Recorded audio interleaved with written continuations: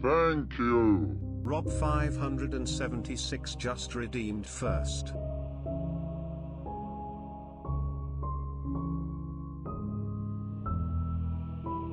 Thank you. William _ Brobrain just redeemed second.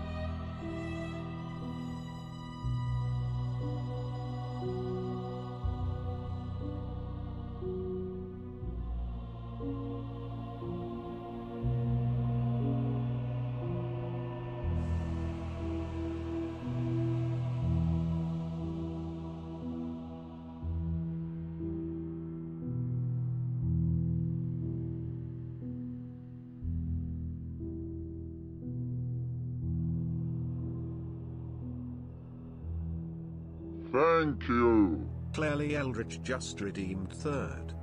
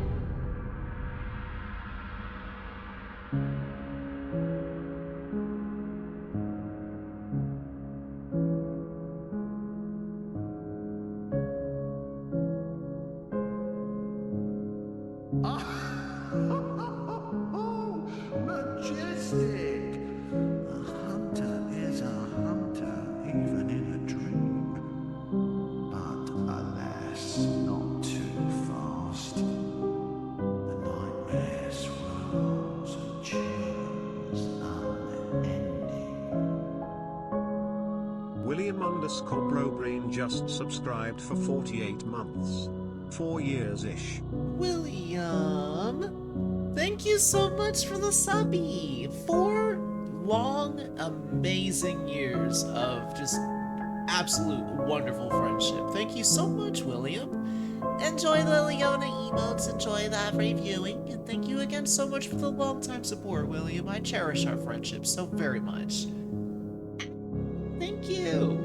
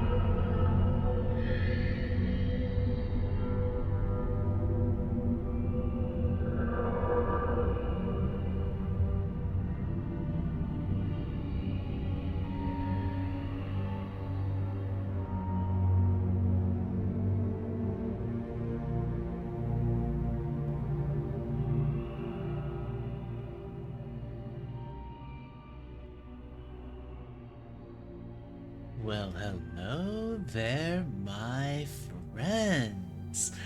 Hello, hello, hello. How are we all doing today? Thank you all so much for joining in. I'm gonna go ahead and tell my friends to jump on over so we can get this party started. Oh, good, good. We had one player that's running a little behind, but they are here.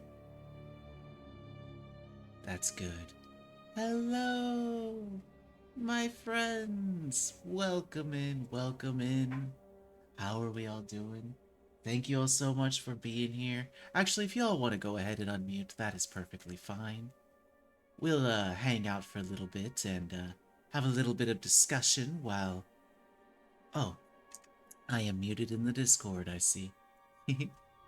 All right. Hello, my friends. Hello, hello. Are you all able... Are you all able to hear me? I can hear you. All right. I might be a little bit quieter compared to all of you. I might have to make audio adjustments. And anybody in the audience too, or in chat, I should say, please let me know if anybody is too high. We can make adjustments as need be. Also, Min Lee, you are currently muted. I don't know if you meant to be muted or not. Just letting you know. How are we all doing? We are currently... I thought you said to come in muted. Yes, but I also said if you want... I decided to change my mind. We are going to wait for Ayla to join in. I got a message from Oreo. Oh, and she's in the waiting room. Hold on, I'm gonna jump over there and tell her to jump on in over here. Give me 1 second, y'all. I'm in. If you would like to, you can go ahead and jump on over into the Spires. Go ahead and just jump right on in, dearie. I'll see you over there. Boop. All right, there we go. Hello, welcome on in. Hello, friend. Welcome on in, everybody. All right. So yes, it has been far too long since the last time we have played D&D, but thank you all so much for being here. Today is a very special event, in that we are going to be starting an entirely different campaign than what we had going before. So, to start things off, I will start with one thing. We are going to do a completely different mini game at the start, so to speak. I got this amazing gift from my parent, who plays the character Minley, by the way. They gifted me these Dungeons and Dragons dice cards. It is a deck of 40 cards, 2 different types of decks, 20 cards in each deck, and it's literally just an amazing illustrated image of a D20 that is landed on a particular die. So I have 20 cards currently in my hand, all from the Enchanted Forest set, which is my favorite set of the two. We have the Enchanted Forest and the Arcane Tower, I think they're called. I might be wrong. But what I'm going to do is I'm going to lie 5 of these cards face down. First I'm going to shuffle them. Here I go. I'm shuffling. Shuffle, shuffle, shuffle. And shuffle, shuffle, shuffle. And one more, because I always like to do things in 3. Shuffle, shuffle, shuffle. Now, I'm going to lie 5 cards face down so that I can't even see them. 4 and 5. I'm going to go around the table and ask all of you, actually, in the chat, if you wouldn't mind, type in the chat the number you would like. But anybody that repeats, if somebody wants to change their number out of kindness, you can go ahead and do so. But no repeats, but everybody pick one number from 1 to 20. All right, Wolf has got 3. Cappy with 5. Oreo with 13. Oh, William, Oreo was 13 first, so change yours, please. 19. Okay, so if any of those numbers are here, that person will earn not only DM inspiration for the game, but they'll also have a chance to earn DM inspiration for the rest of the table. But let's see what we have first. The first card is a 14. Second card is a 12. Third card is a 10. Fourth card is a 16. And lastly, the last card is a 6. Wah, wah, wah.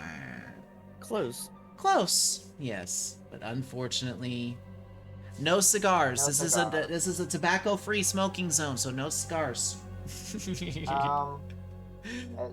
Uh, But that is. What are they smoking Faerun and D&D? What do they smoke in Faerun? Oh, well, I don't know about Faerun, but in Theer they smoke weed. Okay. It is all cannabis products. And hemp! No, they don't smoke hemp, sorry. Cheers. Yes! Cheers. Almost, Yabby, almost. Alright, so, to get into the story. The characters, having fallen asleep for the evening, and then having encountered their last bit of, interaction. Right before we ended last time, they all had escaped out of their underground bunker, had explored the world up above, got into an encounter with a few rad roaches, and also set up camp for the evening, to which they were ambushed by some sort of fiendish being that was out in the wilds that Wilhelm had unleashed an eldritch blast against. The rotation for the evening went around, and it came up to be Elric's time to watch over the campfire to ensure everybody's safety. However, Elric drifted off to sleep, And having not woken Ayla for their shift, she slept through the evening as well. Wilhelm had woken to discover that a piece of their fingernail had actually come up missing. However, when they awoken the next morning, as they looked around their campfire and set up and packed up their things and got ready for the next day, they found themselves suddenly surrounded by this unusual thick fog that seemed to billow in from unknowingly nowhere, or from seemingly nowhere. This black fog encircled around their ankles, and it was so thick that they were no longer even able to see their shoes and their armor that they were themselves wearing.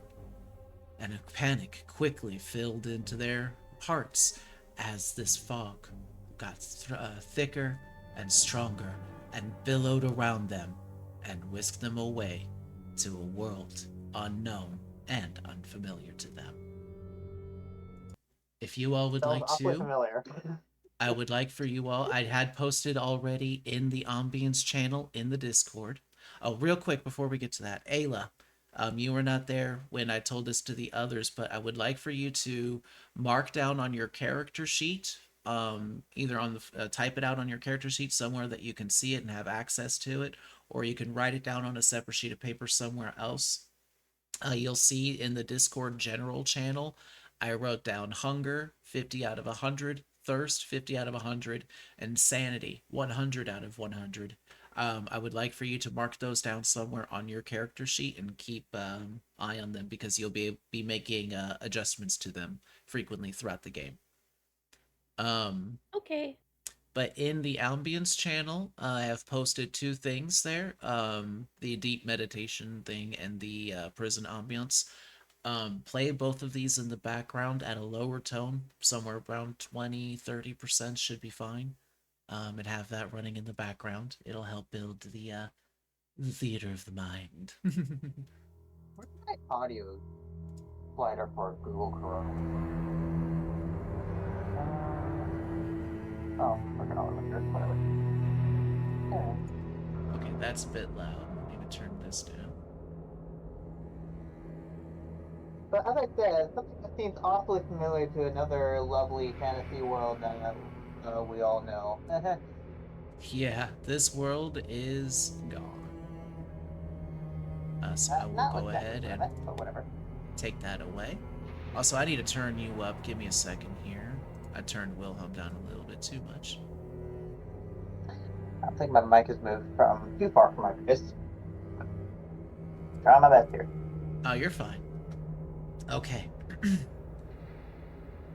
Each of you awaken in unfamiliar, dark territory. Each of you under almost exact circumstances. All of you except that is for Min Lee. What? Min Lee, you wake up in what is seemingly in complete, utter darkness, as you are the only one in the party without dark vision.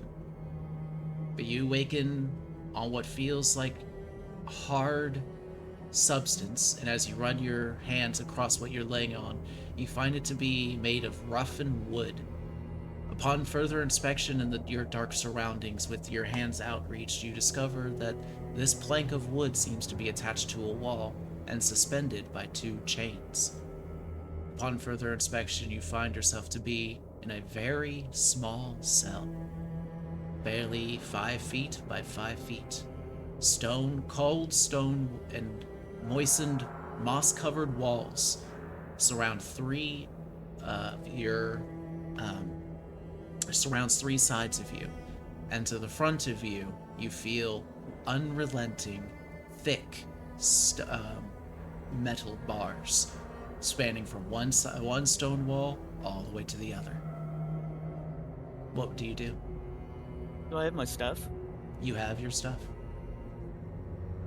Okay, so I'm gonna reach up to my forehead and pull down my brand new glasses. Or do I have those? Yes. Okay. I have oh, I didn't write down the name. Damn it. Did I? Morgan Beer, where am the hell am I?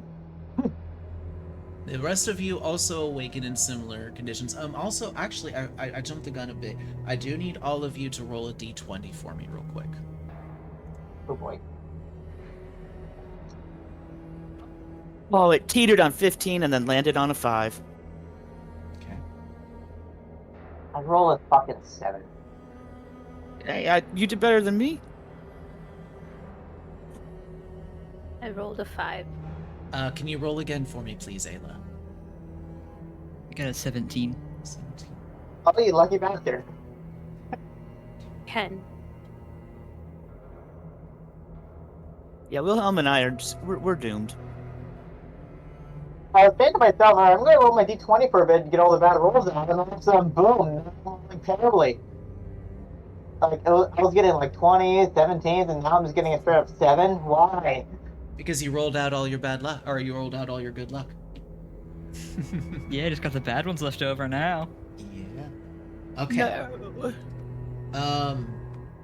Minley, as you put on the glasses, a sharp rush of adrenaline suddenly rushes to you as you realize you are not alone in this small, very small prison cell. Joining you on the bottom of the floor that you did not notice before, kind of tucked over to the side, you see what appears to be the entirety of a skeleton of humanoid remains. He says, scream like a girl and hop up on the bunk So Wilhelm, as far away from the Elric, skeleton and as he can Ayla- get. Elric, Ayla, and Wilhelm, you all awaken under similar conditions as Minley, minus the additional roommate, so to speak. I will say, because of how the rolls lined up, Wilhelm and Elric, as you peer out of the bars with your dark vision, you are able to see across the way. You see an lining up. Well, you all also notice that you're like in a prison cell, it seems like, and on the other side there are very similar cells that line against the wall. However, because of the way these are built, you can't see too far on the other side. However, Wilhelm and Elric, you both are actually in adjacent cells looking directly at each other. As you look out of your prison cell, you see the other looking back out at you. One thing that you all also notice, go ahead and everybody give me quick perception checks as well, as you all kind of look about your surroundings. I'm getting things from the chat and they can't hear me. Are you guys sure? Oh, okay, never mind. Okay. Mike, please don't make me. Oh, Yeah, it was a little rough there at the start. Okay. I got a 12. Okay. Come on, dice. 18. Okay, we're doing better. We're doing better. Okay. Minley, Ayla. I got a 4. 18. Okay, Minley, you're just kind of freaked out by your additional roommate to even really notice anything else.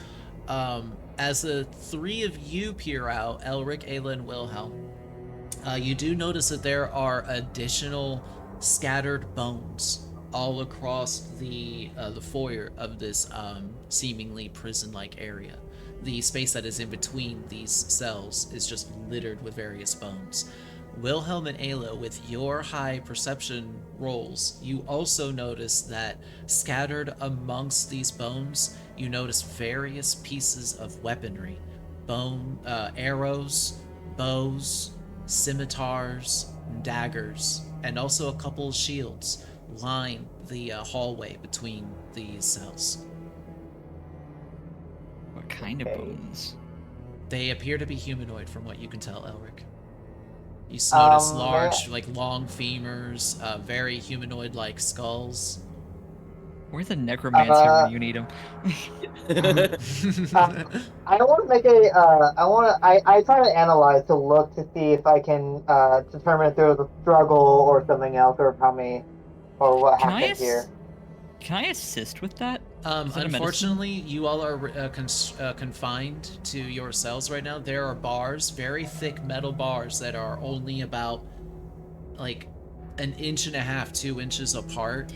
that are like they seemingly go into the ground and they go all the way up into the ceiling. Like there is No doors. no doors. No doors. Okay, well there goes that video I was having. Fuck.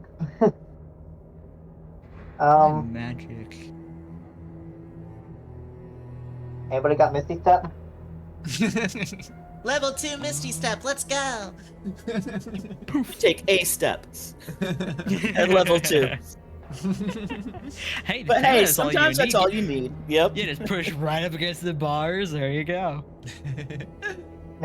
Maybe this is an illusion. Maybe if I smack the bars really hard with my hand. Oh, you're shield, breaking up a I'll bit break my there. head. You were breaking up a little bit there. Oh, you're saying if it's an illusion, you can try like pushing through with like a shield or something. I'm gonna smack the bars with my shield so I don't end up breaking my hand. So I'm just gonna take out my shield and smack the bars with my shield just to make sure you see that, like, are these actually real? Yeah, so as you push up against them with your shield, yeah, they are very solid and very real. Man, but I will you just need to notice... try harder. Try running full speed at them. Give me an investigation check, Willow.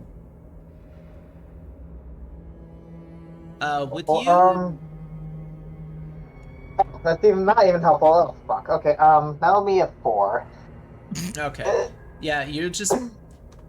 Nothing really seems to stand out about the bars as you push against them. But yeah, they are very real and they are very solid.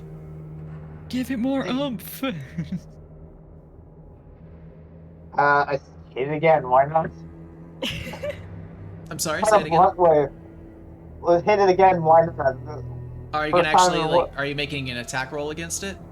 Might as well.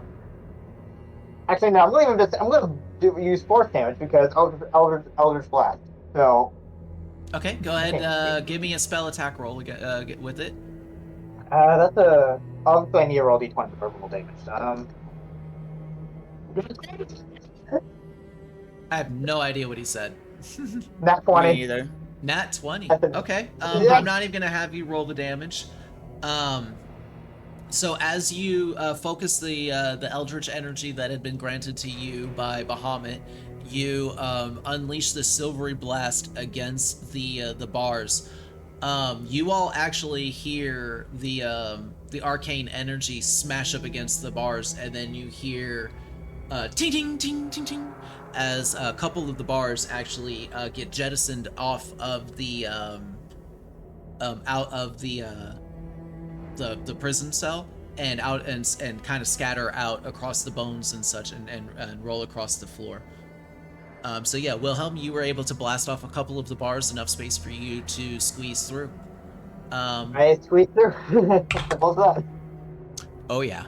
So as you do that, Oh god.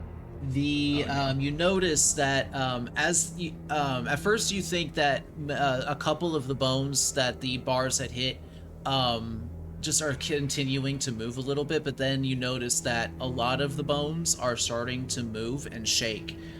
They start sliding across the floor and start piecing together. The various bits of weaponry also seemingly like almost like they were attached with invisible ropes also drag across the floor to the coalesced bones that now begin to form together into various bodies. The skeleton body that is also in the cage with Min Lee has a scimitar slide through the bars and into its unliving hands, as now animated grabs a hold of the scimitar, stands up almost as if off of puppet strings, and slowly creaks its head as it looks over into Min Lee's direction. I would like for all of you to go ahead and roll me initiative. I'm sorry, everybody. No. And I will also be posting the combat ambience now in the ambience channel. You can switch that with the cello music. And I got a 12 again. First combat. 14. Let's go. Where is my notepad? Hello. Give me 1 second. The bones ran off with it. What'd you get, DM? Okay. Okay, it's not a bad roll for initiative. Why not? If somebody frees me, this is kind of undead is kind of my forte. So I'll if try somebody and can throw. free me. I'll throw Eldritch Throw Blast in your direction if I can figure out which cell you're in. However, I would Oh, we're encourage you that directly you across stand. from each other. Yeah, Yeah, you can that's see right. each other. You two can see Yeah. each other. I mean, That's honestly, why you I was just told shouting me at you. to. Honestly, you can see me that I completely just decided to roll with net 20 for it on a freaking bar. Oh man, God, I don't. Maybe a warlock power. Oh my gosh, this divine Eldritch Blast is really nice. It's really hard to understand you, so. Your I mic don't is know kind what's of Yeah, going on. Mike is very garbled. I'm gonna try unplugging it for a second. One moment. Where's my numbers? Oh, Jesus! I doubt this will help, but I tried. You'll It be kinda sounds the same. fine.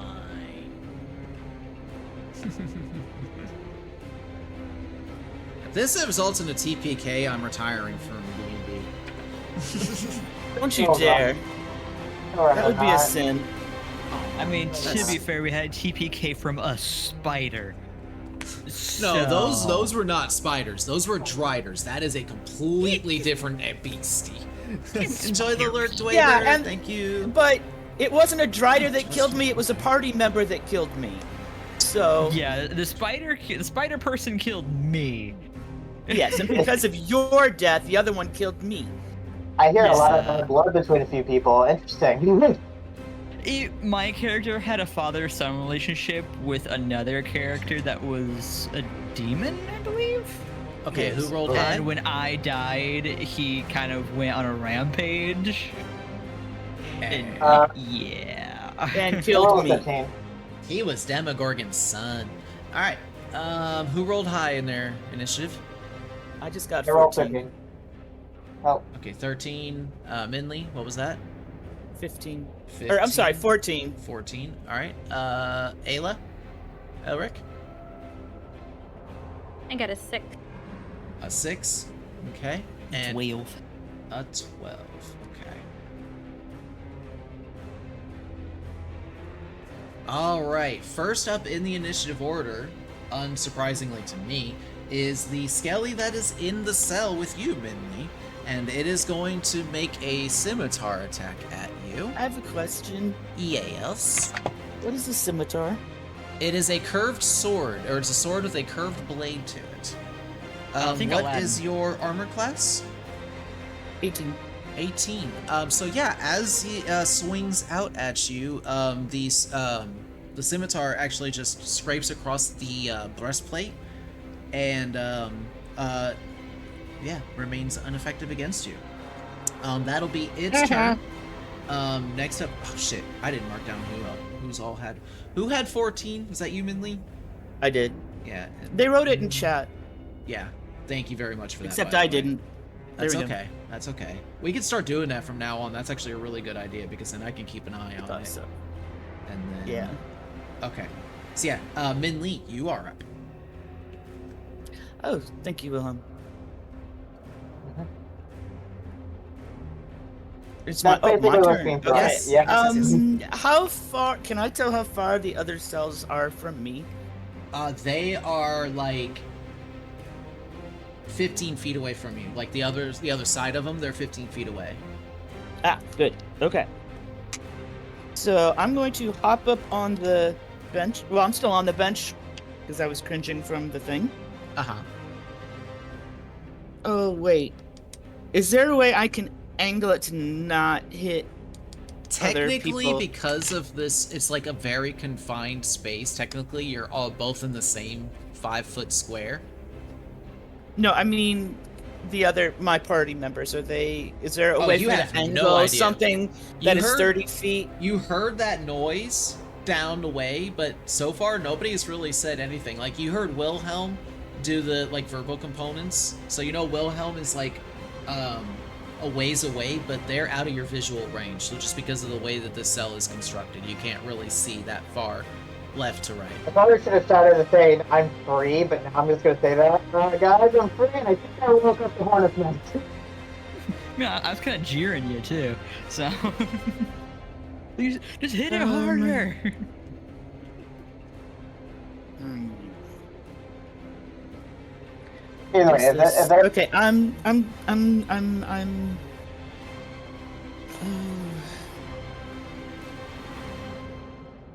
Because what I wanted to do is it reaches. It's like a 30-foot line. But I don't want. I don't want to hit the other people. Okay, so I am going to actually. I will cast Sword Burst. Okay. So that Does it need to make a saving throw, or let me see. within range, if you succeeds on a Dex save, Okay. or take What's your spell 1d6 save? force damage. Spell save is 15. Well, that is a success. It rolled a 17 on the die plus 2 for a 19. So, I'm sorry, but it has succeeded. So, it whiffs on you, and then you whiff on it. Okay, so Next up, Wilhelm. Yes. So, you currently have, so as you step out of your cell, you do see Elric in his cell about 10 feet ahead of you. But you see 3 skellies, one in the space next to you, and 2 more like down the hall, a little bit more ways away, that are like looking at you and pointing short bows in your direction. well, shit. By Mordrin's beard, I think I'm going to say, well, by Mordrin's beard, I am morally fucked. Let's see. I don't have any enemies close to me. I'm just trying to picture what you're where I am. Yeah, there's one like right next to you. So there was one, it seemed like it was in the cell next to you. And as you stepped out, like its body kind of like skimmered out of the bars between and kind of formed right next to you. And this one is holding a shield as well as a sword. A short sword, I should say. That looks kind of jagged and broken. Okay, well, I think I'm gonna. I doubt this will probably do too much to the bars that has Elric, but Elric is right in front of me, so I'm gonna try to free him because I think. Well, Claire's kind of stuff against undead, right? I think to myself. I'm gonna roll a attack roll for Eldritch Blast. At the bars. Hopefully, it makes Okay. you some. Go ahead and give me an attack roll against the bars. So please don't hit me. Well, I'm really hoping it doesn't hit you, but there's something in your way, so you probably should be fine, but it's a 19. Oh yeah, definitely hits the bars. Go ahead and give me roll a d10 for the damage for me. D10. Is that octagon looking? No, that's a D12. No, that's the one that looks like a top. Yes. Like if you look at it from the top, it looks exactly like a circle.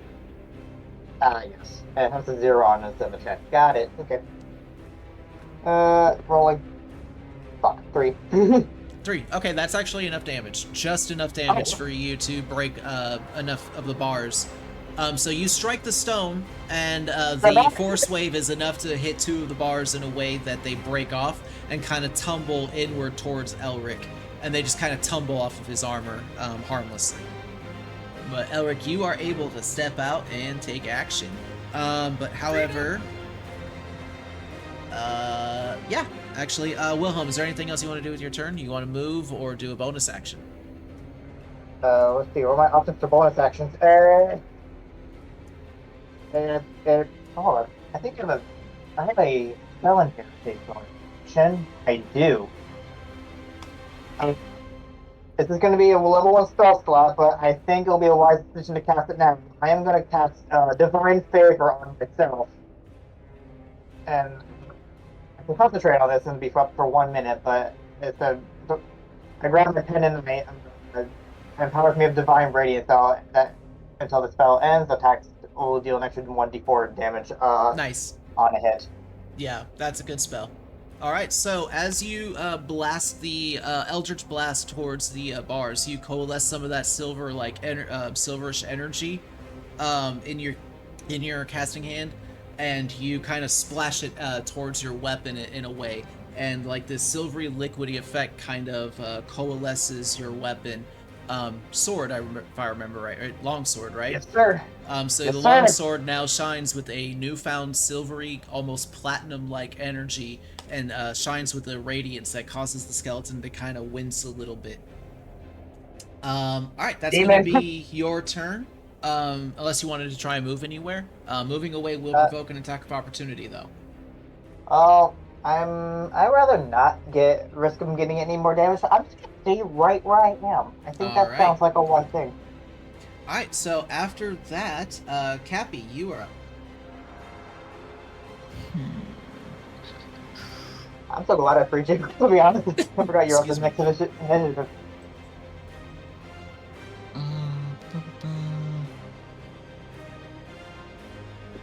So said there was a skeleton with a bow, right? Yeah, so as you step out into the hallway there, you see down at the other end of the hall, they're kind of like to your left, I would say. You see two skeletons that are kind of standing almost side by side. They're staggered just a little bit, but they're like right next to each other pretty much. And they are currently aiming short bows towards y'all's direction. Okay.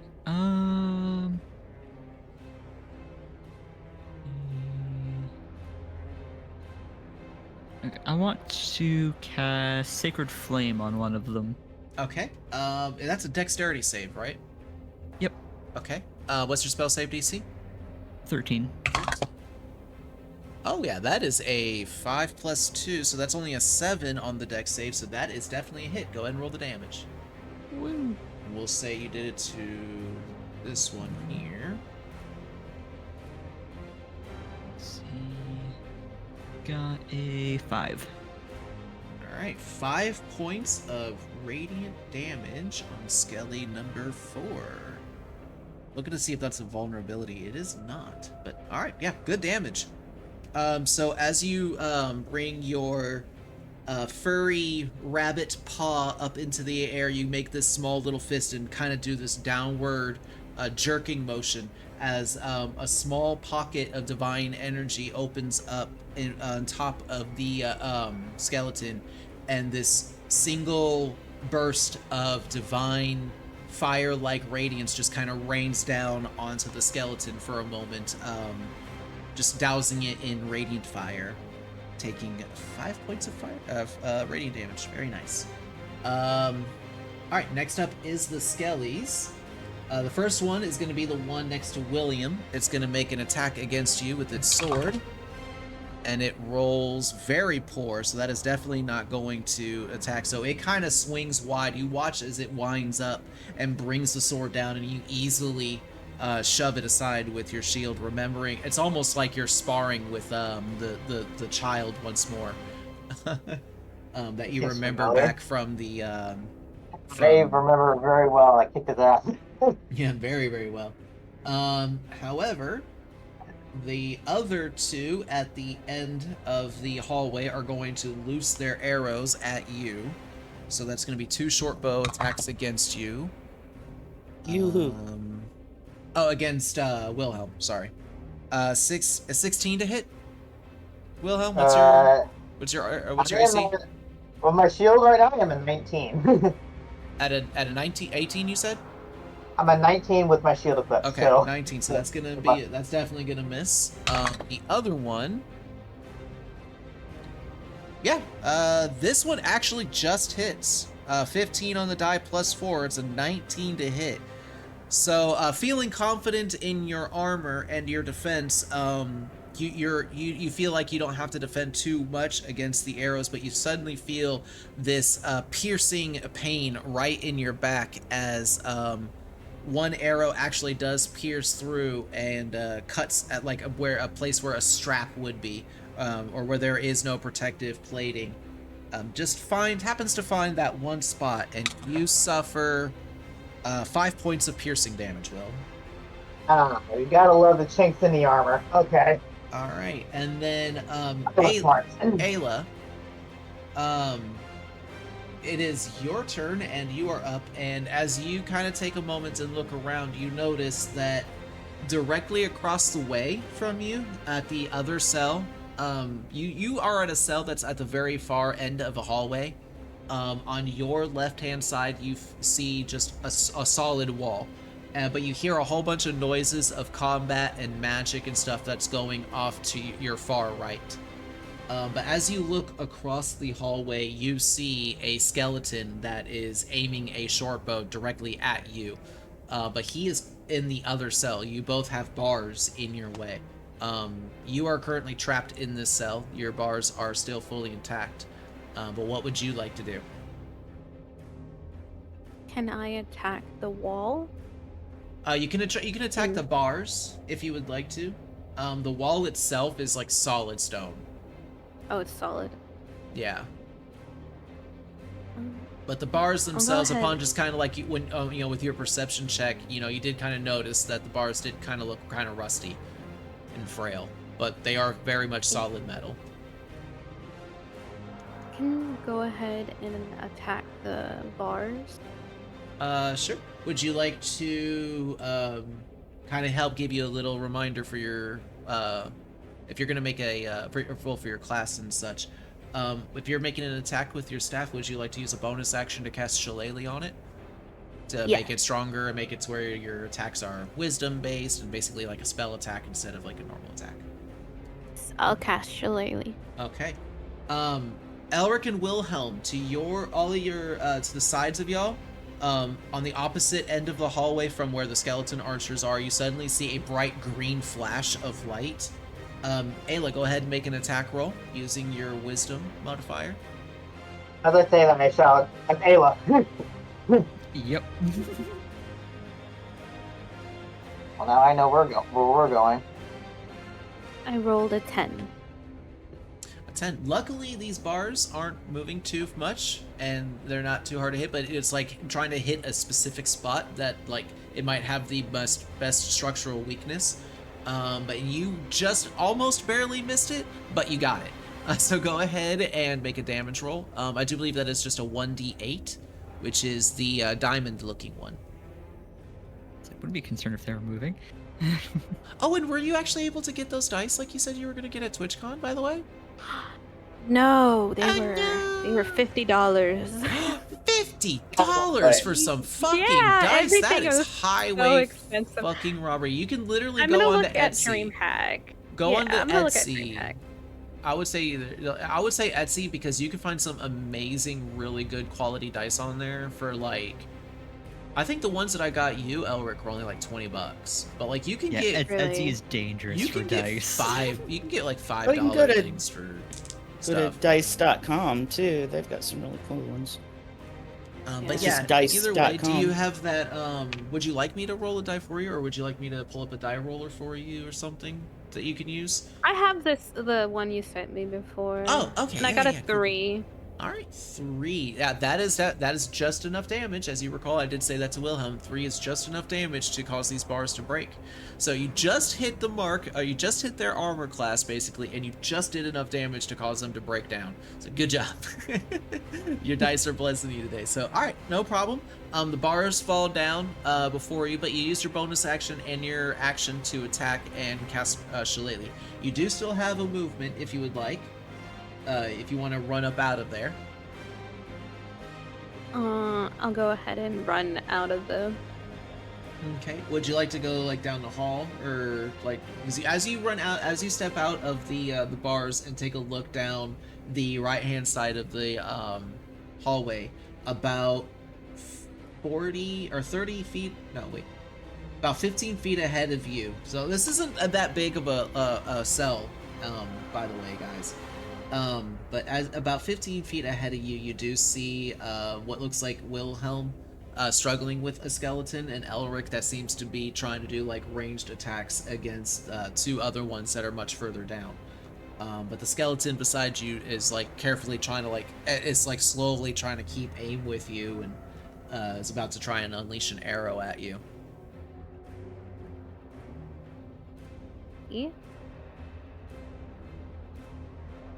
I'm still gonna step out, but I'm gonna kind of be in range of that.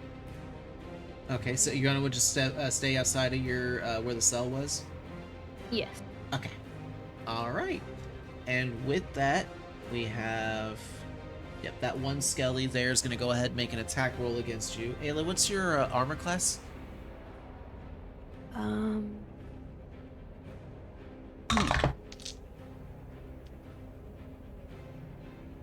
don't think. I don't Maybe. know words. 18, sorry. Oh, 18. Oh, that's right. Yeah. Okay, so yeah, no, definitely not going to hit you with that. So the arrow, it does kind of collide with your chest, but the armor definitely absorbs that blow, and you are uninjured. And we're going to go back up to the top of the initiative order. The skeleton that is still in the cell with Minley is going to try and make another attack against you. Oh, that is cocked. Oh yeah, terrible roll. Terrible roll. You are fine, Minley. He whiffs again. So y'all are just kind of doing this whole, like, it's almost like Jack Sparrow-ish in my head, where this, like, the skeleton swings a scimitar at you and you jump up in the air, but then you try to do a sword burst on it, but, like, you're up too high and the bed is just kind of unstable, so you stumble a little bit and just all the arcane energy whiffs. And so then he, like, makes this attack against you and just kind of, like, slide off to the side. And, alright, and it is your turn. What are you gonna go ahead and do? I'm gonna do a lich slap. Lich slap! Yeah, lich slap, baby, lich slap. Alright, is that an attack roll or is that a... That is a, on a hit, the target takes 1d8 necrotic. So make a spell attack roll against it.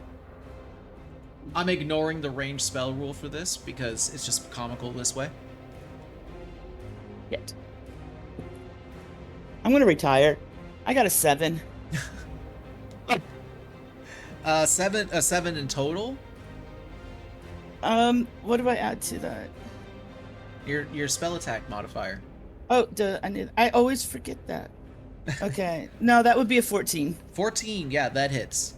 Go ahead and roll the damage. Okay, and also if it's undead,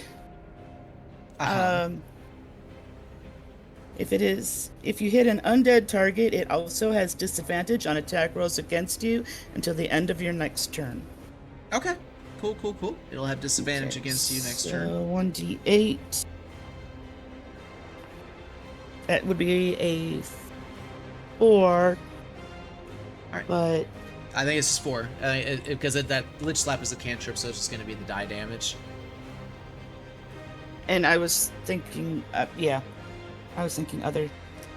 Yeah, you do still have bonus action.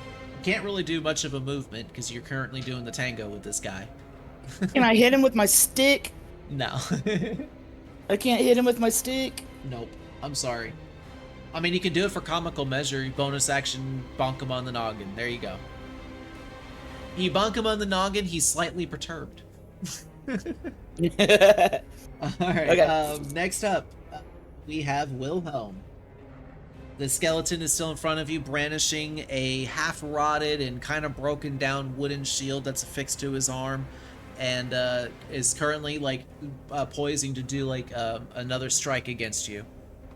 What would you like to do? I'm going to swing at it with my longsword.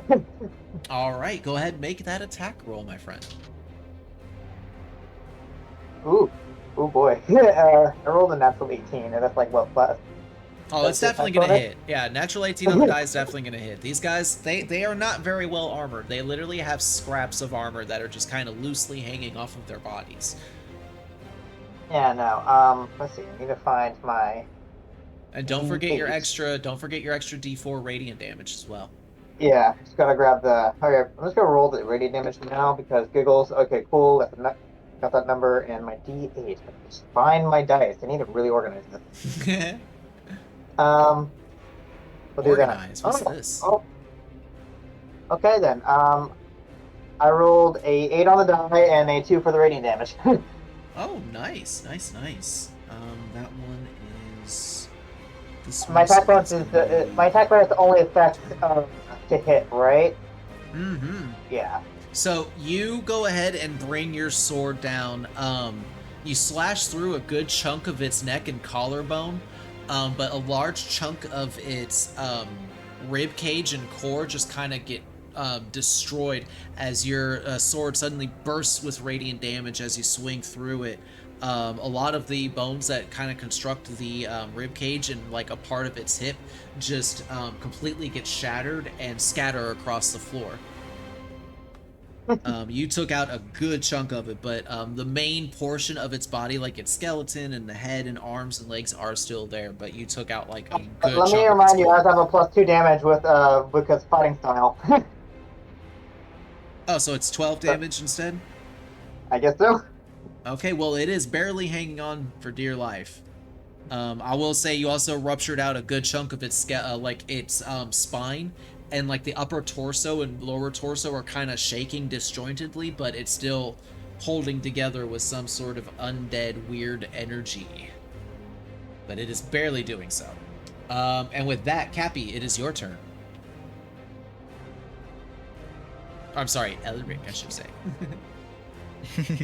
It's like, why did I write everybody else's character's name, but I wrote Cappy down instead of Elric?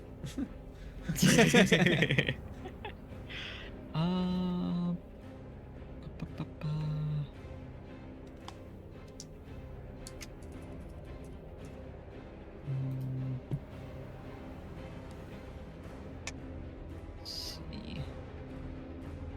I kind of forgot what spells I had, so I have to really look over them. No worries, no worries.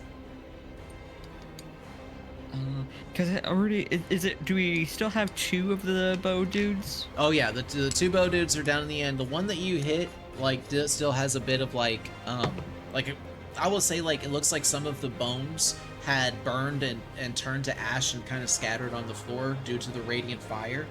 But it is still, like, very well held together. I love trying to describe how D&D damage looks on creatures. It's like literally one of my favorite things. I'm still trying to just double check of how much damage I can actually do, because I'm like, okay, it's only 1d8 and then my fighting style, or what? Yeah, so it's 1d8 plus the 2 damage from your fighting style, because you're sword and board, and then you got the 1d4 radiant damage from your concentration spell. Yeah. Oh, which actually, by the way, I need you to make a concentration check for me. So I need you to roll a d20 and add your constitution from that 5 damage that you took from the from the arrow. Constitution. That's okay. That's a modifier. That's +3. All right, noted. Okay, let's see. Please. Oh, okay. That's not bad actually. 12. 15 total. Okay, you're good. All right, sorry about that, Elric. Go ahead. That's all good. I'm just gonna do Sacred Flame again. All right, same target. Yeah. Okay, that's gonna be a dex save. Finish him off. What's your spell save DC again? 13. It rolled a natural 13 on the die. God damn it. So this time, kind of expectantly, as you make that motion again, the skeleton kind of takes notice of it and kind of ducks out of the way just in time. Like the divine fire energy just rains down beside it harmlessly.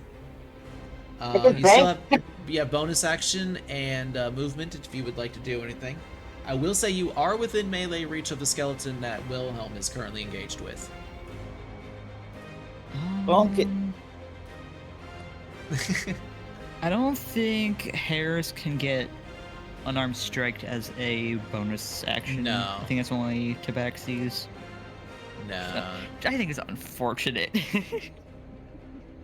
Or is that a rogue thing? I think it's just a rogue thing that, yeah. Well, no, you can use a bonus action to attack if you have something offhand. If you wanted to make an unarmed strike, do you have a shield? I have a shield, and then also I have then no. claws. Yeah, no. If you're holding your shield, like, you would literally have to drop your shield in order to make a bonus action attack with it. Not unless you have the improvised weapon feat. Nope, not yet. Let's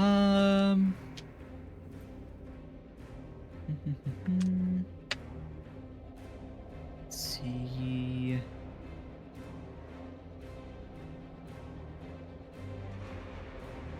Actually, you know what? For I'm shits and good for giggles, right now. Minley, go ahead and make an attack roll, Minley. I'm gonna retroact that bonk that you did. Because you don't have a shield or anything, do you? If you're talking, we cannot hear you. What? Oh, did I accidentally bonk that? I think my book accidentally muted me in Discord. I apologize for that. Min Lee, Yeah. go ahead and make a retroactive, well, actually, no, first of all, Min Lee, do you have a shield? Yes, I have a metal shield. Okay, well then never mind. I was gonna have you retroact that bonk, but never mind. Maybe you do a point of damage to it, but never mind, you have a shield, so yeah. But I don't know. I don't know if you have many bonus actions at this point, Elric. Not at the moment. No, And if that's you- why I checked. That's why I And if paused you, so well, long. you probably have like bonus action like healing word or something like that. But I have guiding. Oh, what was it? Oh, Shield of Faith is a bonus action, but that's and Bunny Hop, but that's it. That's all I got. bunny hop. I go boing real fire. Well, you could. I don't know. I think that's a movement that doesn't provoke attack of opportunity, right? Nope. And get a free 10 feet of movement in any direction. But I can only use it 3 times per long rest. That's the Okay. that's the limit. Okay, so you're not wanting to do that now, then? Okay. Nope. All right. Well, with that, at the end of your turn, it's going to be the Skelly that is currently engaged with Wilhelm. Is going to make an attack roll against him. Oh yeah, that's an 8 on the die, so that is definitely not going to hit. Get parried, nerd. The Skellies at the end are going to switch their target to Elric.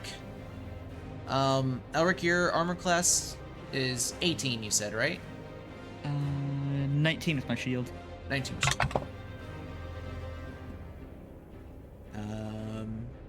Nope, that is going to miss, and that... Oh, nope, never mind. I thought that was an 18. That is a 13. Alright, they both loose their arrows, but they whiz by you harmlessly to no effect. Ayla, God. your turn. Get Skelinerd wrecked. Skelinerd, get wrecked. Flashbacks from Theo every time I see enemies with arrows. I'm rolling, right? When you asked me about my shield, I do have the Warcaster, remember? Yeah, but no, this was more of like doing an offhand attack, but you have your offhand is currently occupied with the shield, which you cannot use as an attack. This isn't Monty Python. They're not offensive weapons here. Not yet. Sorry about that, Ayla. What would you like to do for your turn?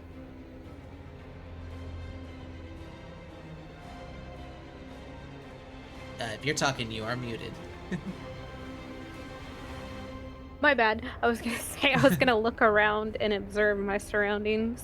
Well, you currently have a skeleton that is in the cell that is directly to the right of you. It's inside the cell, but it is currently like letting off arrows in your direction, and it's currently in the process of notching another arrow to aim at you and fire at you. It is behind bars, but it is right there in visual sight. 10 feet ahead of you, there is another skeleton that is looking really, really rough, and honestly, you don't even know what's holding it together at this point, because it just looks like it's about to crumble at any second. That is currently engaged with Wilhelm.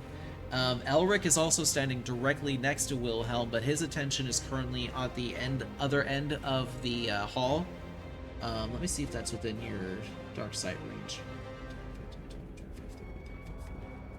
Yeah, just like barely at the edge of your dark vision range, you can just barely make out the visage of 2 skeletons that are also equipped with short bows and are like trying to shoot the other 2 as well. Other than that, all you can see is just there's a line of what looks to be 20 prism cells, 10 on either side, that just line the entirety of this entire room. And that's about all you can see in your visual range. There is a gap about halfway between the cells. I will say you notice that there is a gap, and it looks like there's a little bit of a stretch of a hallway on either side. Okay. Can I cast Ice Knife at the skeleton inside the... The cell there? Yeah, sorry. Absolutely. You will be using up a first level spell slots to make sure you make note of that somewhere. I think you can Okay. cast 3 per day. And is that an attack? You get 3, Let me I look get that 2. up real quick. Nice. Life. Do. Okay, so go ahead and make a ranged spell attack against the target. So roll a d20 and add the spell attack modifier that you see like at the top of the page where your spells are.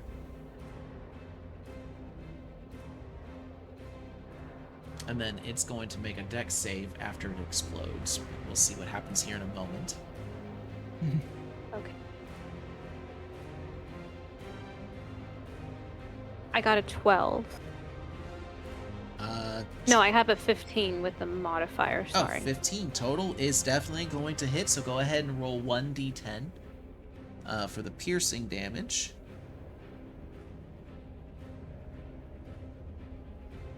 Four. Alright, so 4 damage to that one, which is here. And then it's going to make a dexterity save, because so you coalesce this cold energy into your hand that forms into a very sharp and sizable icicle that you yeet at the skeleton inside the cell, impacts directly into the center of its rib cage, and suddenly bursts with a cold energy. And what's the spell save DC? That is right next to your spell attack bonus.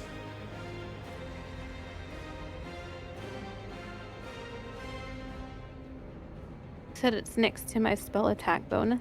Yeah, it should be on the same page at the top of your spell list there. To the right. Spell save DC says 13. 13, okay. Unfortunately, it does save against that. That face. Target... Very much that face. Yeah, unfortunately, it did save against the cold damage somehow, even though it literally hit it. So I'll say it kind of like, it hits it, but kind of scrapes off and goes through to the side a bit. And as it explodes, it kind of just like shelters itself a little bit, or just happens to get out of the blast range just in time. So that's unfortunate. Sorry To about be that. fair, they don't got no skin. True. Not much to get cold. Yeah. Bone Yeah, but Chill the will bones like, could get brittle from the cold. What was that, Wilhelm? Bone Chill will like to ask you a question. Do what? Bone Chill will like to see you on being cold. Oh, yeah. All right. Okay, would you like to do a bonus action or movement there, Ayla?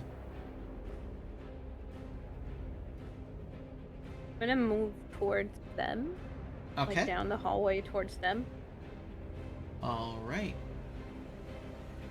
We'll say you step up kind of in the space that's between... that's kind of to the side of both Elric and the skeleton. How's that? Okay, that's fine. All right. And with that, this skeleton is going to kind of disassemble its body a bit and step through the bars. Well, that's cheating. Well, they are held together by arcane undead energy. And whoa, How does the head get world through? of fantasy. Everything gets through but the skull. Yeah, Skull's just kind of like, wait for me. And it is going to loose an arrow at you, Ayla, and it rolled an 18 on the die, plus 4 to, that is a 22 to hit you. So as you turn your back in and join the other two, you feel this searing, piercing pain suddenly shoot into your back as you take, oof, that's a hefty bit of damage. 7 points of piercing damage, Ayla. Ouch. Okay, that's gonna hurt. That's going to end that Skelly's turn. We're up at the top of the initiative order. Minley, you still got this now pissed off skeleton. It's going to make an attack against you, but it has disadvantage due to your Lich Slap. So that's going to only be a 14 to hit you. That is definitely going to miss. And be glad You you haven't did landed that. a hit yet. Yeah, be glad you did that though. It would have hit you with an 18 that it got on the other die. Nice. All right, so now it's your turn.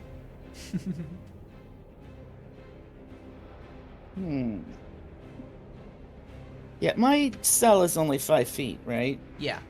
Like, it is actually very cramped space. Like, you're not used to fighting the skeleton in such close quarters, but I don't feel like Yeah, imposing considering disadvantage everything I took on is- you and him at the same time. It's like... Everything I took is ranged. Just shrink, nerd. Like, Be small. shut up, Shorty. Hey! Damn. Perks of being a rabbit. I'm gonna try this. And I'm gonna point at the bitch. And cast Toll the Dead. Okay. That is It's a wisdom save. Wisdom save. Yeah, very good. Wow, okay. So all of you suddenly hear this very like almost gentle boom just ring out across the hall.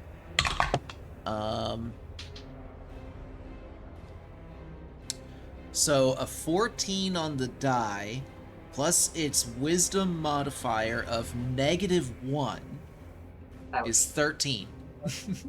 Miss. All right, so go ahead and Finally. roll that D12 in damage because it has taken damage from your Lich Slap, so it does not have its HP maximum. Oh, nice. Okay. Toll the Dead is such a cool 12. cantrip. Yeah, that's a ton. There we go. The dice is actually sitting and showing the 12. Do I add it? Can I add anything to that? No, it's just the die. So basically, I flicked it in the forehead for 3 points. I mean, every bit counts. So, all right, we are Just at... enough to piss it off. It is starting to like crack. As you do that, you notice like very noticeable cracks just coalesce through a large portion of the skeleton. Cracks form along the rib cage and part of its spine. Even a part of its jaw just kind of cracks, and a couple of teeth fall from it as now its jaw just kind of hangs loosely, as if it's only connected by one side now. It definitely took some very visible damage. You don't forget, you're at low level. Every single point of damage in this it adds up. These things only have... just looks at it in utter shock, like, oh, shit, that worked. Yeah, like it definitely seems like to have taken a very visible effect from that. All right, next up, Wilhelm. Let's stab it with my sword. All right, make that attack roll. Yeet. Fuck. I mean, I guess, never mind. Not so fuck. I got a 14, I believe, combined. Definitely gonna hit. Because... That's gonna hit. Yeah. That I'm not even gonna have you roll the damage. It's at a mercy kill stage, which means it only has like 1 hit point left. So as you swing your sword down onto it, it just suddenly scatters into a pile of bones. Like or actually not a pile. I'll say the bones just kind of scatter across the floor and actually dissolve into an ash and just kind of sit there harmlessly, scattered as its ashy self across the floor. Well then. How about All that? right. That one is down. It only took your turn. Oh, no big. Okay, Wilhelm, that was your action. You still have a bonus action and movement if you would like to take it. You currently have one skeleton that is in front of you, the one that came out of the cell and it shot Ayla in the back. That one is 10 feet ahead, 10 feet in front of you. And then you have the 2 that have been shooting at you and Elric behind you. That is roughly 5, 10, 15, 20, 30 feet away. I shout out for Min Lee because I got 2 of my friends accounted for, but I'm still missing 1. So I'm like, Min Lee. Yeah, you do know. Well, you do know that Min Lee is somewhere behind you because he's been kind of yelping and screaming. He yelped it the first time he saw that skeleton, so you know Min Lee's there. But you know that he's Or they just think it's a somewhere little behind girl you. in the cell. You know One he's of the 2. somewhere behind you. You just haven't exactly seen where just yet. Well, if he's behind me, then I'm just gonna charge forward to the skeleton that just shot my friend, and I'm gonna give him a what for. So. Alright, I'm actually going to say Well, you charge forward and actually impose yourself in between the skeleton and Ayla. In a very protective stance. or Let me let me look at introduce you something to real my hand. thing, my favorite sword called longsword. Let me see.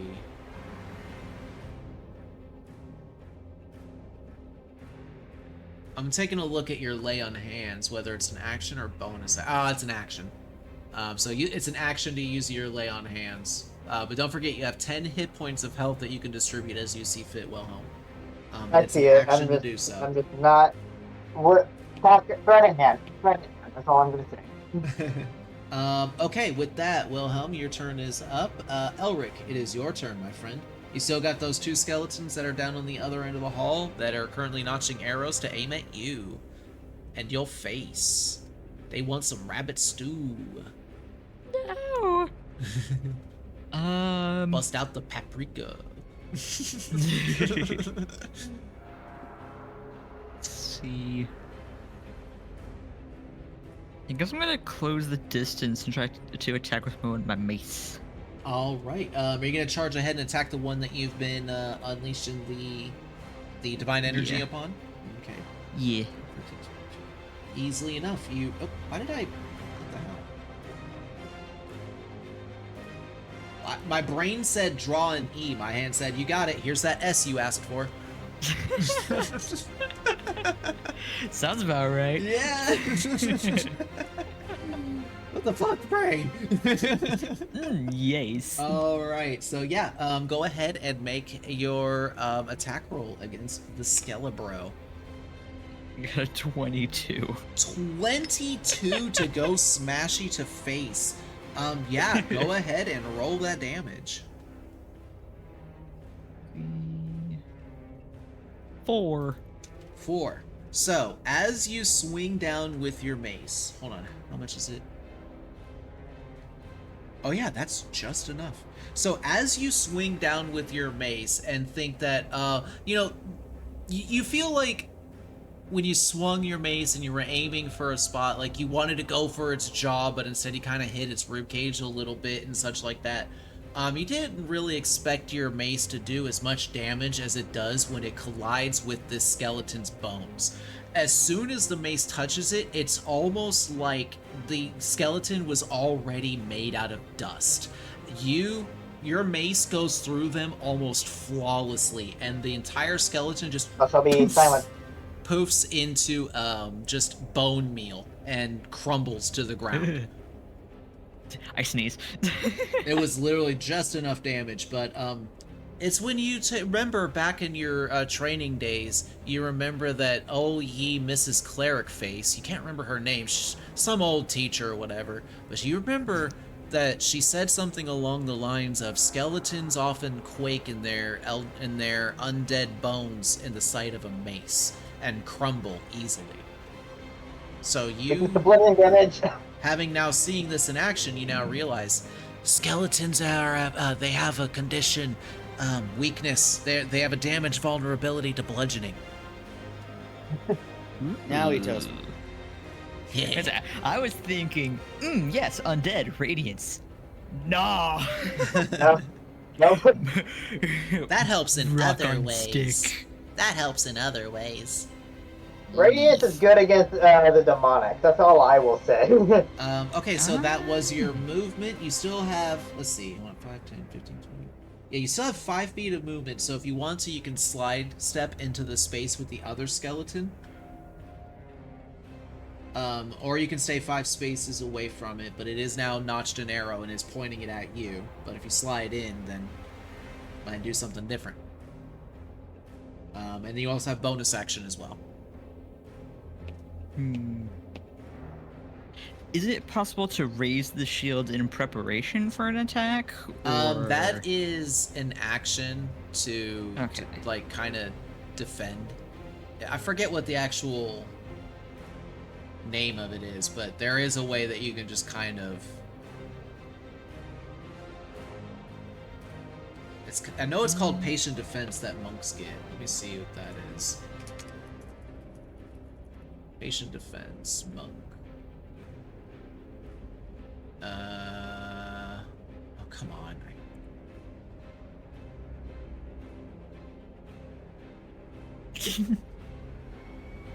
Minecraft skeleton looking. It's dodge action. It's the dodge action. That's what it is. So dodge action, 5e.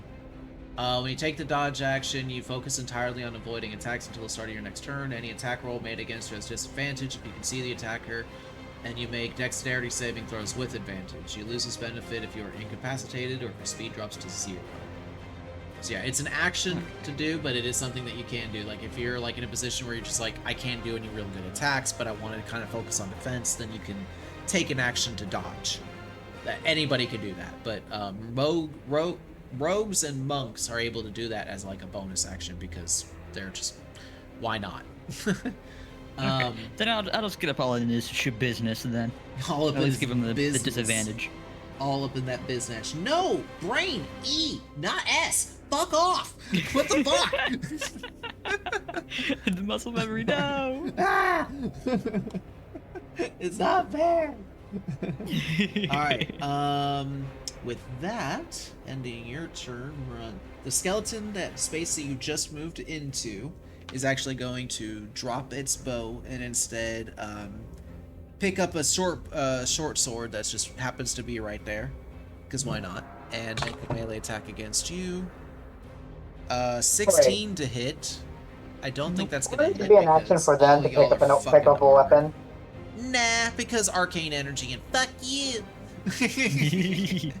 But no. And because my character's being a turd. If it makes you feel better, I know how Wilhelm. rangers work. If it makes you feel better, Wilhelm, he used his bonus action to pick it up. So yeah. Alright, so yeah, it definitely is gonna miss with that short sword. It did not roll good enough in order to hit y'all's iron hides. Bastards. 19 AC, let's go! Where's that one? Fuck you! Wait. Oh, that was that one that you just... Okay, never mind. That was that one. I forgot to erase it. Okay. Alright, so that one's gone. Ayla, it is your turn. Currently you have Wilhelm directly behind you, who has now kind of interposed himself to stand between you and the skeleton. And Elric is at the other end of the hallway, now engaged face-to-face with another skeleton as well. And you also hear commotion coming from one of the cells as well. But you can definitely tell is Minley. What would you like to do with your turn?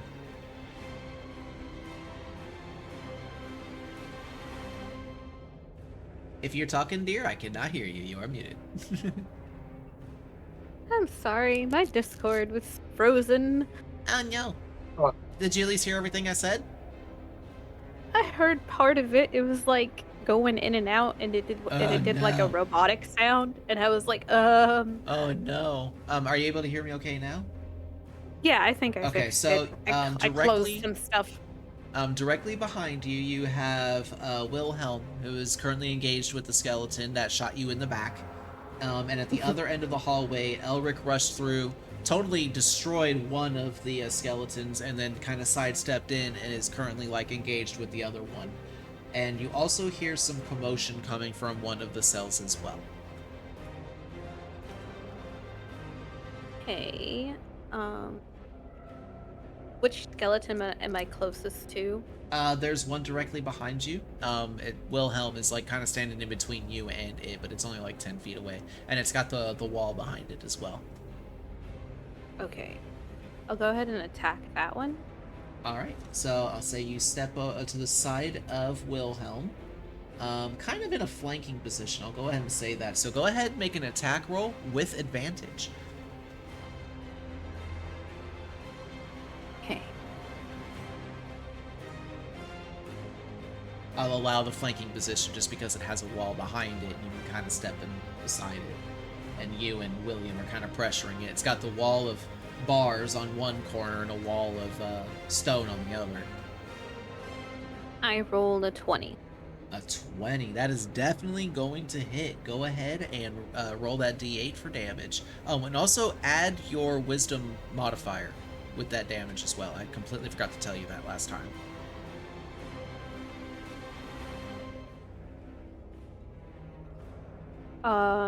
For the D8 is a 7. Okay, so 7 on that, and then look at your wisdom, and you'll see a plus bonus next to it. What's that number? Yeah, I added the wisdom. Oh, 7 in total. Okay, so just like before, when Elric rushed and hit this skeleton with the mace, you come down with your staff on top of this skeleton, and to you, it almost feels like the skeleton's bones were already made of dust, as it just crumbles before the oppressive damage that comes down from a bludgeoning source, and it is rendered completely destroyed. And Wilhelm, you get ready to do another attack again, so you just watch Ayla just come over and just completely annihilate it with one attack, and you're just like, huh. Left dumbfounded. That was 14 points of bludgeoning damage, by the way, Ayla, because it has a vulnerability to bludgeoning damage, it takes double. Yeah. Bring the right tool for the job, as they say, and I clearly do not have the tools for the job to fight skeletons. Yeah, definitely. I mean, both my weapons that I currently have on me are both slashing damage. All right, so good against flesh, not good against bones. We are back up at the top of the initiative order. The skeleton that is currently engaged with Min Lee is going to take yet another attack. This time, just regular, no disadvantage. Dude, I wish we could see how comical this must look. So as it goes ahead and does like a forward thrust against you, right, Min Lee? But you jump nimbly up into the air and do a splits, and your character just kind of holds themselves up in the corner, just sweating as you almost lose your dick. But you manage to nimbly jump right above the forward thrust of the sword, and you protect your dick. Good job. It rolled a 4. I mean, yeah. Rolled a fucking 4. Ah. Why do these skeletons suck so much? Ah. It's not fair. I only got 2 points of damage in. Ah. As I'm jumping up doing the splits, I'm gonna bring down my mace on top of its head. You Since have I'm a next mace anyway, too? so. I forgot. You have a mace. Can I do that? Yeah, you can definitely make an attack roll against it. Yeah, you just jump down from the corner, or you like leap up a little bit nimbly and come down with your. Figure you have been muted again by your book. Your book has forsaken you. I got muted again? Son of a bitch. Yeah. How long have I been muted? Dick preserve. Just a couple seconds. Okay. So yeah, you nimbly leap up from that corner, undoing the splits, and you bring your mace down right onto its noggin. Go ahead and make an attack roll. This. Oh. 15. 15, definitely gonna hit. Roll the damage. D6. Yeah, D6. 5. 5. That's definitely going to be enough to being doubled to 10. So, just like the others, you feel almost as if there's almost no resistance as your mace combs cleanly through the skull of this body. And as the skull drops to bone meal dust, so too does the rest of its body. Nobody threatens the jewels, damn it. My family jewels. Those are mine. All right. After that, we have Wilhelm. You see that Elric is currently engaged with the only other seeming threat in the area currently. What would you like to do with your turn? I'm gonna shoot him with Eldritch Blast. All right. Go ahead and make a spell attack roll for me.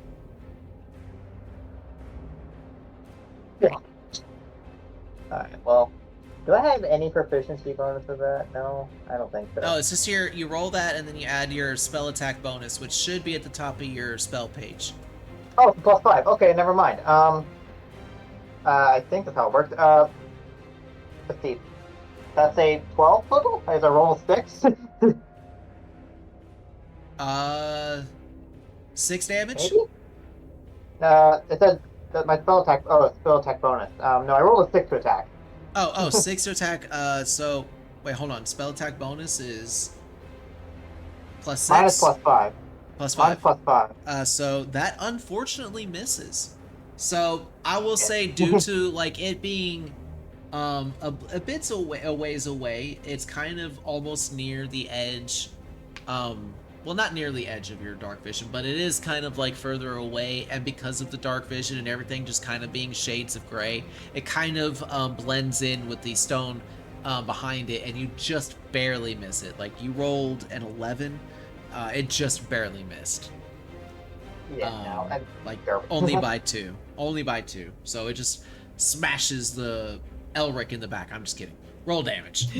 No, it smashes into the wall. But Elric, you do see, you do kind of see the silvery blast kind of arc through the air and smash into the wall behind you, and well, in front of you and behind the skeleton.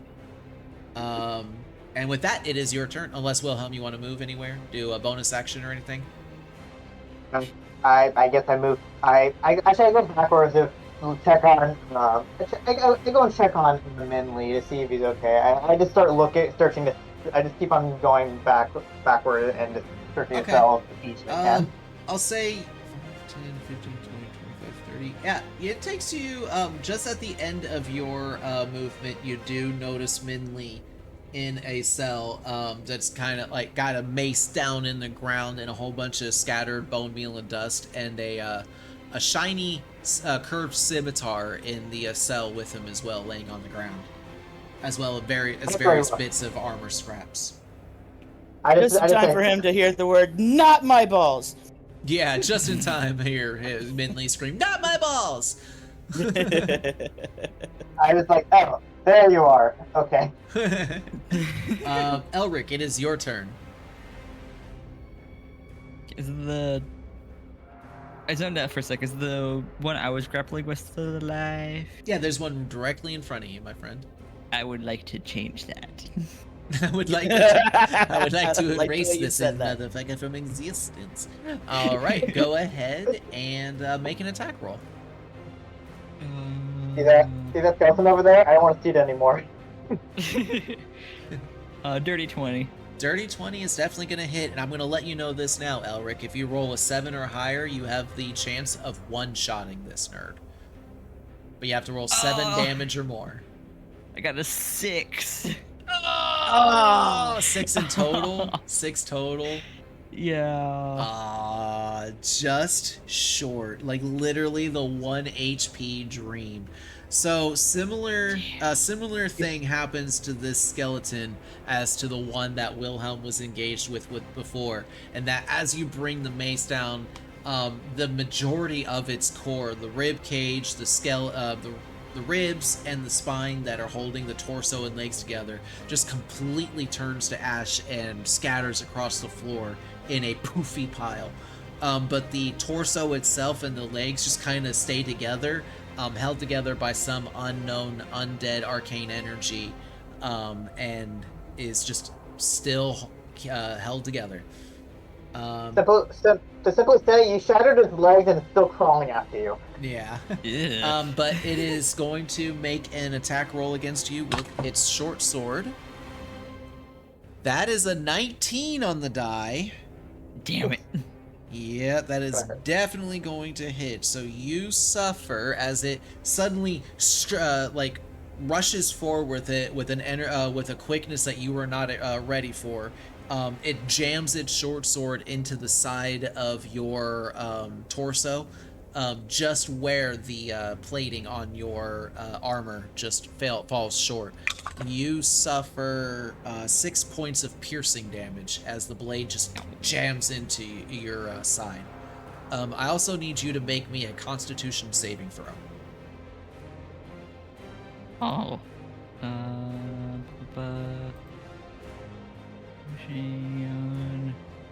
11. 11. All right. Noted. What?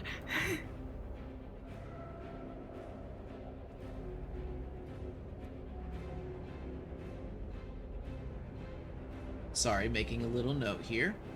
Nothing, don't worry about it. Alright, so as the blade ruptures out, you feel something ain't right. But you're not sure what it is, but it almost feels like there's something inside there that wasn't there before. But it's fine, don't worry about it. It'll be alright. With that is the end of the skeleton's turn. Ayla, you're up. You are at the other far end of the hall. And I would say you're not even really aware of what just happened with Elric. Well, unless he cried out in pain. It's just a little rabbit squeak. They're currently 5, 10, 15, 20,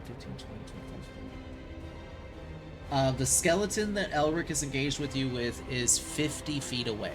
So it is out of your movement range, but you might be able to move in a way that you can get into your line of sight.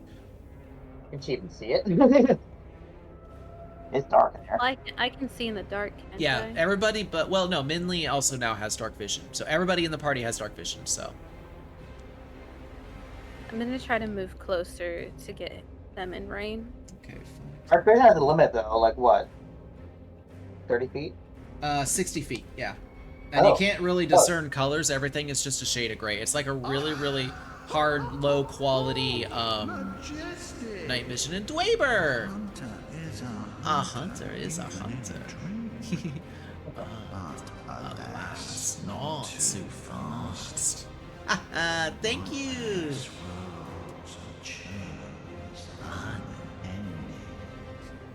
Dweber! Dweber Inc. gifted 1 subscriptions to the community. Thank you so much for that subscription, or for the gifted sub to Mendobot. I don't know who that is, but thank you so much, Dweber. Oh, that is also a chaos roll. Oh. Let's see, what did we get this time? Oh my, I don't know. I'm not gonna cry. Okay, well, noted. Alright. So, yeah, Ayla, it is your turn, my dear. Sorry about that. Okay. Was I able to get him in range? Or... Yes. He is now. Well, you were able to move in closer, and you can. You know, you have a line of sight with him. But he is still 10, 15, about 20 feet away from you.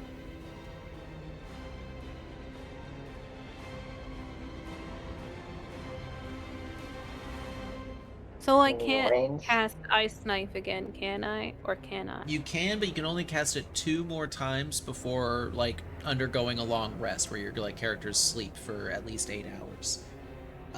So you only have like 2 shots basically left in the chamber of that. Also, if you cast Ice Knife on the skeleton, when it explodes, it will hit Elric. Oh. I'm just gonna try to move as close as possible Okay. so that... If you would like to, you can use your action to dash to double your movement speed to where you can get up like right next to it, or if you want to move behind it to kind of give Elric flanking bonus on their next attack. Yeah, I'll do that. Okay. Alright, so Ayla suddenly rushes in behind the skeleton and like brings her staff around and tries to restrain a little bit, or at least kind of harries the skeleton in a way where it's kind of distracted and not sure who to defend against. So Elric, when you make your next attack against the skeleton, it will be made with advantage. We're gonna go ahead and circumvent Minley and Wilhelm and just bring it back around to Elric. Go ahead and make your attack roll with advantage. Because you make an attack, because you will make a movement before the skeleton has another chance to, so.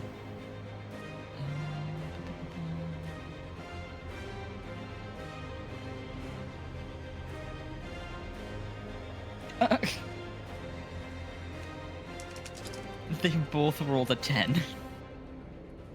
10 total? Yes. Oh shit. I got 2 6s. How the hell? Oh my goodness. No! The skeleton that refuses to go down! No! All right. Well, it is able to defend itself. It brings it like with a sudden fire that you just were not expecting. It's able to parry off your attack, Elric. And it is going to make It an heard my attack cool line against and it you. got pissed off apparently. That is only an 8 on the die, so it is not going to hit you again. Ayla, would you like to make an attack roll against this skeleton? It will also be made with advantage, so that means you roll 2 of the d20s, and you'll take the higher of the 2. Fuck him in the head. So roll 2 of the d20s. Yes. For your attack roll. Okay, I rolled a 20 and a 17. All right, that's definitely gonna hit. So this is a mercy kill. It only has 1 HP left. So Ayla, would you like to describe how you destroy this creature? Or as Matt Mercer would say, how do you want to do this? I'm gonna bust him in the kneecap. Oh, right in the knee. That way, falls over, and then I'm gonna take my staff and launch his skull across the hall.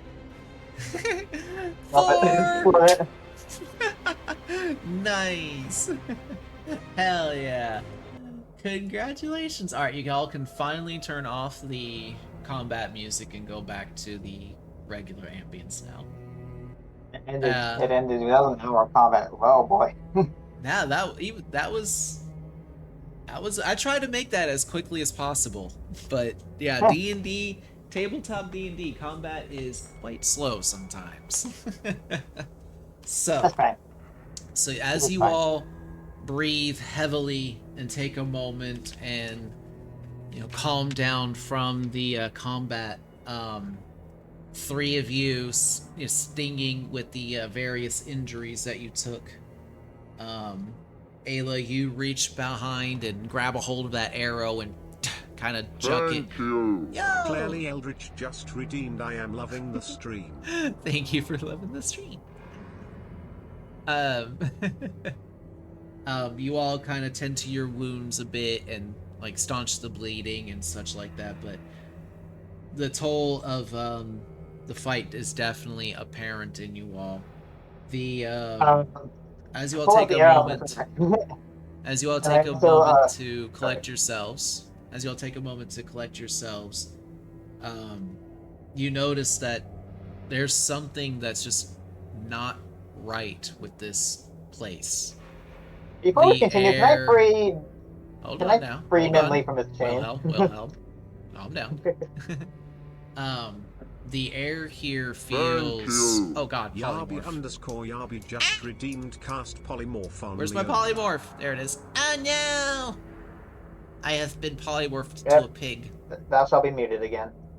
I have been polymorphed to a pig. Thank you, Yabi. The air here feels very oppressive, and I think we lost our DM. they also seem like the air itself is heavy. I'm gonna scream at and him and thick. it's switch Y'all back. are not muted, by the way. The world itself almost seems staunched and... Oh, I'm muted. Ah, fuck. Yes, you! I thought y'all were saying that y'all were muted or something, or that y'all thought y'all were muted. I'm like, y'all are not muted. Nah. Okay, my apologies. It's so weird having it because I can see my words coming up on stream and stuff. It's weird. Okay, sorry about that. Yeah, type in chat if I'm ever muted. That would be a much better way of doing it. I thought y'all were just being rude and kept interrupting me.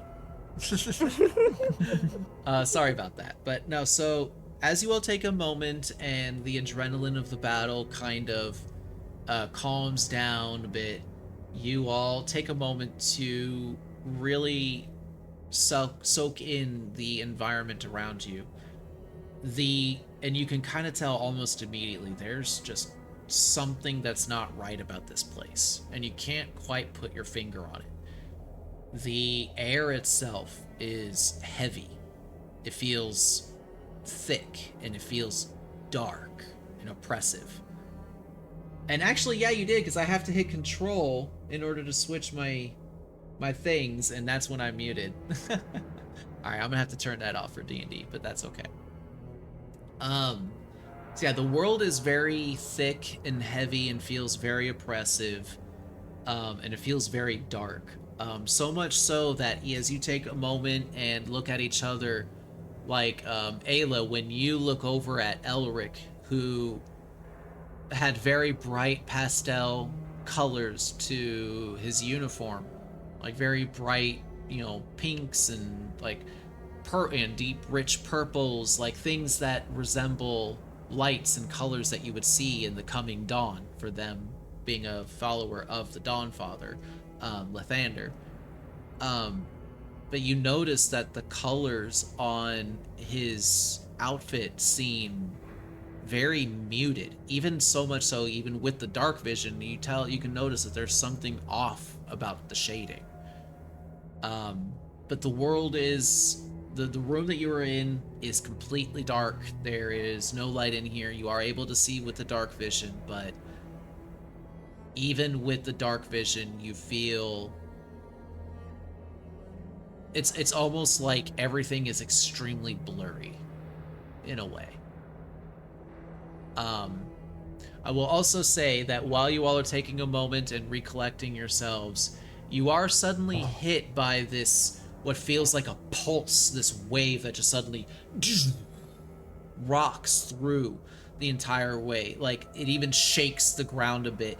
Dust crumbles down from the wall as a sudden wave of oppressive energy just washes all over you, and you feel something almost drain out of your bodies. You all suffer 1 level of exhaustion. So what this means, you are all now exhausted with level 1 exhaustion, and what this means is that any ability check or skill check that you make until you rest, it is done so with disadvantage. Oh. And you can Any roll? Yes. Well, no, it's just skill checks.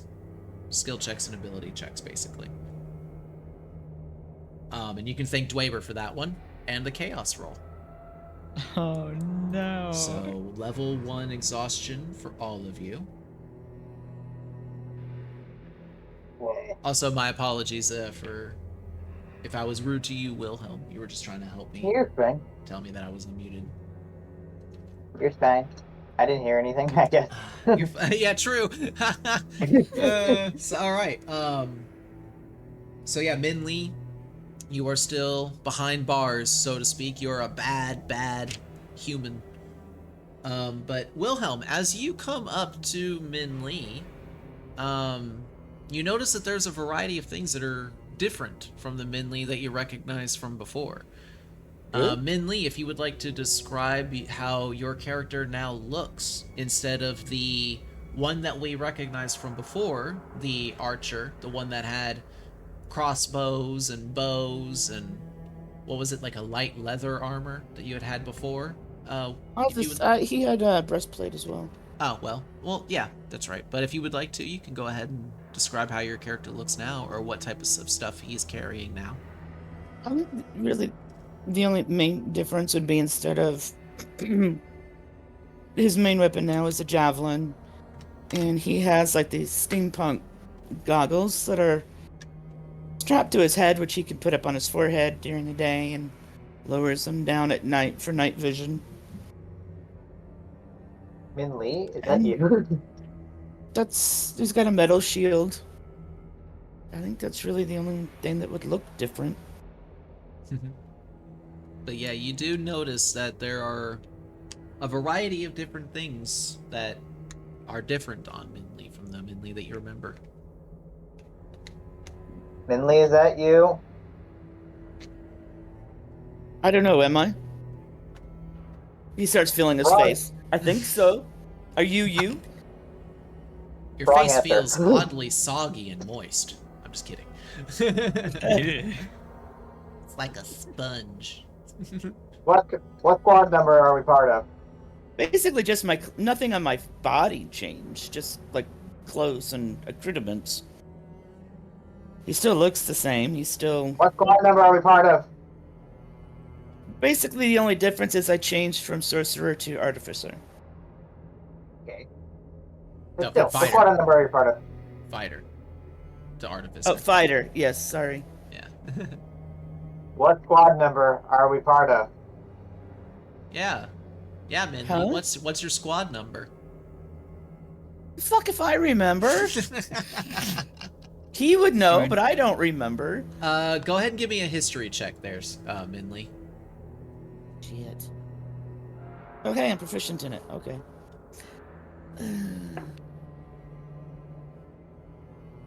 Nat 20. Yeah, he So that tells would you be a their squad 25. number, which the DM totally remembers too. Yeah. 38. 38. 38. I'm just gonna say that. Oh yeah, it's That's right not here. the DM. I got it written down right here. Squad 38. Yep. I raised my. Good I raised on my, you for remembering that because I Yeah. didn't. Honestly, kudos to you, Wilhelm. Good I note have it written taking. down. I have it written down my allies and organizations part. On my That's character good sheet. note taking.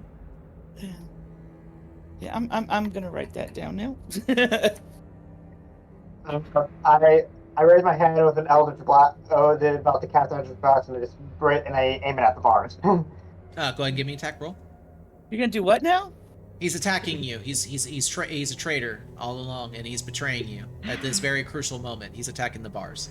I've known him for a whole what? Not 2 even minutes. 24 hours. So It's like, wrong! That was a test! We're actually squad 69! Nice! Fuck you! Eldritch Blast! I rolled 16 on the bars.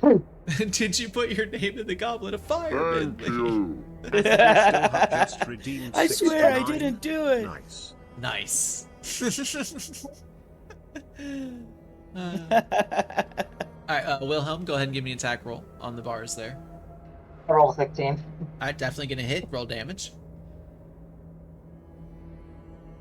I rolled a 2. A 2. Well, one bar kind of breaks and bends a bit, but does not fully break as you had anticipated, as you were only able to catch it with like the edge of a blast. But given your strength, I'll just say you look at it kind of perturbed and you're just like, fuck this, and you just kind of grab the bars and kind of yank them down. And I'll say because of the damage that you've done to them already, you're able to just kind of break them in a way that Minley is able to step through. Just blast into Bailey, just take my whole hand and just rip them off. I mean, he is a skinny little shit. So Yep. Minley, he's a skinny little shit. So And I'm a bulky dwarf. So I will say, actually, I am going to make a rule that because of where you all are and the environment itself, your dark vision is not nearly as effective as it should be. I'm not going to make it to where you only have half of it, but I will drop the effectiveness by 20 feet in this place just because of what this place is. So your dark vision currently only sees out to 40. So like earlier when I was saying to Ayla that one skeleton was at just the edge of that dark vision, it seemed like there was only darkness and shadows behind them. That actually is true. Oh, I got my spell okay, slot so back. it's up to Haha. 40. I got my spell slot back. There we go. All right, sorry about that. So yeah, so your dark vision is only going to be out to 40. Okay.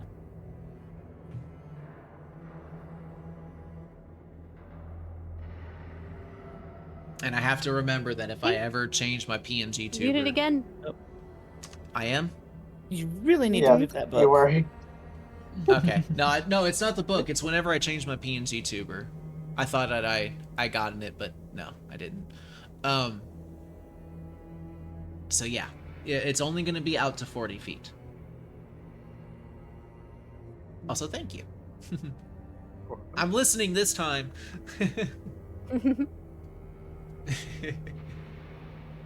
So yeah, Advanced darkness with advantage. Yeah.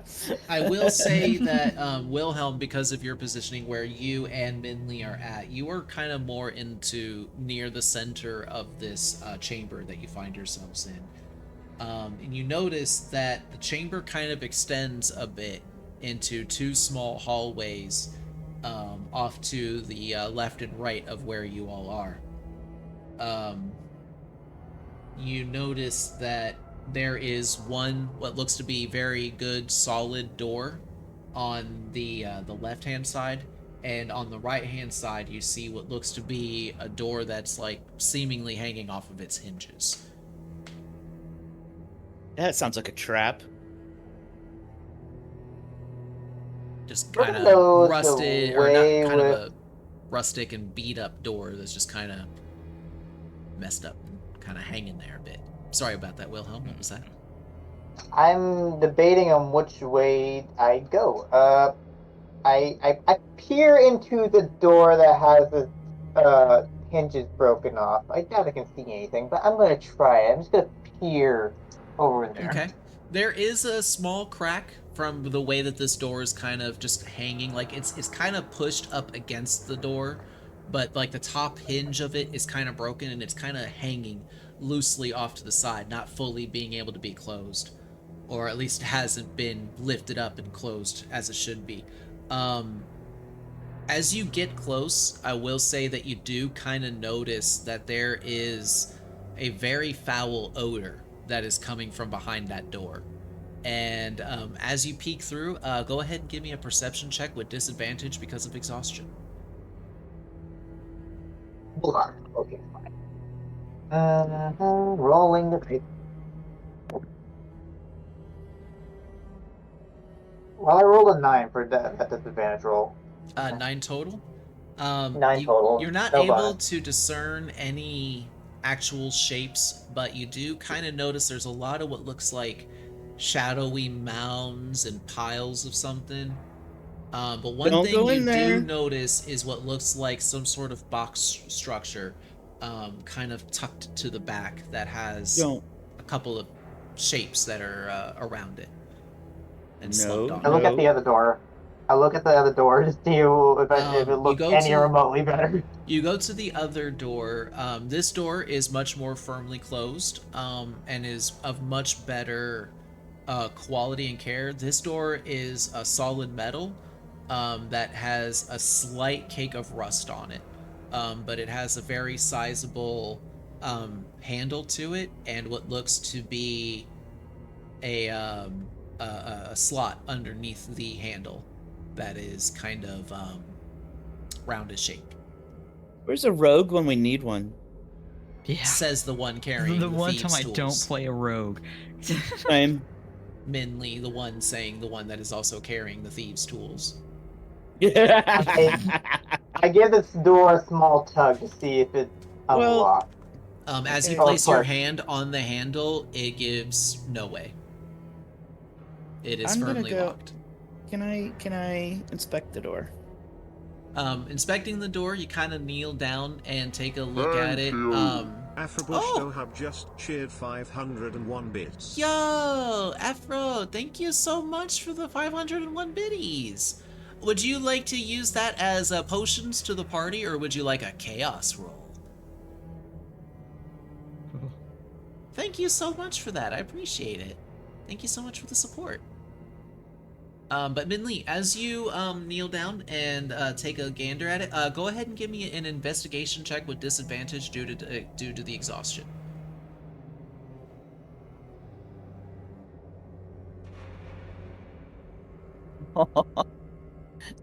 Are we sure about this? Okay, No. I have two choices: a 4 or a 2. Well, I ain't it's seen with shit. disadvantage. It's with the disadvantage, so you kind of have Yeah. to take the 2. I'm just saying, both of them did. It doesn't matter. I ain't seeing shit. You kind of, you look down, you look in the hole, and it's dark and it's shadowy. You can't discern anything from it at all. It's just a very metally door that has cakes of rust on it. This door appears to be made out of door. This door is definitely made of door. I love you. Ayla and Elric, what are you two doing while they are going around and investigating said things?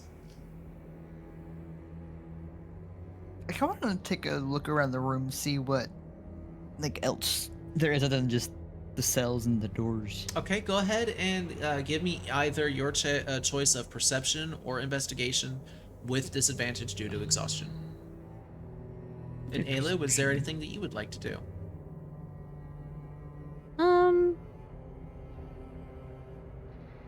Going to look around as well. Okay. I got an 18. Go ahead and give me a perception and or investigation check, your choice, but it will be made with disadvantage due to exhaustion. Elric, with an 18. You do find various odds and ends of the remains from the skeletons. Various bone meal samples, for example. There is armor scraps, so there's like leather scraps and metal scraps all over. There's jagged short swords and stuff like that. Upon closer inspection, I will say, because of that good roll, you do take a moment to look at the short sword that had pierced you in your side, and you notice that it looks like, because of like the rusting pattern and stuff like that, you notice. Oh, Zero thank you. Rayo cakes just Hydrate, you redeemed dehydrated hydrate. bitch. Drink water. Thank you, Ayla. And I think everyone should hydrate, players and chat included. Yes, this is true. Just Everybody drink water.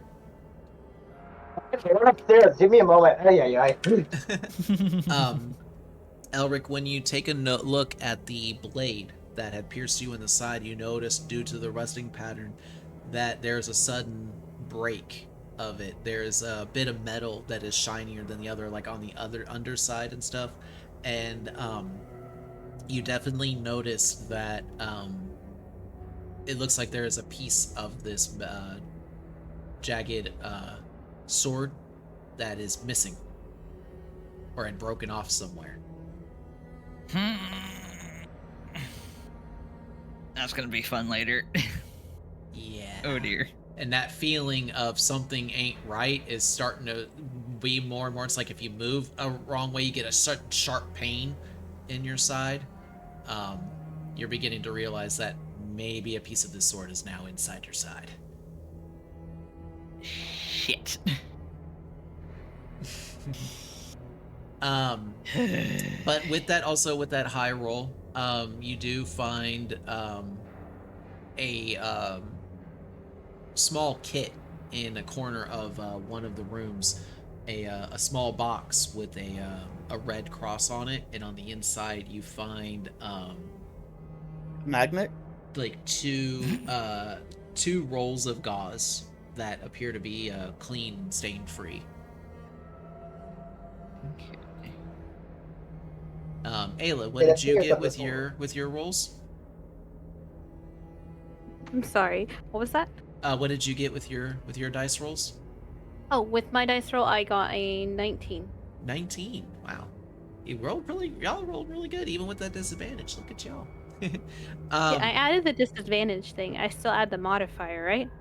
Yeah, so when you do the disadvantage, you just roll 2d20s. You take the lower of the two, so even if they both roll really Oh, I good. take the lower. Yeah. Okay, so then it was an 18. Yeah, still. It's really good. Still really good. So much like Elric, you also find like a variety of different weapons and stuff like that. I'll say that you find a couple of short bows that are in rather good condition. And I'll say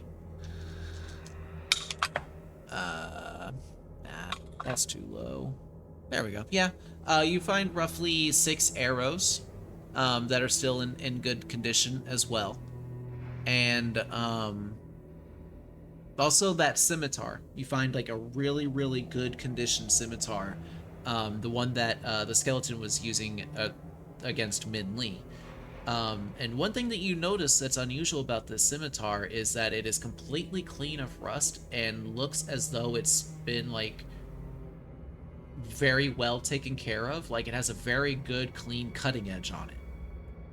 Very unlike all of the other weapons that you had found throughout this place. Okay. So yeah, if y'all want to add any of that to your inventory, you're not obligated to take any of that stuff if you don't want to, but anything Probably you do add want to that take, last one. you'll go ahead and throw in your inventory there. So, Minley and Wilhelm, what would y'all like to do now? Or what would all of y'all like to do, pretty much? I'm going to try to pick the lock. Okay. Give me a sleight of Is there hand any- check with disadvantage due to exhaustion. Is there any torch things around here? Like any looking like blazers or anything like that? Out of curiosity. There is enough scraps around that I will say that you can make a rudimentary torch. Like, I'll say there's enough rundown cloth from like the armor pieces from the skeletons. There's enough scraps and leather and cloth and stuff like just kind of around that you can kind of makeshift to one of the bones, and you could set that ablaze if you would like to. But there may also be other ways of obtaining light other than just fire. There might be a magical ways of obtaining that, considering how magical this fucking party is. Y'all got a paladin, a cleric, a druid, and now an artificer. Y'all are just like, fuck you, DM. We're all powerful. I'm actually more looking for like any blazers or any hanging torches on the wall or anything like that. No. There is no apparent source of light in this room. Nothing like that, no. Like no candles, no braziers, no chandeliers. I simply make a torch and I just because no one likes seeing things gray, I make a miscellaneous torch and I Okay. use prestidigitation just to light it with a finger. All right. So easily enough, you are able. Actually, you know what? I'm gonna say you are going to be able to do this either way. But I'm wanting to see how well of a torch you can make. So go ahead and give me a survival check with disadvantage due to exhaustion. Wolf, with that roll of 18, the lock is like you are feeling around with it with the tools and getting a feel for this lock. But it feels very, very stubborn, and you're just not able to get it to turn. Like, just when you feel like you have all of the pins down, one of them slips, and you just aren't able to get that last position in. So unfortunately, with the roll of 18, you are not able to pick this lock successfully. Holy shit. That's one hell of a lock. Also, I apologize if y'all are able to hear any weird noises. My neighbors are walking around upstairs.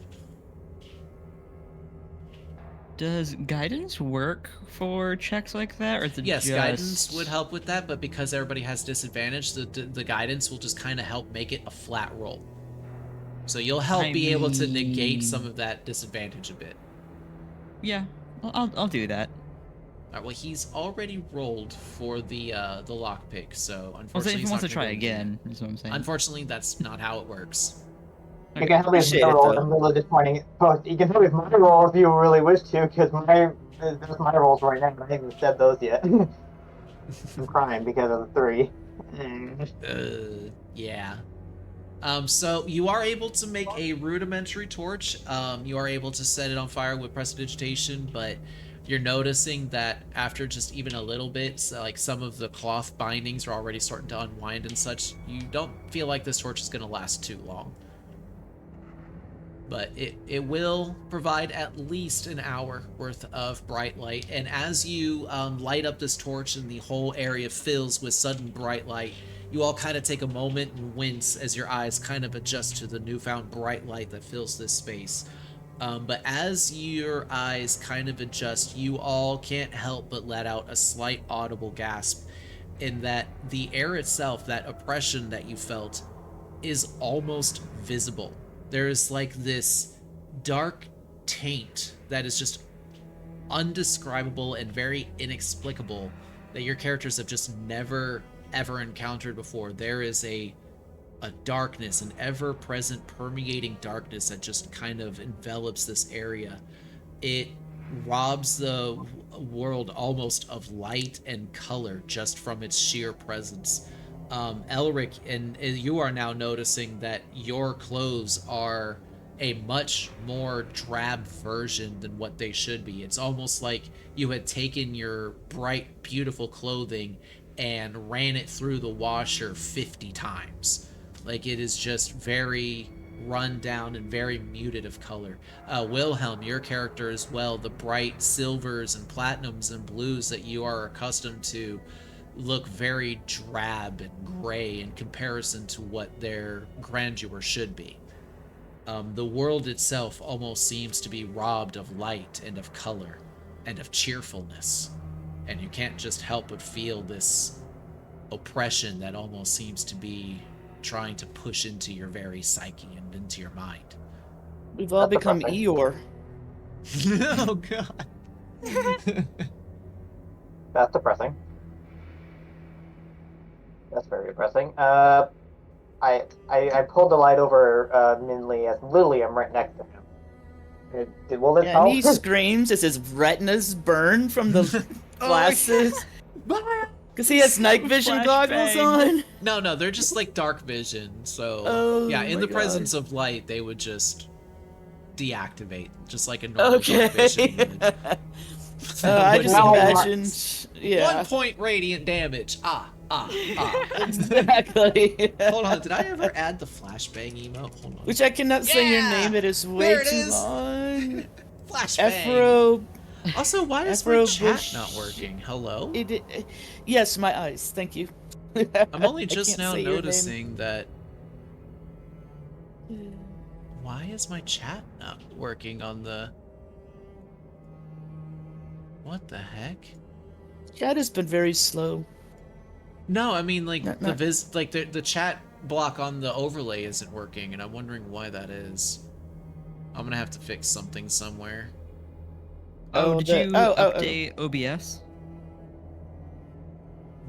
No, Okay. but I'm also not seeing my source for stream elements, which is the thing I had for that specifically. So that might be it. Because I know sometimes whenever I update OBS, sometimes my that's browser sources get kind of scuffed up and I have to refresh them. But Let me try refreshing that, and then.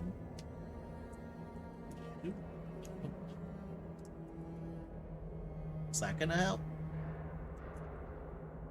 Ah. oh, you became Cletus. Oh, hello, Cletus. Goodbye, Cletus. Yeah, no, it's not working. I don't know. From for another time. From for Yeah, another time. I'll fix it. I'll fix it later. It's fine. Anyway, Yeah. what would y'all like to do? Well, I think this door is going to be a bust. But I'm Yeah, I should afraid of probably the just- other room, because that other room is really scary. What do I you look at the guys think? hallway. I look down that hallway. I'm like, agree with you on that. What's on the other side? I wonder what's on the other side of this place. I'm gonna. Yeah. Ayla, walk do you want to towards- look? Ayla, do you want to look at that room? See what you think. I can have a look around the room.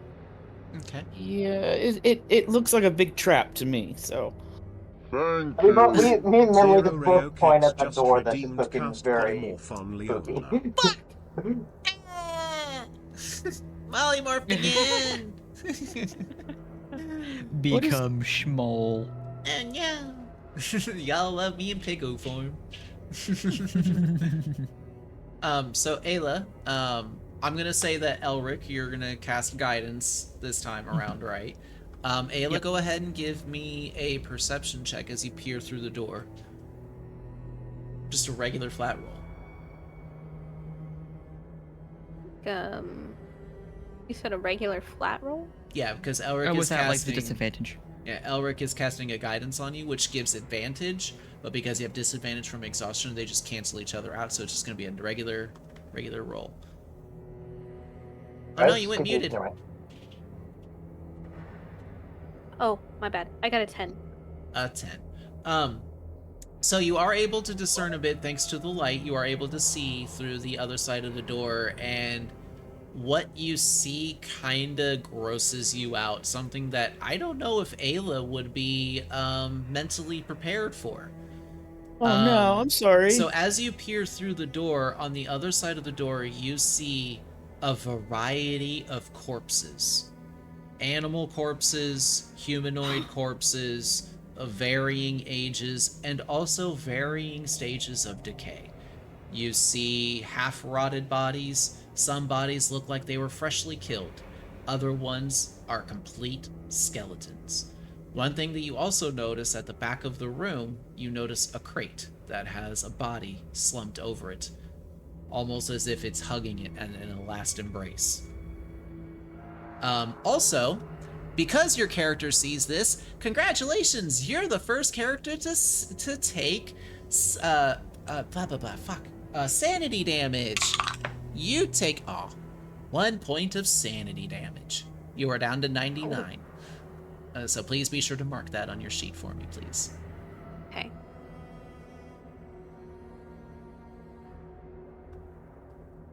I have it marked. All right. I'm getting Midwich Elementary School vibes from Dead by Daylight. What do you do, Ayla? What does your character do as she sees this and suddenly takes this sudden shot to her sanity? I'm I am gonna so back sorry. out of this room. I'm not going in there. I am so sorry. I did not know I did not see the bodies before. So the three of you watch as Ayla goes over to the door and takes a ginger little peek in, and then suddenly just just exclaims out in horror and backs away from it, kind of stumbles down to the ground a bit and just backs away from the door, going, "Oh shit! Oh shit! Oh shit!" I am so sorry. I move the torch over that way, and I go over there to basically light. I also draw my sword and put in my right hand, if I can do that. I think I can have a long sword and a torch. Okay, are you gonna take a look into the room? Yeah. Okay, since Ayla did not declare what was in the room, your character is not prepared. Like, cause you all, the reason why this is affecting you all so much is because you all have lived very sheltered lives in the underground city known as what was it, Nest?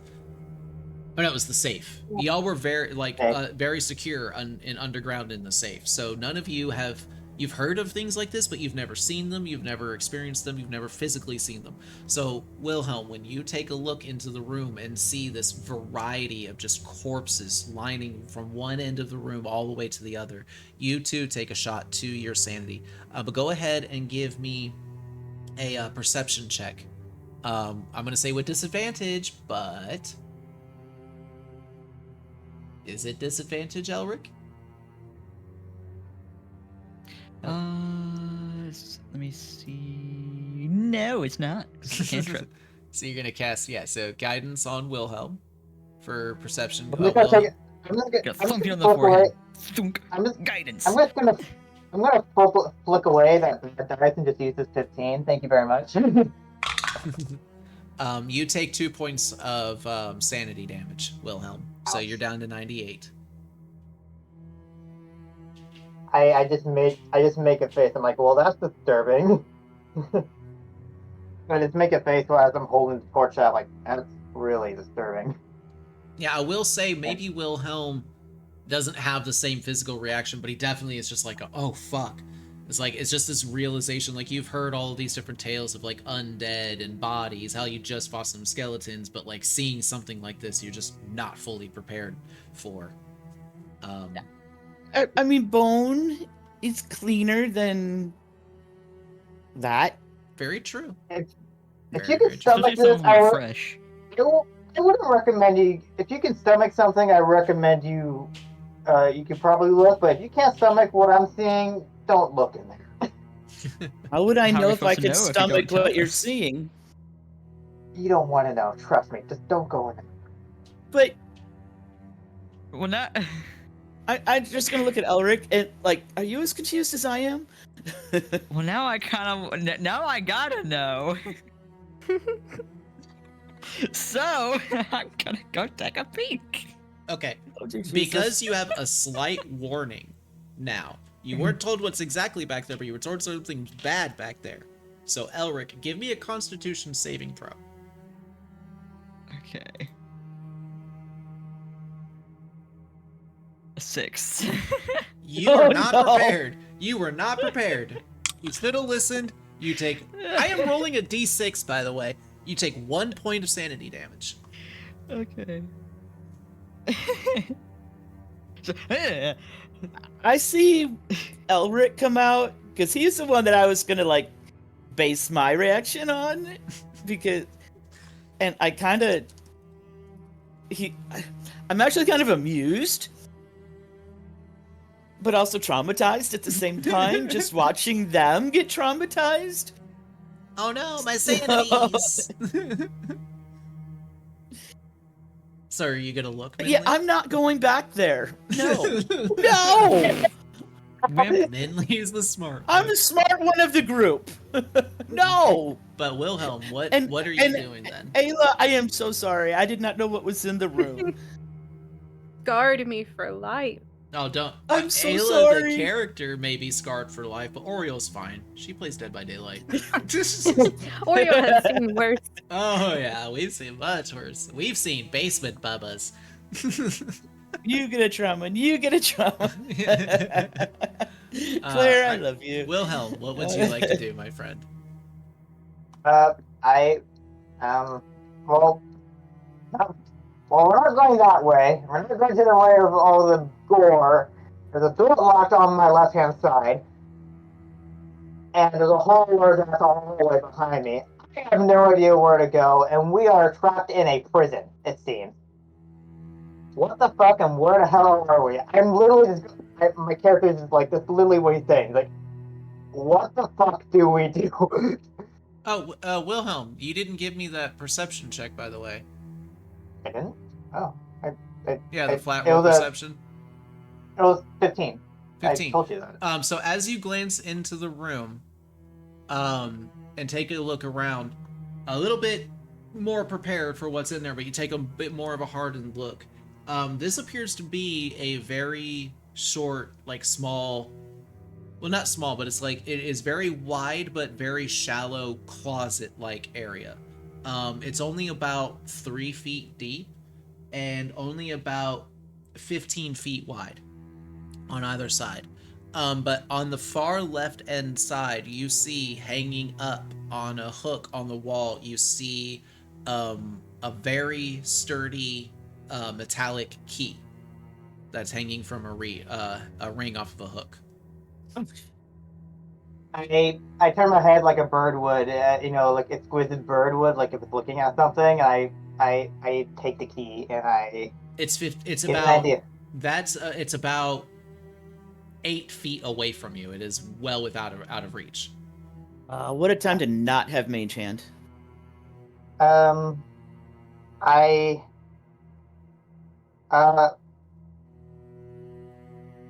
step in boldly.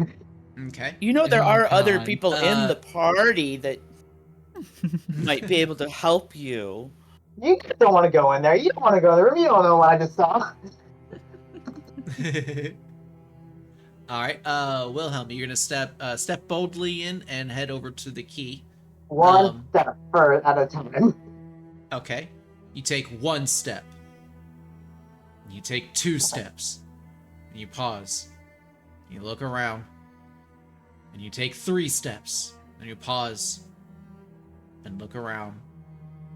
And you take a 4th step when suddenly a large insect burrows out of one of the corpses, snakes around, and snaps at your ankle.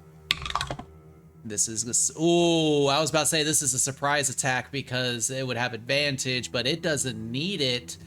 That's a natural 20. Oh! So, no. pulling out the old monster manual, looking at the good old giant centipede that I just love so much.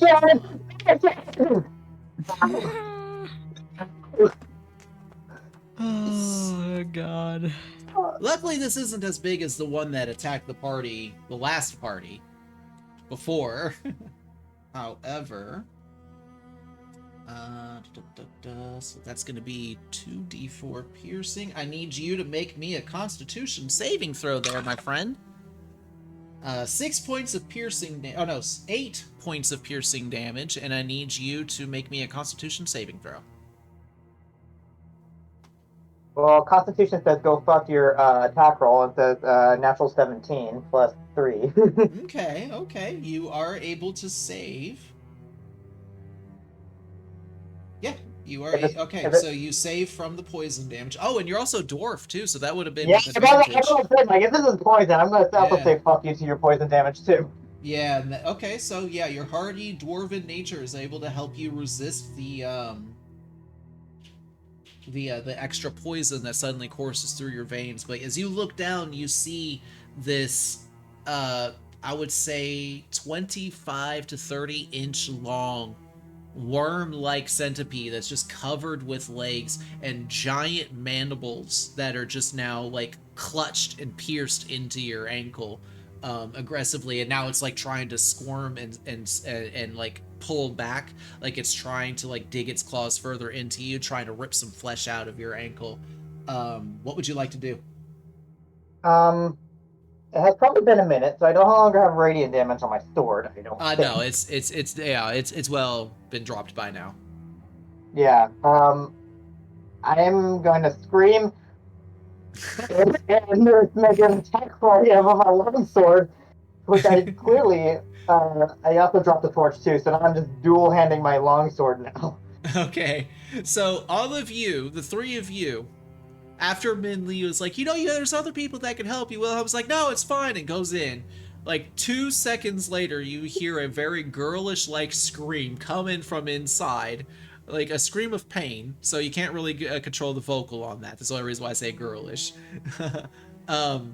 You hear this high-pitched scream coming from inside, and then like some clattering as the torch suddenly gets dropped. You like watch as like suddenly there's like large shadows that get caught up on the wall, and you hear like a loud chopping noise. Go ahead and give me an attack roll there, Wilhelm.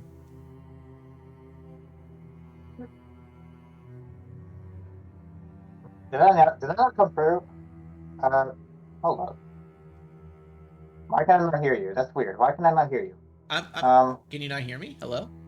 Oh, there we go. I can hear you. Yeah, go ahead and make an attack roll against the centipede there, Wilhelm.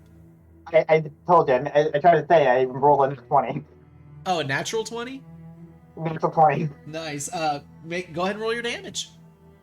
I need to find my D10 real quick. So because double your dice. So roll double the number of dice that you roll. All right. Let's see if my other D10 I have right here. Okay, top. Yes, that's correct. Cool. Rolling. That's a spicy one. That's a very spicy one. I rolled a 9 out of 10. Nice. That's definitely going to be more than enough. I'm not going to make you go through the pain of the like math and such that, but like almost with surgical precision, you bring your sword down onto the back of the giant centipede's head, and you cleave it clean from the body. The body itself like squirms and flails about and squirts out this greenish blackish liquid as the insides of it just kind of spill out. It eventually collapses into like this twitchy mess and just kind of starts curling in around itself. The head mandibles start going like crazy, like releasing and pinching and releasing and pinching. It falls harmlessly off from your ankle and just kind of lies there and just keeps on doing the nerves reaction until it just slowly stops moving and stops pinching and just lies there dead. How many damage did I take earlier? I didn't get to write that down. I missed that part. Say it again. Oh, the damage was 6 points of piercing damage. Oh no, excuse me, 8. 8 points of piercing damage. Ouch. Ow. That hurt like a motherfucker. Okay, well. Oh yeah, it hit your ankle like that. That you need that to walk. That shit hurts. Okay, ow, that hurt a lot. Thank God, okay. But I will say, you're able to grab that key, and you just decide staying in here, being ginger and taking your time in here is probably not the best thing. You quickly grab up the key and run out of the room. No, Hey, no further harm don't nor leave the foul. torch. Yeah, you'll grab up your torch too, no problem. You scoop up your torch and rush out of the room. You all notice that as Wilhelm comes out from the room, he has a slight limp to him and is leaving a trail of blood behind him, leaking out of his right ankle. Yeah, I'm gonna lean my. Yeah, I got my shoulder leaned up against the wall, my ankles crossed, just staring at him. Problem? What'd you say again? I didn't quite hear that. I'm just leaning up against the wall and looking at you, going, Do you have a problem in there? Yeah, it's dead now, but I got a problem. Big Could use some problem. help there, huh? I noticed you're leaking a little bit. A little. I grasp I grasp Just my a problem. Like, scratch. Hold my hand out for the key. Unless he wants. Like, Well, no, I'll let him do Yeah. it. You do it. You unlock the door. no, I'm like, oh, you don't even know I had a key in my hand in the first place. I'm like, That's key. true. That's true. I found a key. I take that back. I found a key. I was gonna kind of snicker to himself. See any young ladies in that room? The young ladies. Because of the scream. Because when Wilhelm screams. Oh, you didn't tell me there was girls in there. Unless you want to count the giant set millipede thing, I just smited into the next dimension, a female. Yes, by all means, go right in there and take a look. But you don't want to see that. Oh, He's so just you're- trying to keep all the girls to himself. That's what it is. I'm gonna look at Elric and be like, "Is that true? Are there ladies in there?" I mean, I don't know, I there didn't were. look in- There was You a few. did. I mean, yeah, there could have been, but yeah, with all the viscera and stuff. I'm The gonna only- go and look in the room. I will say the same as with Elric. You know that there's something bad about this room. You were told not to look in it, so you have a little bit of a heads up, but still without any actual clear context as to what's in there, you may not be fully prepared to see what's in there. So go ahead and give me a Constitution saving throw there, Minley. With an addition of the more gore that I made in there.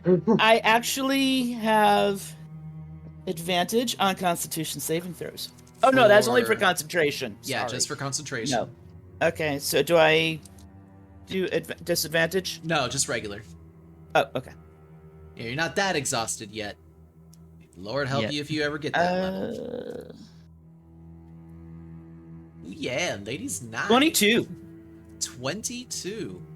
So, you take a moment before you look in, you're like, okay, there's something in there, and you could smell there's something foul in there.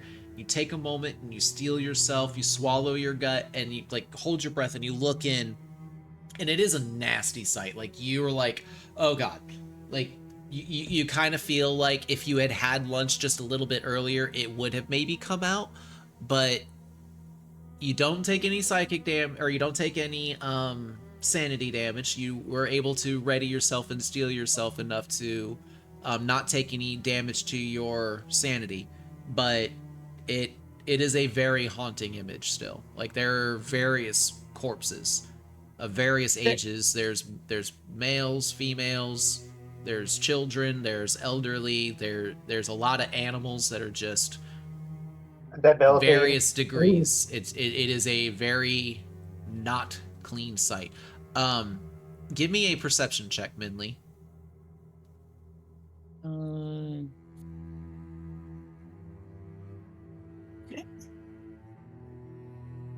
And I'm going to say circumstantial. Now, go ahead and we roll it with advantage, actually. Advantage? Mm-hmm.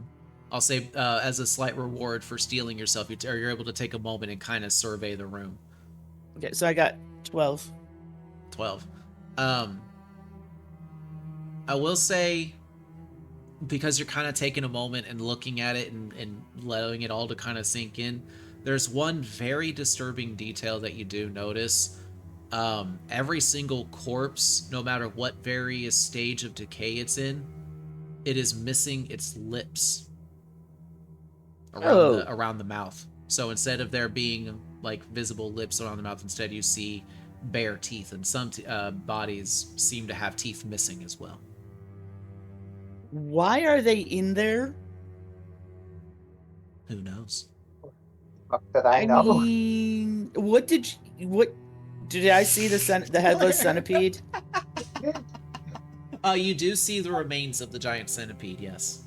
A fresh kill, and it's still kind of slightly twitching and stuff, but Oh, its legs doing the wave. Okay. Whatever is on the other side of this door, probably put those in that door. So I start looking up the ceiling and the floor. Is there any other exits? you don't really see anything. No, the ceilings and the floors are just solid stone. We are fucked. The only other door is just that heavy metal door at the front.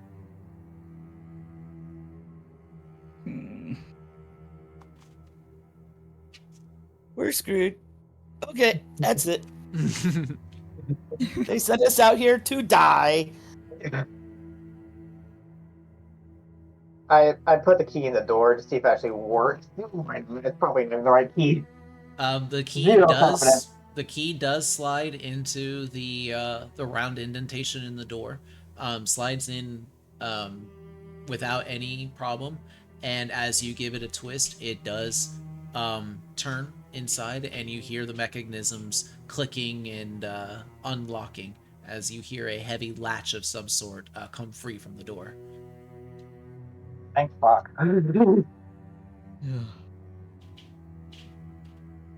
Thank the gods. All right. I push it open. Okay. I have to encourage everybody to draw your weapons. You It don't know is if they're going to go for it. So as you push against the door, it does not give. What? Pull then, I guess. There you go. You pull open the door. I'm kidding. Yeah, you open up the door without any issue. It swings open, and it lets loose this very rusty and very heavy metal on metal, grindy, squeaky noise of just it as it creaks open. You go a step forward, holding the torch aloft, and it illuminates a very sizable room that has 3 very thin tables that seem to run the length of it. The room itself is a 40 by 40 foot wide and 40 foot long room, just a big square room with these 3 long skinny tables. A quick look about the room, you notice that there are a variety of different tools and a bunch of different types of equipment that is just scattered and rusted or mostly broken, laying everywhere. You see beakers and vials of glass that are scattered all across these tables, some in wooden beaker stands, some in metal stands. You see a whole bunch of oil cans that are just littered everywhere and rusted and forgotten. You see chains hanging along the walls with shackles to them, and you see variety of sharp implements around them, like sickles and knives, swords and axes and meat hammers. And very off into the corner, just at the very edge of your dark vision, you see something large, or actually, I'm sorry, no dark vision, you have the torchlight. You see illuminated from the torchlight on the other side of the room this very large orange like crystal that is just sitting in the corner, very large, almost to the ceiling of this room, which stretches to about 10 feet about 10 feet tall. Well, I'd say about 12 feet tall is where ceiling is. Sorry. Um, I say everybody You draw your see- weapons because I don't trust anything in this realm right now. on the Is far there- end. Sorry, go ahead. Sorry, Minley. Is there any equipment in here that I would recognize or could possibly yank? Give me an investigation check. With disadvantage due to exhaustion.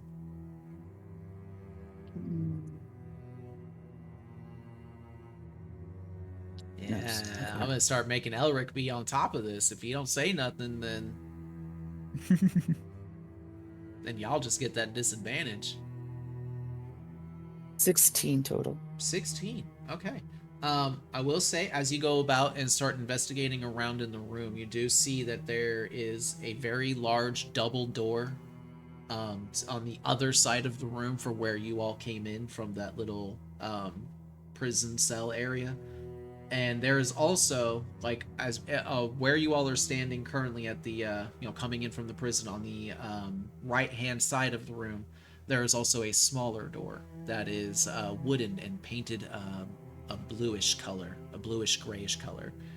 But with that 16 investigation, you find let's see, I will say 3 cans of oil that still have, like, lantern oil, that are still full and have the lantern liquid inside of them.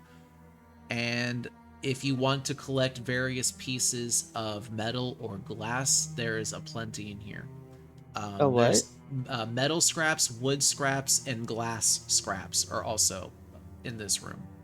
Yes, please. Okay, I will say you find roughly 7 pounds worth of metal, wood, and glass scraps, and you can distribute that however you see fit. 7 in total. Thank you. Anybody else would like to do anything? I'm going to let's see, what can I do with it? I think I'm just gonna make just for giggles and seeing if it actually triggers anything in the room. I'm going to use prestidigitation again to make a shower of sparks just happen all over the room. Okay. You wave your hand and cause an array of silvery platinum-like sparks to fizzle and pop in the air. Other than being amusing and Elric's eyes light up and go, "Ooh, that was cool." Other than that, nothing really happens. Do it again. Do it again.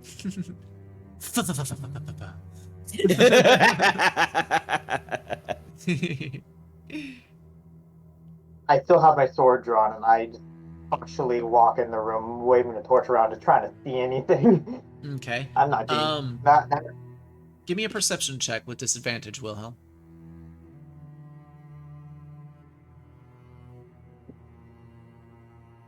Okay, well, not 9. 9. As you kind of generally move about the room and take everything in, I'll say you walk to the other side of the room here, and that's when, like, you get towards, like, the end of the center table, and that's when you begin to realize that the amber, or that large orange crystal, actually appears to be some sort of amber, like, resin substance, and there is something inside of it. Suspended and not moving, but you see some sort of shape on the inside of it. I walk closely over to that with caution, extreme caution. Okay. As you get Look at closer, it. you notice that this giant amber crystal is also sitting on top of a large wooden and bronze, like a wooden base with a bronze ring, sort of base on the bottom of it that's holding it up so it's not sitting directly on the floor. And on that base, you see a large brass plate that is emblazoned with the words Experiment 33. That's not Experiment 33. I mean, you don't want to see this. I'm reading, and I'm like, And I realize what it's experiment. I might just read it out loud. Experiment 33. And That's not as haunting whatsoever. you raise your torch, and take a closer look on the inside of the amber, give me a second here. I actually need to find the picture. This is something I forgot to do. Whoopsies. So I'm gonna have to do this in a rudimentary back-end way that you all are gonna see it at the same time as chat. That inside this amber, suspended in, well, suspended animation, you see this.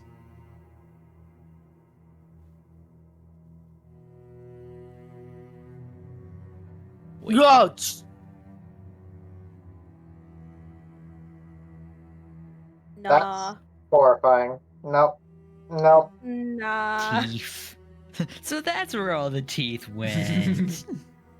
Or all the You lips. see this amorphous blob of what appears to be a mass of flesh. And all over the flesh, you just see what appears to be suspended and animated screams of absolute horror and terror. Lips, teeth, mouths, and tongues of a variety of different shapes and types. I'm gonna hug Elric and start petting him like he's a therapy dog. So you all are gathered around and taking a gander at this together. It's dead, right? It's not I don't moving. think it's.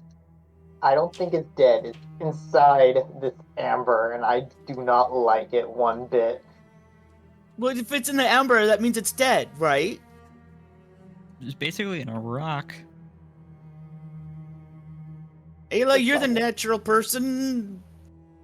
That doesn't look natural. Yeah, give me a nature check. Oh, jeez. Isn't an animal. No. If it was, it's not anymore. Oh, that is terrifying. So, what killed it? Maybe it I'm just not got I mean, I sucked don't into think the they amber. killed it. I think they just trapped it. A whole lot of nope. A nope. Don't touch it. Touch I'm not it. gonna touch it. Wilhelm. Poke it right now. I bet just to prove this to make mentally feel better at least a little bit, I take a big step back from my little legs and I go, "We do." Wilhelm cowers behind the nearby table. I didn't say that. I'm no coward. I am cautious. All right, and it is right here where we're gonna go ahead and take our first break for the evening. Oh, our only break for the evening. I don't know why I say first, but I do need to make sure I get my puppers out. I need to also utilize the bathroom as well. But I'm gonna allow y'all to sit here and stare at the glorious Experiment 33. Yep, minimize. But yes, we will be right back, chat. Don't go too far. We're just gonna take a quick little break here, and we will be back here in just a few moments. Yeah, I'm gonna go hug my puppy.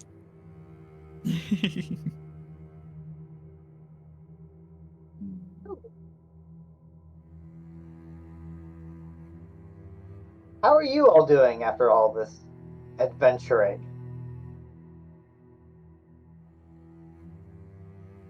Great. I don't know what else to expect. I'm like, okay, well, we were taken from our world, and now we are in purgatory, it seems. A weird kind of purgatory with that thing. No, thank you.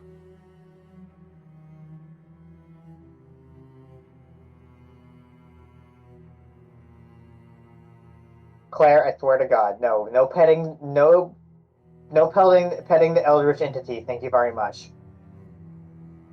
No, not even a roommate either.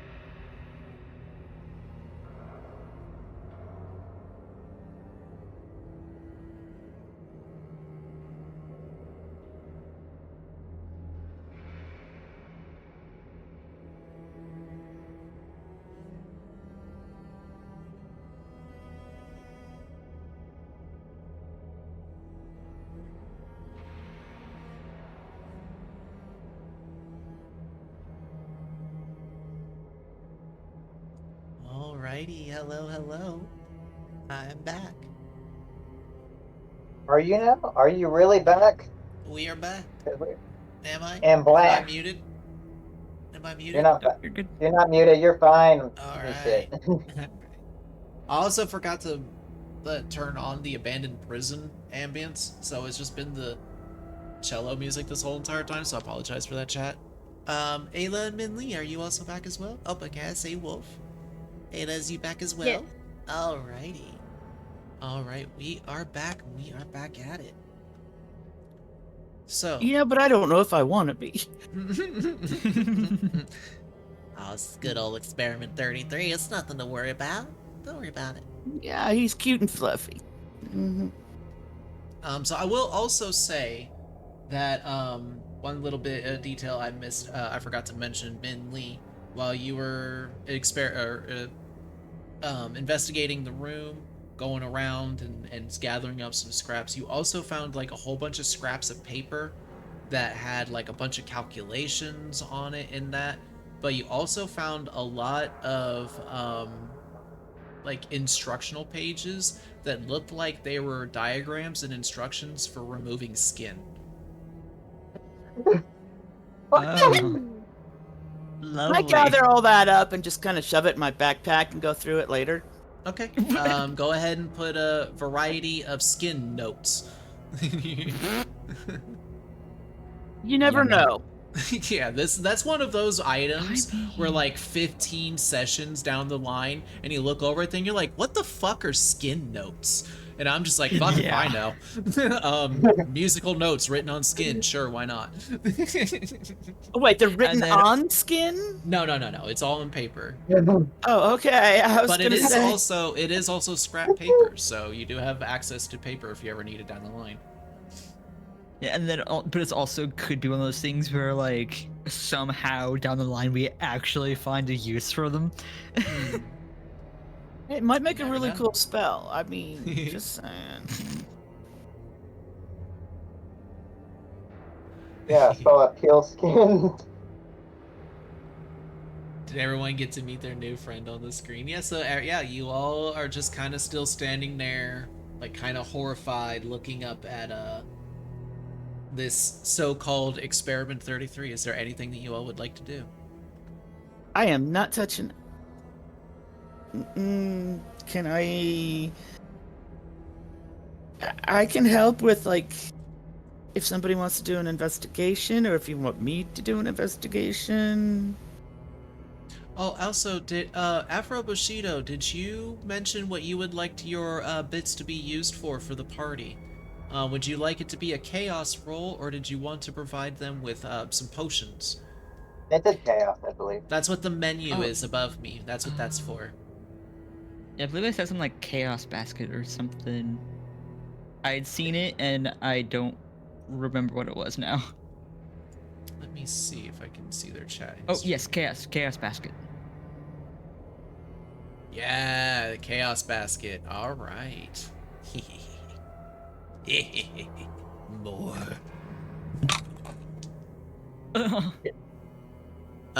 Oh, I grabbed the wrong die. Ooh, okay. What's this gonna be? Let's see. I have a table of 100 different things that can happen. Ooh, everybody, you suddenly feel almost as if it's going in the opposite direction from that negative pulse that just ran through the area and shook the ground and caused the dust to come off.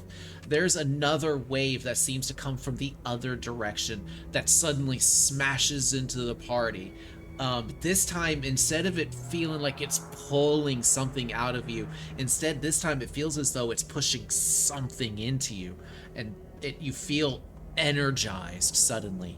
All of you gain an additional use of your magic initiate spell. Oh. So that one spell that you all can cast for free once per day, you now have an additional use of it this day. Oh, just today? Mm-hmm. Or I'll say until it's used. If y'all want to mark it down that you have an additional use of it, if you want to pocket it, I'll allow this.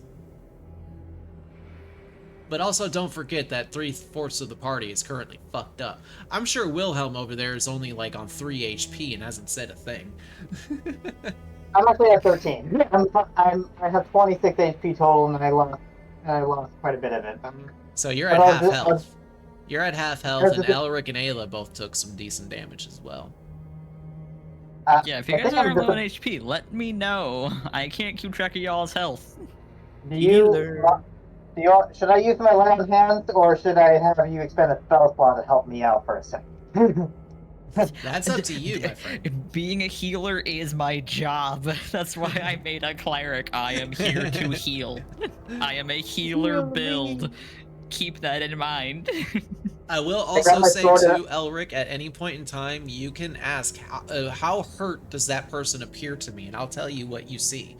Like with Wilhelm, you see that he, has that really badly injured right ankle. And you also saw him take that shot to his back from the skeletons earlier. Now, actually, you would have also known about Ayla getting hit too. So you currently know about everybody that's injured in the party. You don't know if Minley is injured or not, but he doesn't appear to be injured. Because you can't see any visible injuries on him. Yeah, Elric might know. Elric might know. I don't. I'm just saying, at any point in time, you can ask how injured does such and such appear, and I will let you know what Elric sees. Okay.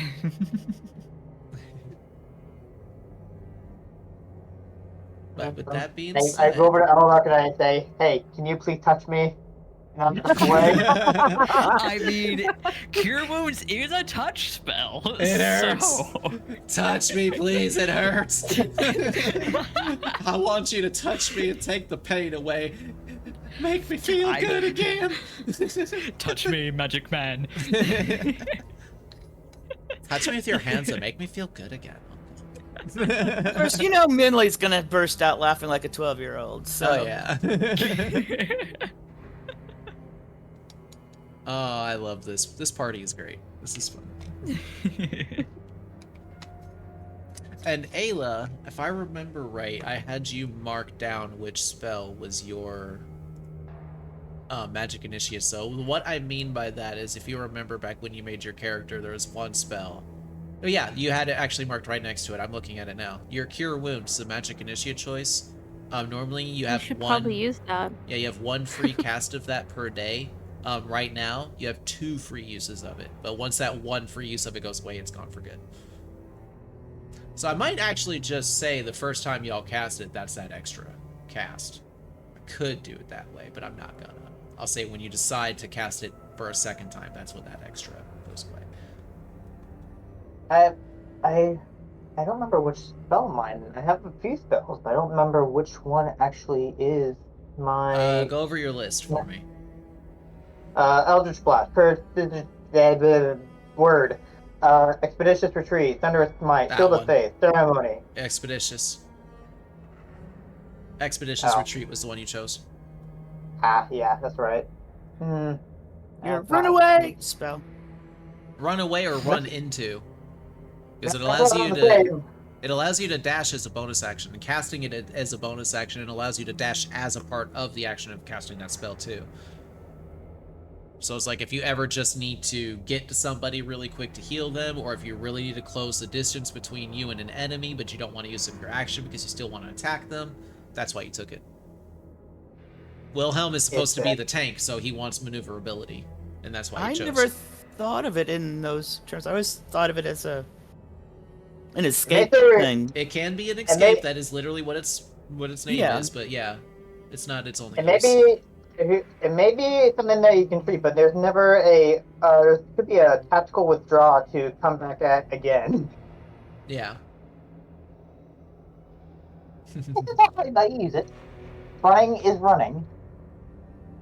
Especially if you have a javelin. And I think Elric took Cure Wounds. And I think Min. I can't remember what no, he took. Don't say. Oh yeah, that's right. I remember now. I'm not gonna say. Keep your secrets. Haha! Revealed. Gotta have some. Okay, so moving on. You all are still standing around this amber looking at this eldritch abomination. Actually, you I know would what? offer purchase right here now, but I don't think I can. Which one am I going to use this with? I'm going to have y'all take a little bit more psychic damage, or sanity damage from this monstrosity, because this is definitely something you've never all seen before. The dice are merciful to you all tonight. Go ahead and only deduct your sanity by 1 for me, please. For laying eyes upon this horror. I don't like it. It's cloudy looking. It has a lot of mouth. Even just my reaction to seeing the picture of it is. That was enough psychic damage. Oh, don't worry. Yeah. I have more. I hate Anyway. you.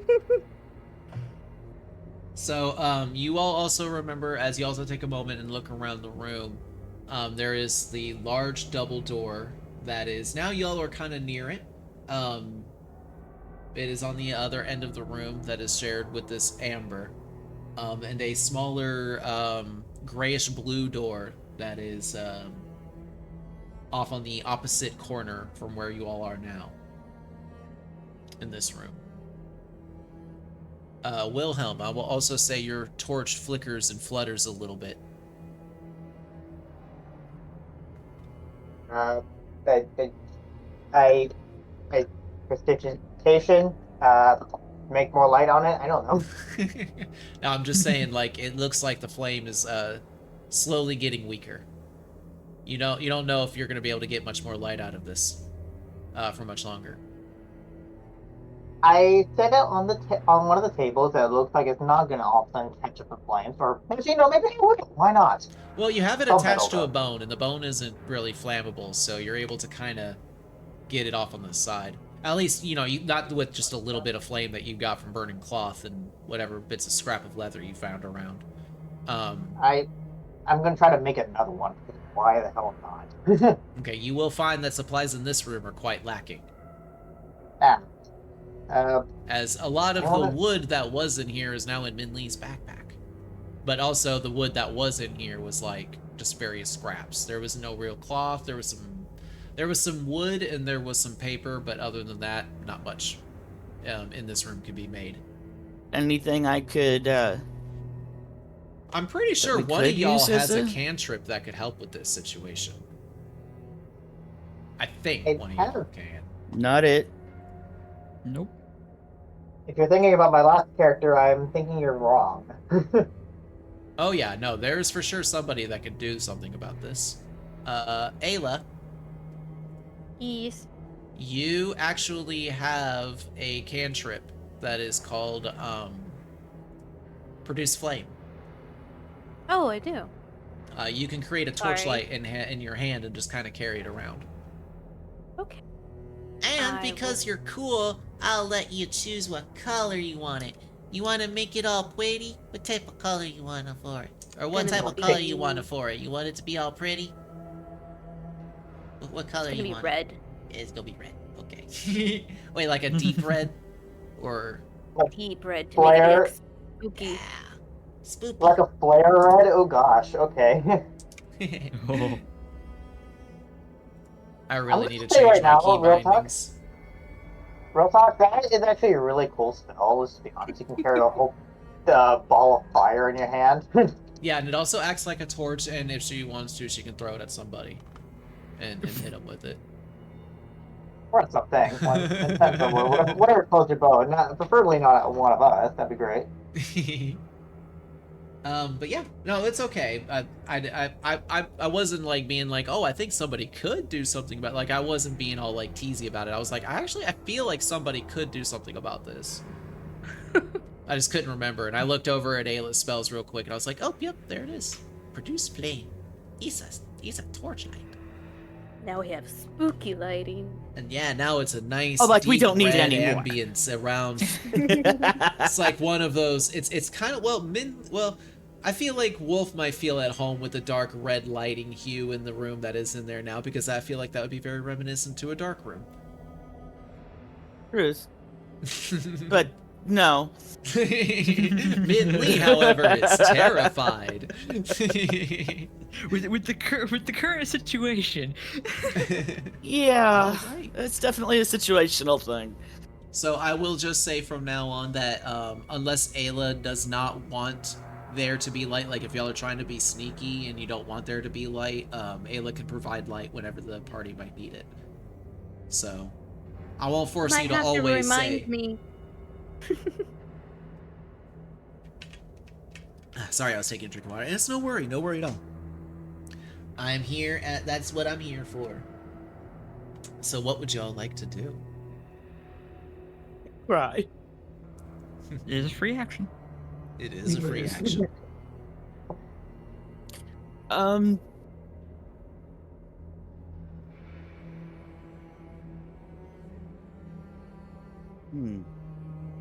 I really want to take time to look at these notes, but I think that's gonna have to wait until we have a camp or something, isn't it? Before I can study the notes. Yeah. Did I ever get someone to put cure wounds on me out of curiosity? Because I didn't get any HP. Oh yeah, Elric, were you gonna cast I can do Cure that. Wounds? Yeah. Alright, go ahead and Bonk. roll your healing. Oh. It was 7. I rolled 7 a is 1 on the better. dice. Your ankle is feeling much better. Also, did you apply your crack on the bonuses to forehead. it, Elric? Because I know you got like a whole bunch of healing Yeah. bonuses for your class and such. Yeah, it was. I rolled a 1 and then 7 with all the bonuses. Oh well, damn. Having a 7 HP minimum on a heal, that's Yeah. damn good. Yeah. That's real damn Like how we, good. Strap you on the forehead.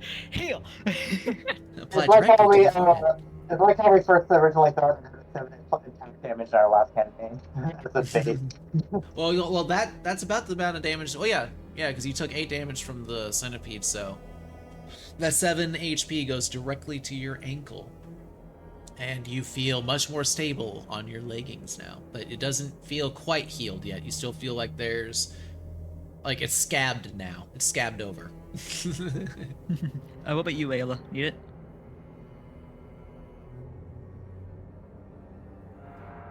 Ayla. Sorry, I'm here. Oh, Keep do you need healing? lagging. Healing. I'm gonna be honest, I missed what I lost earlier when I got attacked. Oh jeez. Here I'll just re-roll the damage for it. Oh. It was. Well, I know it wasn't that much, but this is what you take for not writing down at the get-go. You take maximum damage of 8 piercing damage to your spine. I am injured. Okay, I will heal you then. It's like all of a sudden Ayla's just like, oh fuck, why am I only just feeling that arrow now? Oh god! The whole adrenaline thing, you know? Wow. Yeah. Wow, it's I so wonder crazy why the all my clothes adrenaline in are that fight only bloody. She only just now starts bleeding.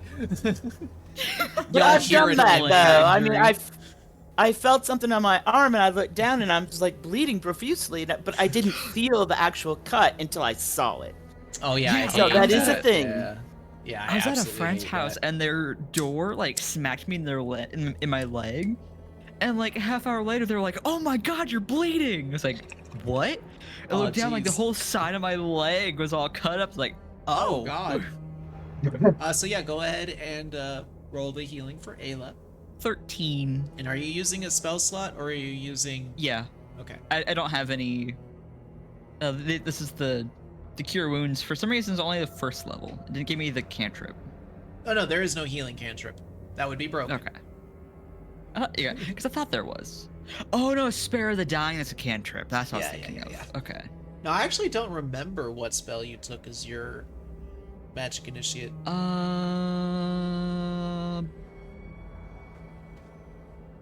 I don't have it on. I'm using my browser right now.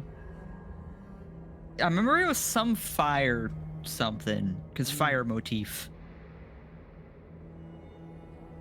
I have it written down, but my It's other fine. character sheet's across the room, and I don't want to go get it. That's fine. Yeah, No and worries. his brain cell is across the room as well. Yeah, no Yeah, worries. the rats have it today, so. We'll just assume it's the it's probably produce flame, or not produce flame, but the I think Burning Hands Burning is my Hands, usual that's go-to. it. That's it. Burning Yeah. Hands. I think it was Burning Hands. Okay. That's my usual go-to. Alright. So you are healed of your damage, Ayla. Yay! Healer, let's go. So am I healed back to maximum hit point? Yeah, because you got injured for 8, but Elric healed you for 13, so you're back to maximum Okay. HP. You can't be healed for over it. We can wish. Yeah, but until you get that spell, I ain't gonna give you much. Lay on hands is short rest, correct? I am not 100% sure. I'll look it up myself, but You get your lay on hands pull back. I think actually it's a long rest. I'm pretty sure it's a long rest too. I'm just double checking. Reading. You keep on narrating. I'll figure this out. Oh, I'm still waiting for y'all to tell me what you're doing. There's not much I can will. narrate about this room. And We did you just say there like was a looking door? at this thing. It's long rest. Horrors. It's long rest will help. Noted. Is there? You said there's another door in this room, correct? Yeah, there's the large double door that's over by the experiment 33, like it's kind of over by that side of the room. And then on the opposite corner of the square room, there is a grayish blue door, like a single wooden door. And then there's also the door that leads back into the prison area. I guess at this point, it's a big door or small door. What do you guys think? I can investigate the blue door. Investigate away, my friend. Guidance. There it is. Okay, Alright. thank you. Now that we're actually in danger. Yeah, Minley, go ahead and make your investigation check at a flat roll. No disadvantage. I'm scared. My guidance is only a D4, but you didn't hear that from me. No, Although I think guidance. advantage. Guidance means you make your skill checks with advantage. I rolled a 1. Oh wait, no. Is it the D4? It is a D4. Is it? It is. I got a heart and myself using it last game. I used the D4. Oh shit, it is. Yeah, you add it. Okay, Why so did I added think it D4. why did I think it was an advantage? Yeah, what? That's so weird. You wanted to be nice to us. We'll take it. Well, That's yeah, a no, what so never spell more. So is- Minley, make your investigation check with disadvantage, but add a D4. Add a D4 What to spell the is it roll. that adds the advantage? Yeah, that's so weird. I'm I could have glad that- sworn there was I think one. the only one I can think about is Friends, which is basically a charm for charisma, but that's really it. That gives you advantage on Is it? a first Hold on. now you have the Google, DM help. serious. I got an 11. That's only Might because be I have a resistance. +7 No. to my investigation. You have I rolled a plus 10 1. investigation. Not even worth rolling for advantage or disadvantage because I already rolled a 1. I can't go any lower. Yeah. That's not good. Is it bless? No, that's adding D4 to. Huh. If I I'm know in Guiding investigation, Bolt grants advantage on attacks, but that is so weird. I have been playing with that so wrong for so long. I'm actually quite embarrassed. That is so wild. I can't remember check because we okay, were in middle of so- combat and stuff like that. So have we been Minley, Mandeling ourselves this whole time? As you investigate the door, as far as you can tell, it is just a door. I'm gonna It knock is. on it. It knocks back. I'm just kidding. I mean, you knock on the door, it is a solid wooden door, and your knock reverberates across the room. Knock, knock, knock. I quickly look over at subject whatever. It Make is- sure it hasn't moved. It lies perfectly still, encased in its amber prison. Okay.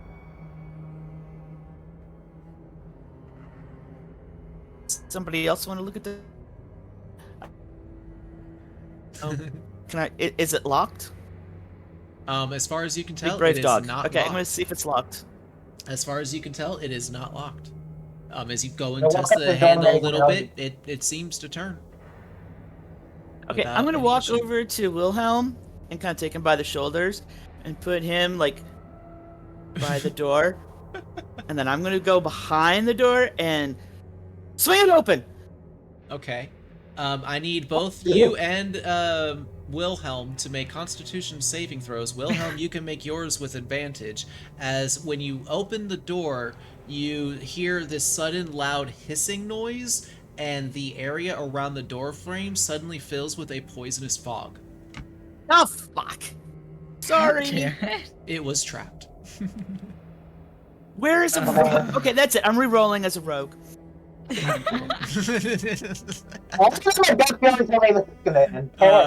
Wilhelm, God damn what it. did you get for your Constitution save? Hey, God, you said with disadvantage, right? Or with No, yours is with advantage because this is poison and you are a dwarf. Oh well, I rolled 2 18s. Okay. So it's +3 for Constitution as well, if that's the case. So Party 21. rolling All double right. numbers on today. Minley. 7. Okay. So, Minley, you suffer 13 points of poison damage. Oh shit. Wilhelm, you saved from it, so you take half, but then because of your dwarven poison resistance, you take half again. So Really? you Oh, wow. only take, so 13 would be down to 7 because of rounding up, and then that 7 would be dropped down to 4 because, again, rounding up. So 4 points of poison damage to you, Wilhelm.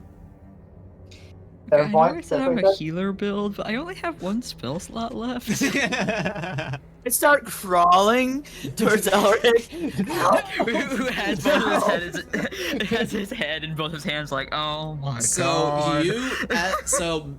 Wilhelm like backs up and kind of coughs a bit and like shakes the air in front of him and just kind of like has this kind of faintish green color to his face. Min Lee just kind of collapses to the ground and slowly just starts crawling to you. And as Min Lee starts crawling to you, you can see that Min Lee's eyes have blood that is now just streaming down his cheeks from the sheer amount of poison damage that he just suffered. Oh, that You is. said that Oh, that's not cute. You said Now, that I suffered 7 damage, 13 right? points of damage can be lethal to a level 2. You said I suffered 7 damage, right, Figure? What's really crazy is that this was a very visible trap. This would have been very visible, but you just happened to roll a 1. And then you're like, fuck it, yeet!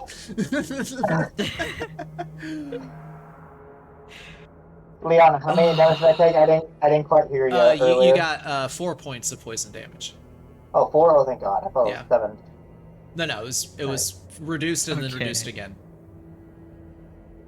So Alric's gonna go up to fucking Minley, and usually he like just gently bunks you on the forehead.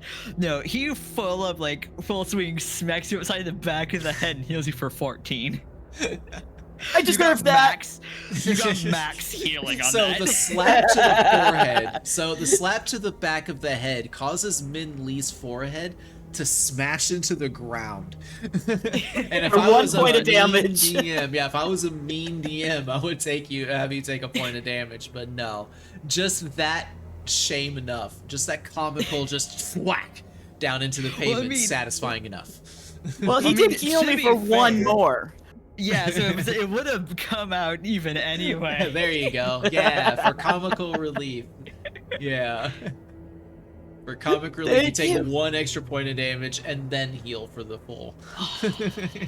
There you go. I know if he's also gonna take you by your coat and be like, stop, I'm out of spell slots. I'm just gonna lay on the ground and like, okay, So, taken. 2 Wilhelm, thumbs up.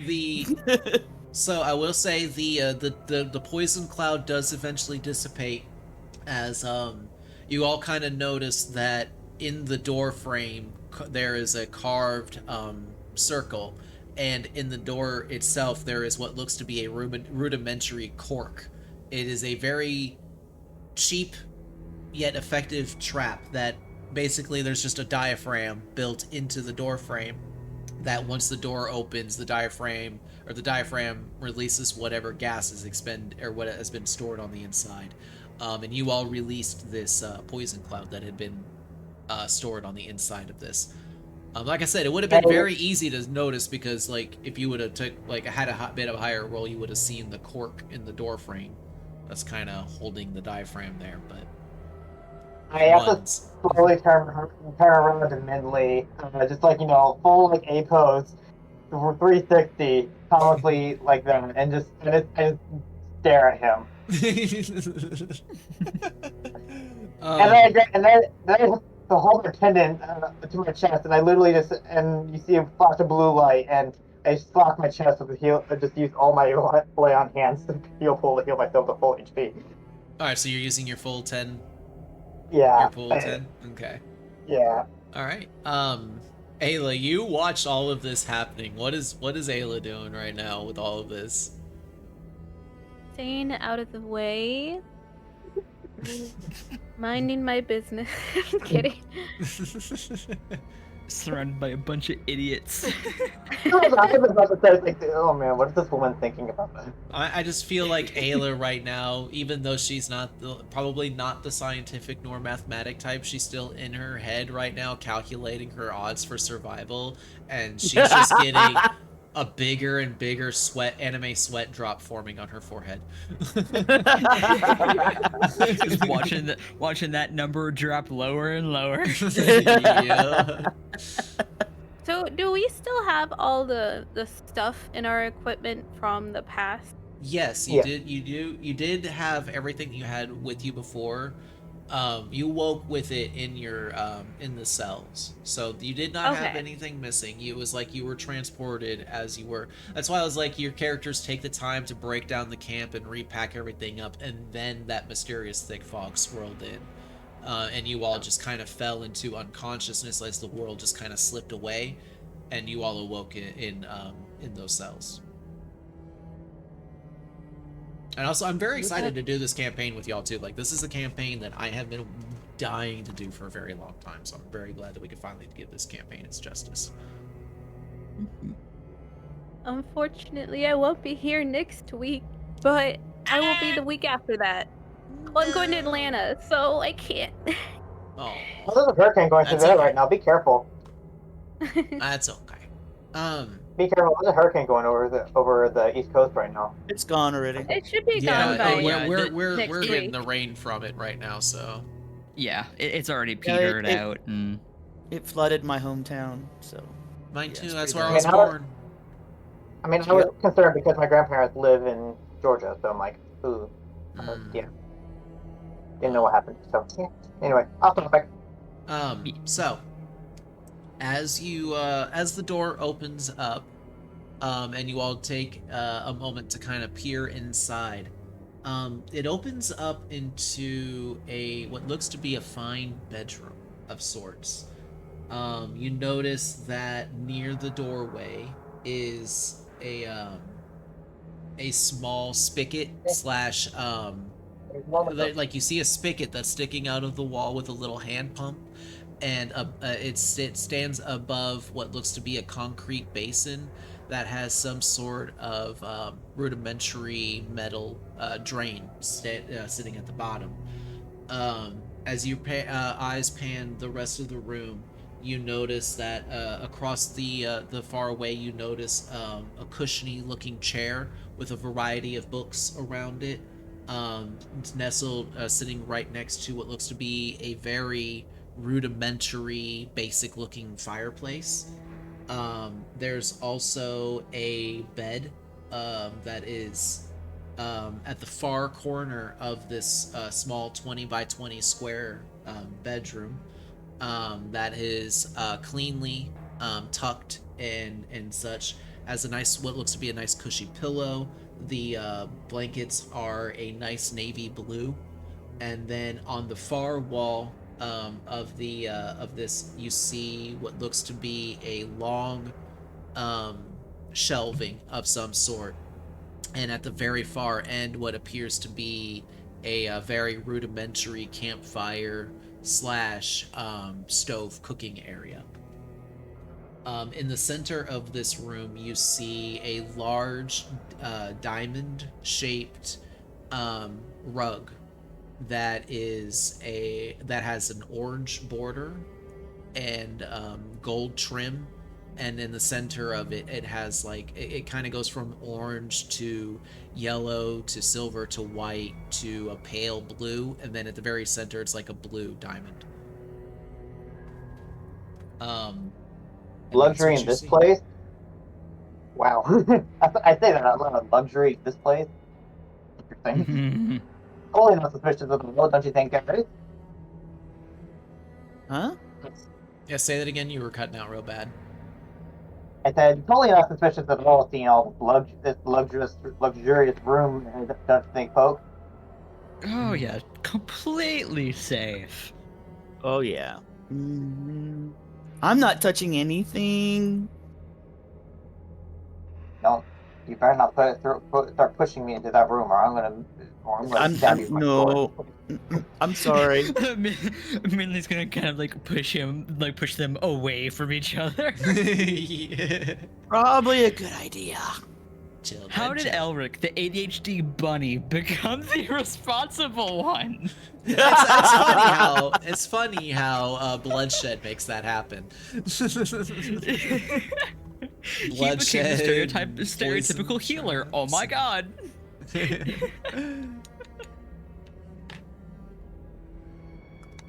Oh, that is kind of scary.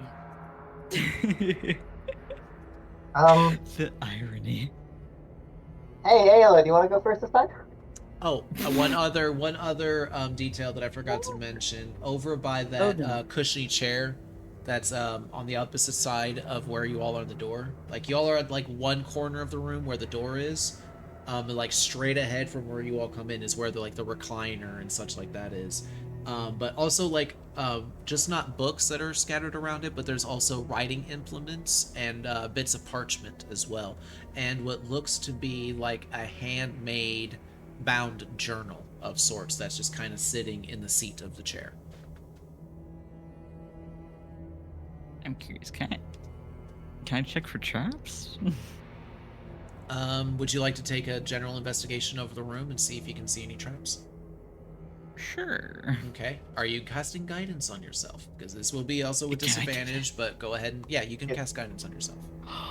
Yes, I would like to do that to myself. Okay, so go ahead and roll your If he's doing investigation. investigation, can I help him? Yeah, if you want to assist. Now, I think that's where we got it confused, the assisting. If you want to assist, either you can do your own investigation check, or if you want to, you can assist Elric and give Elric the advantage. What's your modifier? Bonus. 7. You do it. You do it. I assist with guidance. Okay, so I do it with advantage. Yes? Yeah, advantage. Yes. So it's going to be a clean shot because you're all exhausted. So it's going to be a clean shot or just a clean roll, Okay. but you're going to add a d4 to it. Okay. I'm grab the d4. 15. 23. 23. Systematically going along the room very carefully, making sure you excuse me, one moment.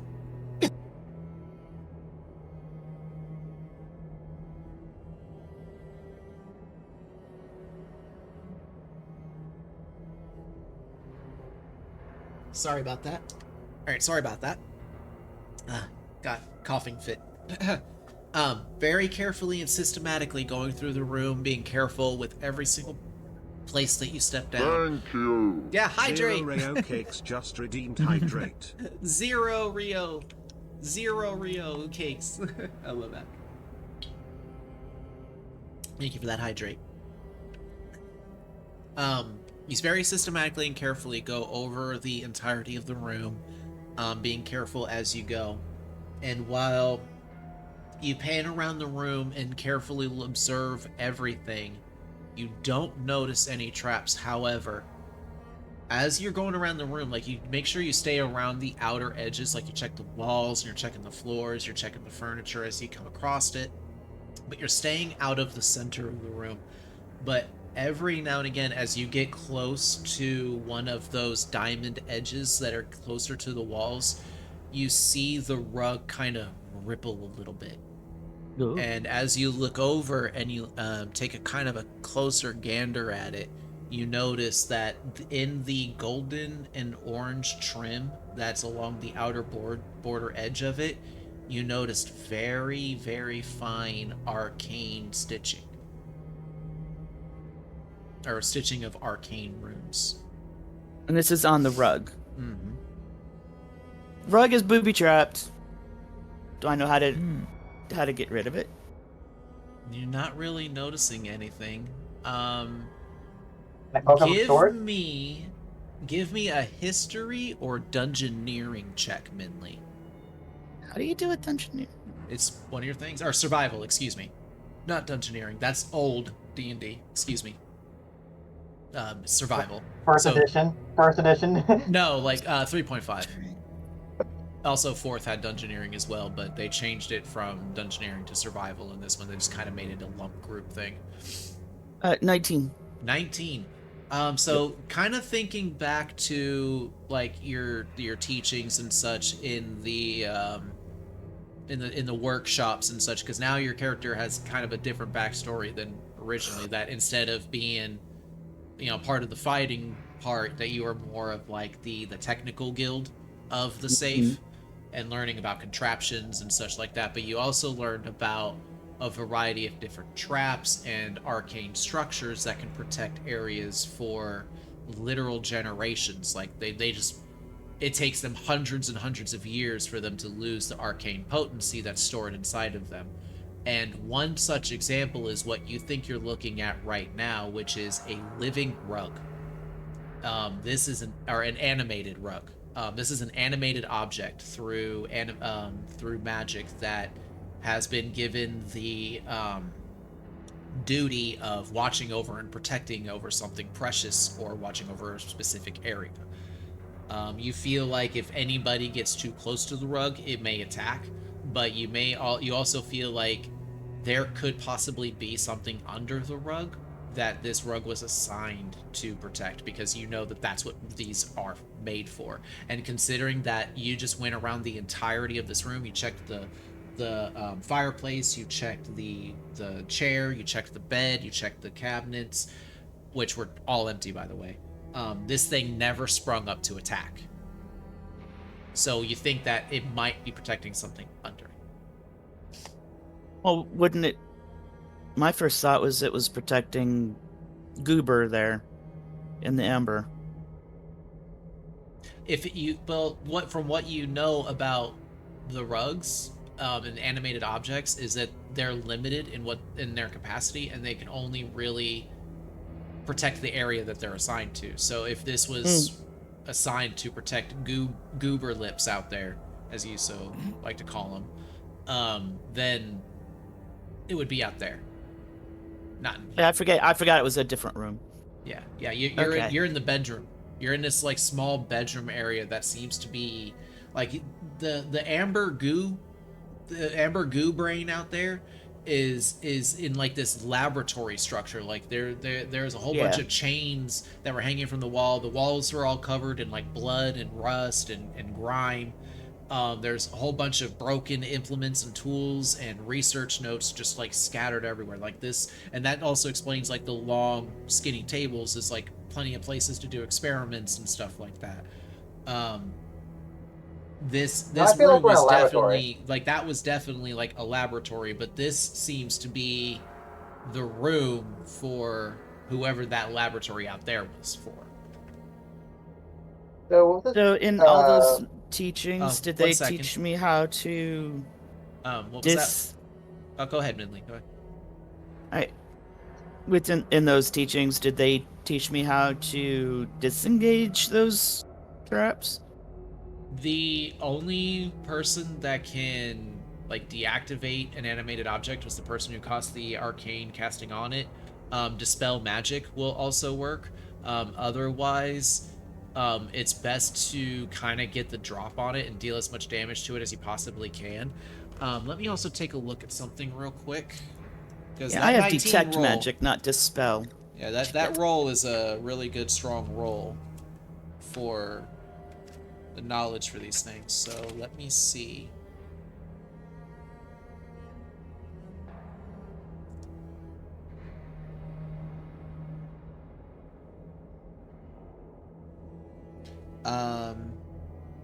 Yeah, dispel magics will cause it to just kind of fall unconscious and become inert and inactive for a while. You know what? Fuck it. I'm gonna put it in here. I don't even know why it doesn't have a condition vulnerability or a damage vulnerability of fire, but if it's literally made of cloth, then it should be susceptible to fire. So I'm gonna say, just because this makes sense for me as a DM, that you were taught that rugs of smothering, actually as they're called, rug of smothering is very vulnerable to fire damage. And if you know that you're interacting with a rug of smothering, then the best thing to do is to get the drop on it and get fire on it, and as much sources of fire damage on it as you possibly can. Hey, Ayla, do you want to check a thing of fire at somebody? Hang on, hang on. Now, I have this oil. Uh-huh. What if I were to use the cans of oil to surround the perimeter of it, and then have a single light fire source, and it would whoosh all four corners? Well, the floor in here is stone, first and foremost, so the fire won't spread. But I said you found 3 cans of lantern oil, so that's gonna be... I don't think that's gonna be enough of an area, because this rug is like a 10 foot by 10 foot rug, and I would say 1 can of lantern oil would only be enough to cover, like, well, no, it's not 10 by 10, excuse me, it's 5 by 5, but still, the lantern oil that's in one singular can would only be enough to cover like 1 5-foot line. They're small cans. Like they're, when I say like lantern oil, I'm thinking like Bunsen burner, like sized. You know, like one of the, like those disposable Bunsen burner light things that they do for schools and such. Like that's what I envisioned you would have found. So like they're very small. So Ayla, you can cause fire, right? Yeah, Ayla, you are muted if you are talking.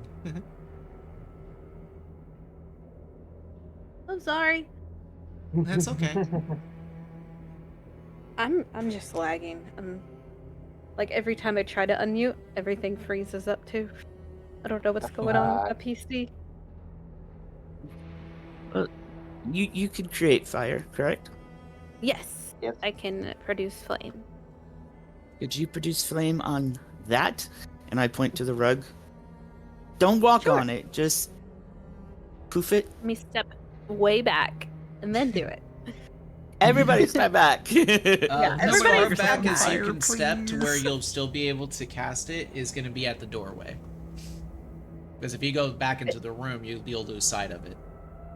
But standing in the doorway, you'll be able to still see it and cast it. Shields up. Yeah, good point. I put my shield up. So are you? Yeah. Are you casting Produce Flame at the Rug of Smothering? Yes. All right. Go ahead and give me a ranged spell attack. Okay.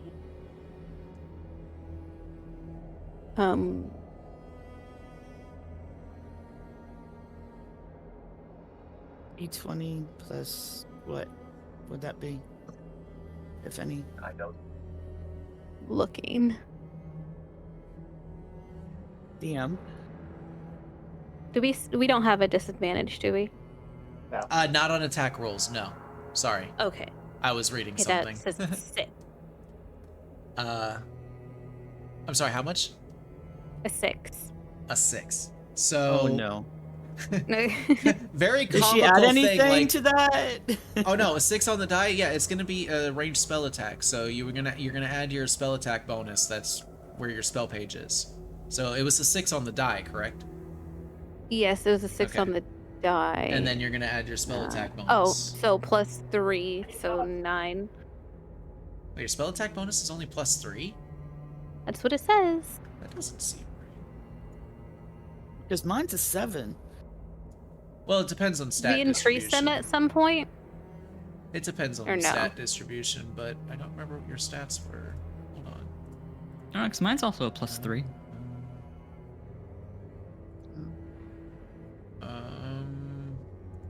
Oh no, spell attack. Yeah, mine's +5. Oh yeah, no, it is a +3. Okay, so so a 9. Unfortunately, that's not gonna hit. So one of those kind of comical things happen where you go to throw the produce flame out of your hand, like the one that you've been holding onto. Like you go to throw it, and it just kind of does like one of those like somebody who's just really, really bad at sports, when they try to throw a baseball, it just kind of only goes like 2 feet in front of them. It just kind of poop, poop, poop. That's kind of what happens. You throw the flame and it just only goes out a couple of feet before just falling to the ground and then just kind of splattering out across the stone floor, which to no effect. But it is a cantrip, so if you would like to, you can try again. Maybe get a little closer? I will try again. Yeah, the SpongeBob throw. There you go. Yes. All right, go ahead and give me another ranged spell attack. Oh. I got a 19. There you So- go. That is definitely gonna hit. Go ahead and roll the damage for it. Which, That's with the yeah. D10, right? I do believe, The damage. yeah, Produce Flame is, that's Magic Stone. Hold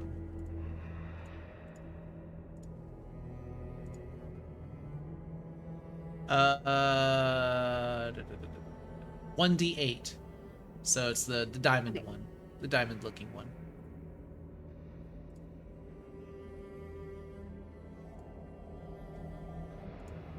I got a 5.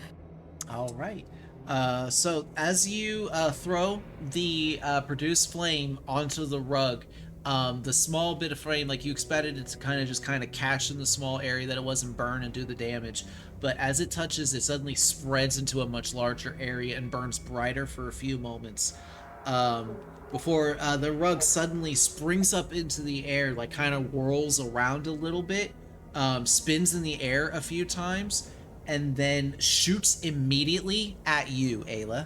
And it is going to smother you. Son of a bitch, why do I keep getting everybody in trouble? Why?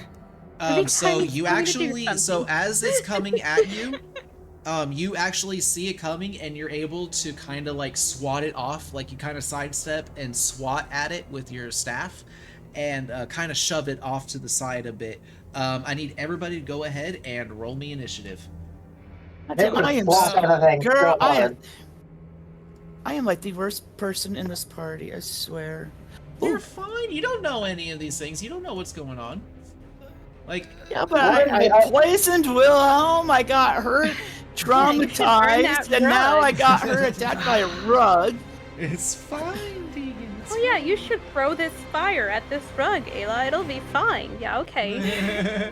It'll be fun! Surprise, Rug's live. All right, so you all are by the door. So Elric, I'm gonna put you there. Wilhelm, you're there. Minley, you're there, and then Ayla's inside the room. And now the rug is up and about in the air, so it's gonna be in this space here. Okay. I'm gonna go ahead and roll the rug's initiative. Ooh. Wow. Okay. It's not gonna be D-Wolf out, that's sure. Or Minley. Okay, so who rolled high? Me? Alright, Minley, what you got? Nat 20. Nat 20. Why do I get 20s on initiative? 20, not on the so spell? plus your initiative score for a total of 0. Okay, so just 20. All right. Oh, no, I take that back. It's a +2. Oh, okay, 22. I keep forgetting that part. Oh, I keep on forgetting the particular. I'm at 12 then, if that's the case. All right, Wilhelm with 12. Elric and Ayla. 13. Okay. Ayla. 6, 6 or 16. 16. Okay, Sorry. 16. That's okay. It just I think Discord's just being wonky today. It's Alrighty. definitely my PC. I actually thought the Doing rug had something. the drop on y'all, but no. So first up in the initiative order, shoot, is gonna be Minley. Let me make sure I write this all down. Okay. All right. Minley, you are behind Wilhelm.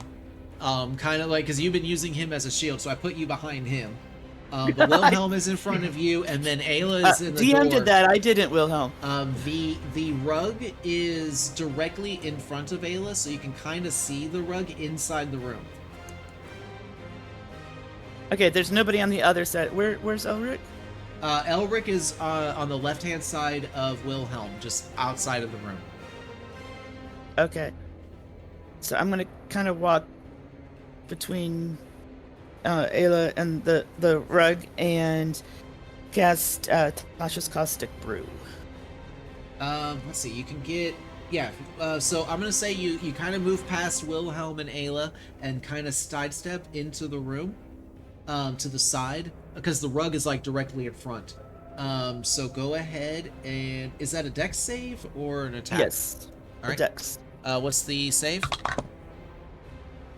Ooh, it does not matter. It rolled a nat 20. Fuck. Is it half damage on a miss? Or anything like that?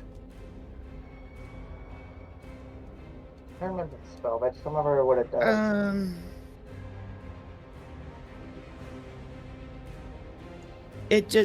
No, it doesn't say. Okay. Well, let me...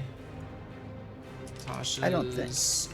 I had to make the card, so I'm reading Tasha's off of the caustic. card. I don't So, think. a stream of acid emanates from you in a line 30 feet long, 5 feet wide in the direction you choose. Each creature in the line must succeed a dex save and be covered in acid.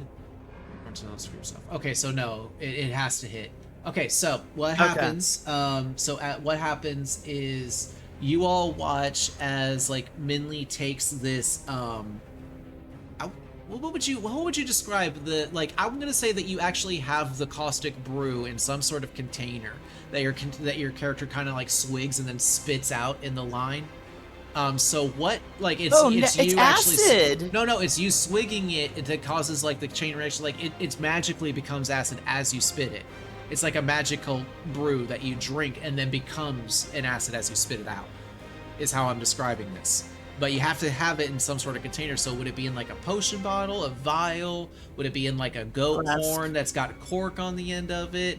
Would it be in like a steam, like punk kind of flask? Describe to us what this is. The flask has like the Anarchy A on there, but that's just to remind me that there's acid in there. Yeah. All right. So Anarchy flask. The Anarchy you take. With my rad roach acid. Yeah, there you go. You take so strapped to your side, kind of in a special pouch, is this Anarchy inscribed flask that you take out of the pouch, uncork it or unscrew it, and take a swig of it in your lips, and then you spray out almost like this this mist-like fluid that just forms itself and projects itself out in what would be a 30-foot line, but it splashes across the floor and across the wall on the other side and begins to bubble and sizzle as it burns away into the stone. The rug, however, with its highly dexterous moves, kind of whips around the stream and is able to avoid the blast. I do think it's laughing at me. If it could, it probably would be. I'm kidding. And it is now the rug's turn, and now I, as a DM, need to decide which is this rug going to go for. The one that hurt it, or the one that just attempted to hurt it? Let's find out. Okay. So, it is going to go ahead and attempt to smother Minley. with a natural 20. You are smothered. You are currently grappled. You are restrained, blinded, and you cannot breathe as it suddenly wraps around you and squeezes you. It's like, have you ever been in a rug store and you go in between the rugs and just kind of pretend for a moment that you're like in this little rug fort thing? It's kind of what that's like, and it's kind of cushy and nice at first, but then it gets really, really hard and crushing. Like your body's like actually begins to squeeze, and you suffer 7 points of bludgeoning damage, Minley. So currently, Minley is grappled and restrained with this rug. So Ayla, you watch as the rug suddenly whips in the air towards Minley's direction and quickly wraps him up and becomes like this tall, skinny tube and begins squeezing so tightly that you can see the outline of Minley's frame. And you can actually see how much the body is just like being squeezed in every single direction.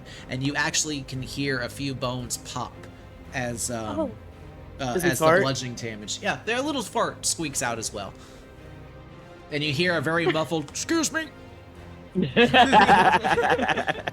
Ooh, pardon me. Oh, that's a stinky one. Hey, that was a chat. That was in self-defense, man. Ration toot. The rug takes 1 point of poison damage. Well, no, it's immune to poison. If it would take 1 point of poison damage if it wasn't immune. Oh well. All right. That is the end of the rug's turn. Ayla, it's your turn. What would you like to do?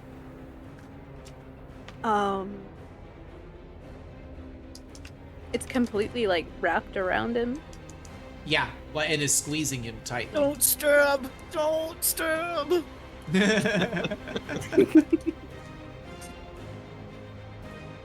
So like there's none of his skin showing, and it's all. No, the it rug? is just the rug. Like you see, like the pattern So of the if I rug threw is like acid kind of. on him. What? You don't know. It would just get on the rug, technically. You don't know. Yeah. I can't do nothing. Smack it. Smack it on the Lele, smack it. You probably shouldn't try to burning it. Probably pissed it off. Well, you do know that like it seemed to take a good chunk of damage from that fire. Like it took more damage than it should have.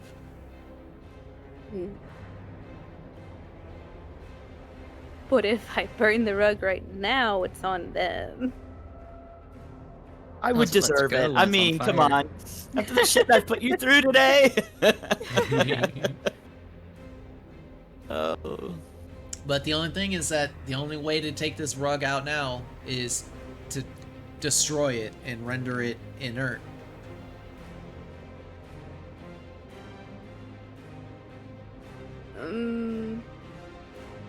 I guess I'll try burning it. Okay. Off of them. Go ahead and make a. Well, it is. You may have to move out of its reach. Because it is right next to you now, and making a ranged spell attack against something that's like within melee range would be a disadvantage. But if you want to, you can retreat into the room a little bit. Yeah, I'll move back a little bit. Okay. As you move out of its melee range, it does nothing. You are able to just move right past it. Like, I say that because normally you would take an attack of opportunity against doing something like that, but this rug does not strike out at you. But alright, so now that you are in range, go ahead and make a ranged spell attack against it. As you produce a fire in your hand in the same action, yeet it at the rug. With a "fuck you!" Okay. I got a 11. 11 total? Yes. Wait, no, I have a modifier, right? Or Yeah, your attack, your ranged spell attack bonus. oh yeah, so it's plus 3, so that's 14. 14. That hits. Go ahead and roll the damage. 1d8. I have a good thing that he farted before this. Yeah. Yeah. Or is it still lingering? Bum, Oh, bum, no. bum. It is a rug Caught after in the all. rug fibers. No. Sudden an atomic blast detonates. Everyone's dead. Mini nuke. TPK by fart. Oh god. That would be one for the record books, but I'm sure we're not the only group who would do that. Yeah. What's that damage, Ayla?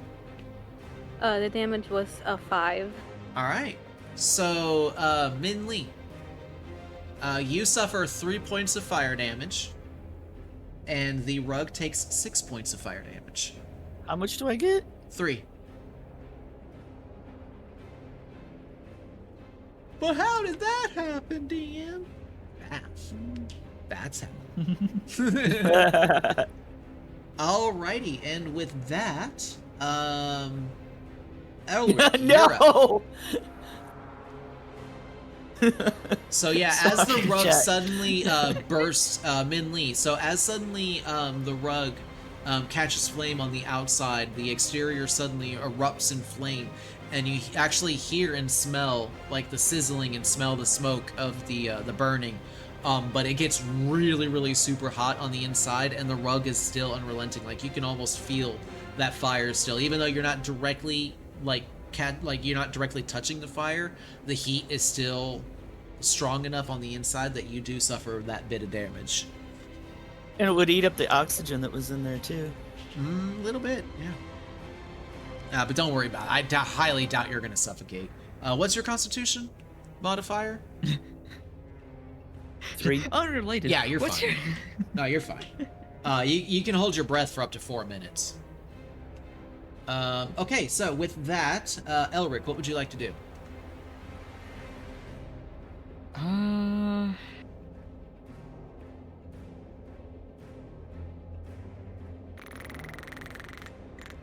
Got a knife, cut me out. I mean, something. Do I even have a knife? I don't think I do. No. Oh, shit, I don't. Oh yes, I do. I have a hand axe. Oh, Wilhelm God! over there laughing and slashing damage. Jokes on you, I found a hand axe. All right. Guess who also has a hand axe? Would you like to make an attack? Or are you going to attack with the hand axe? So you're going to have to move into the room, but that's easy enough. You can move in. Yeah. Well, I'm going to need you to move in anyway. I'm going to have you kind of move in and circle around the rug so you're kind of in the center of the room. Also, Elric, I'm as so you dead. do that, you notice that in the center of the room, that like in the dead center of the room that was covered by the rug, you notice a little trap door in the stone, like a little wooden door. Sequence. Hand axe. Oh. It was a 9, but it teetered on 18. Ooh. Total of? The 9 was the total.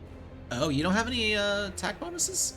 No, you, That you was the attack definitely bonus. would. No, you're proficient in hand axes. You have at least a +2, plus whatever No, your strength modifier was is. that was with Oh, my with the bonuses and modifiers. Oh. Yeah.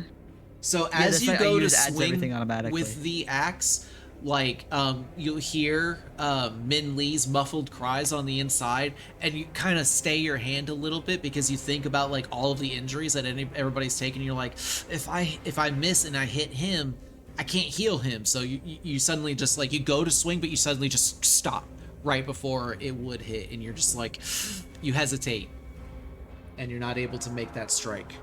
You have bonus action if you would like to do anything with your bonus action. I think I can at the moment. Try to pull me out the top. Something.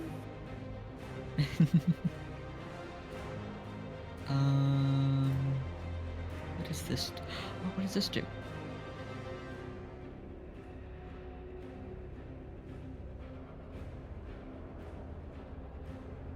Oh, I don't think this would do anything. I can cast Shield of Faith.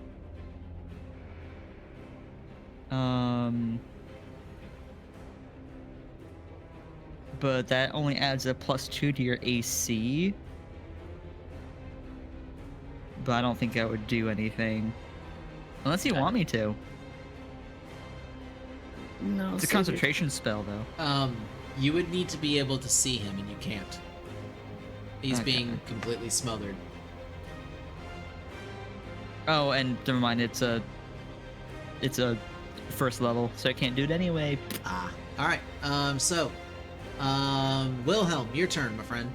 What would you like to do? I am thinking as I've seen my friend who also put me in poison, being smothered by this rug, and I think to myself, this is quite a predicament here. I have a sword in my hand, ready to basically slash this thing to oblivion, but I know he's going to take damage if I even remotely try to slash at it. So I lead into my more chaotic side, and I lead into the necessary ball of evils, and I flash at it with my. This is what I would call instant karma. Yep. Instant. All right, Wilhelm, go ahead and make an attack roll for me, please.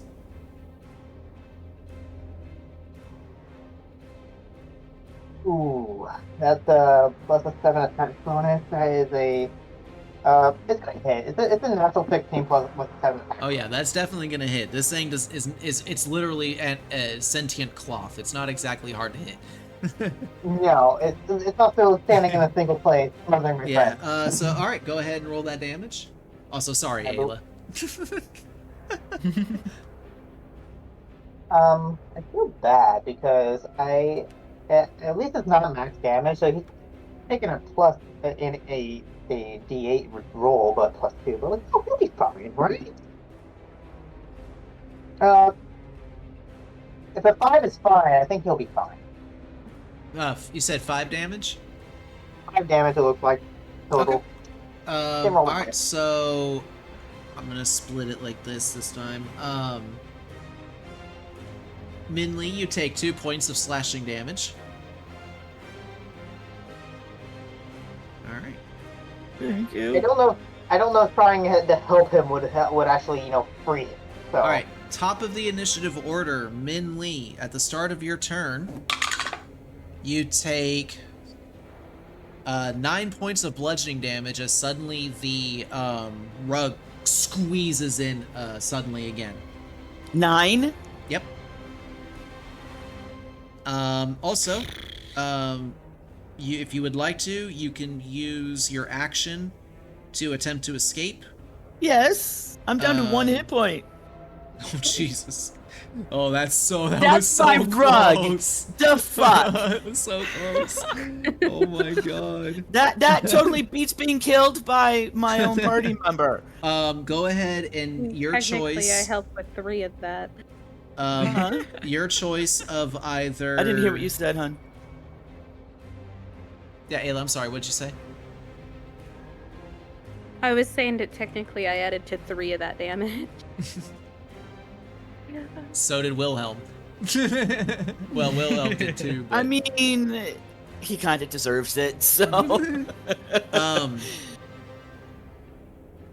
Okay, so. What do I do? You can make either an acrobatics or athletics check. Oh, Your fuck. choice. And I'm gonna say because of the sudden rush of adrenaline, I'm not gonna impose disadvantage on this. You're welcome. Okay, we're gonna go for acrobatics because athletics is a negative. Give him the dice. Or start praying, boy. 16. 16.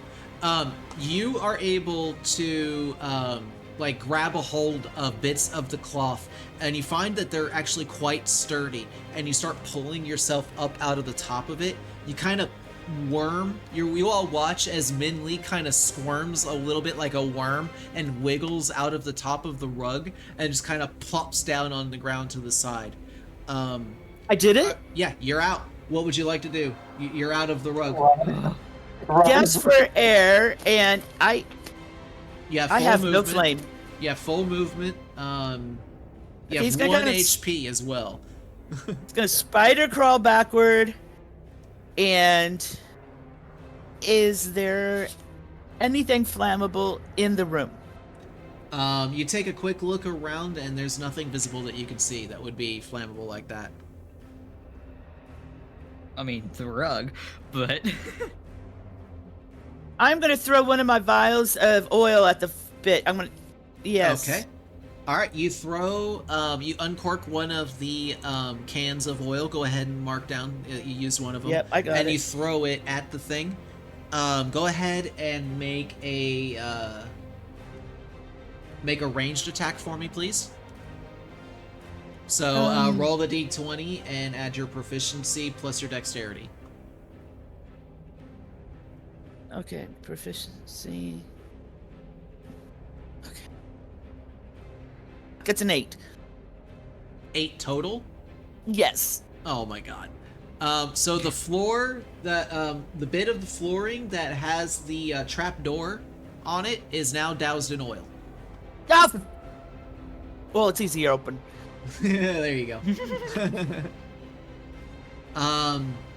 All right, that was your act. Oh wait, no, that was your. I would say bonus action because you used an item.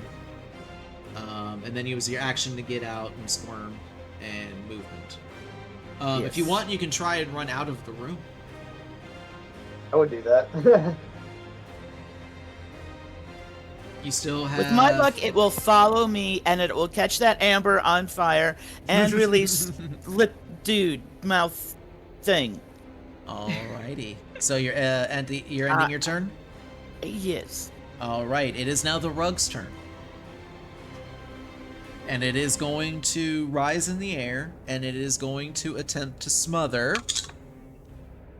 Oh, for fuck's sake. I literally gave you a 25% chance of not being smothered here, Minley. I just want you to know this. Oh no, you're kidding. I just want you to know this. I rolled a d4, and I went by the initiative order, and you were number 1, and I rolled a 1. I am so sorry. It wants to get the job done. Bush Dough have just redeemed hydrate. Yo, hydrate. Thank you.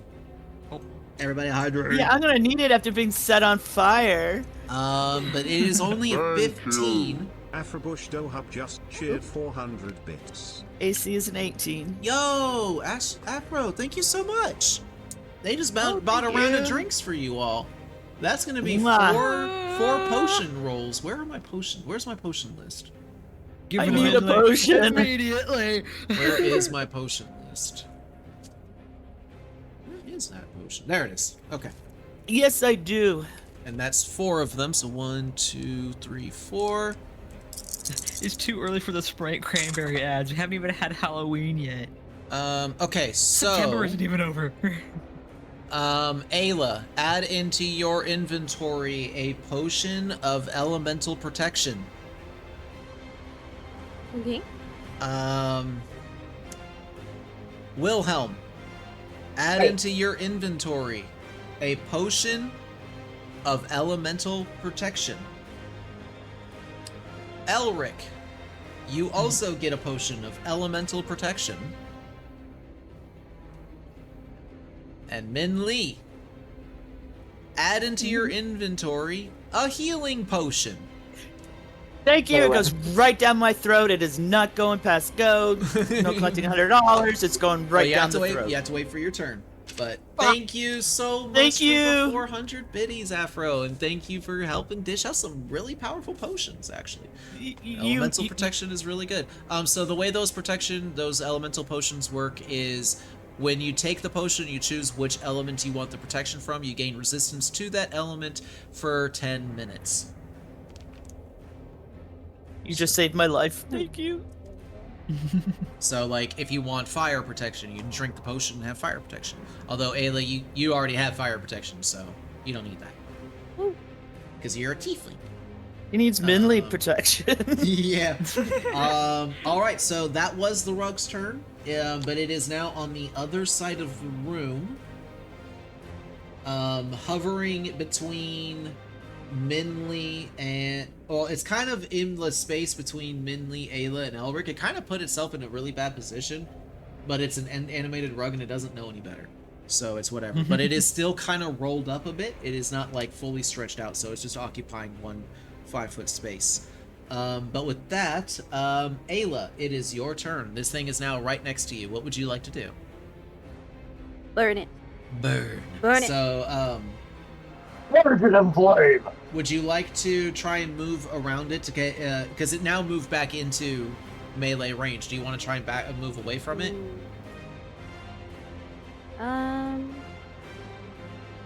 No, because then it'll attack me. I'll No, just...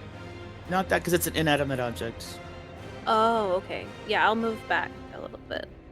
Okay, so you'll have to kind of go between Elric and to kind of get to the other side of the room.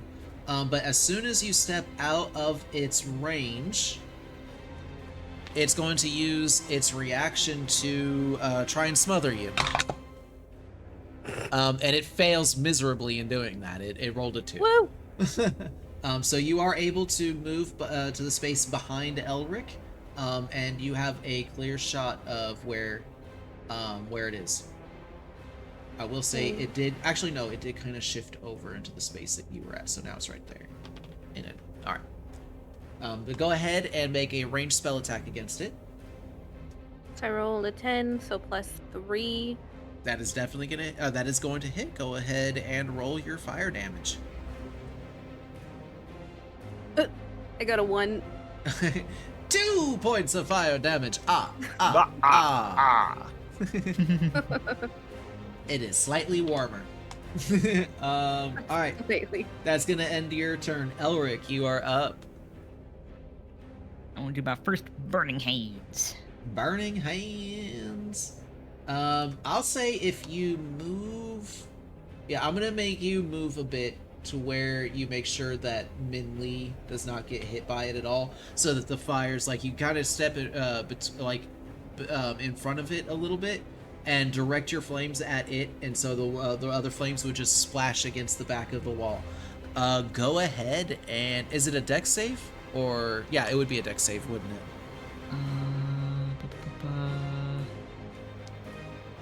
Yes. Okay. It rolled a 12, so it failed. Yes. Roll that fire damage. 10. 10 points of fire damage. How do you want to do this? Just big old fireball. I don't know. I have nothing creative. Okay, so as you kind of step in front of it and you put your 2 thumbs together and you fan your fingers out directly in front of you, you just send all of the energy of the burning hands into just a singular pulse that just blasts again this rug of smothering, almost like a shockwave that just kind of splashes against the back wall. A wave of fire and smoke just kind of billows out from the point of impact, and all of that is left is a charred black stain of ash and char against the back wall of what once was the rug of smothering. I flip it off and like kick the pile of ashes. Yeah!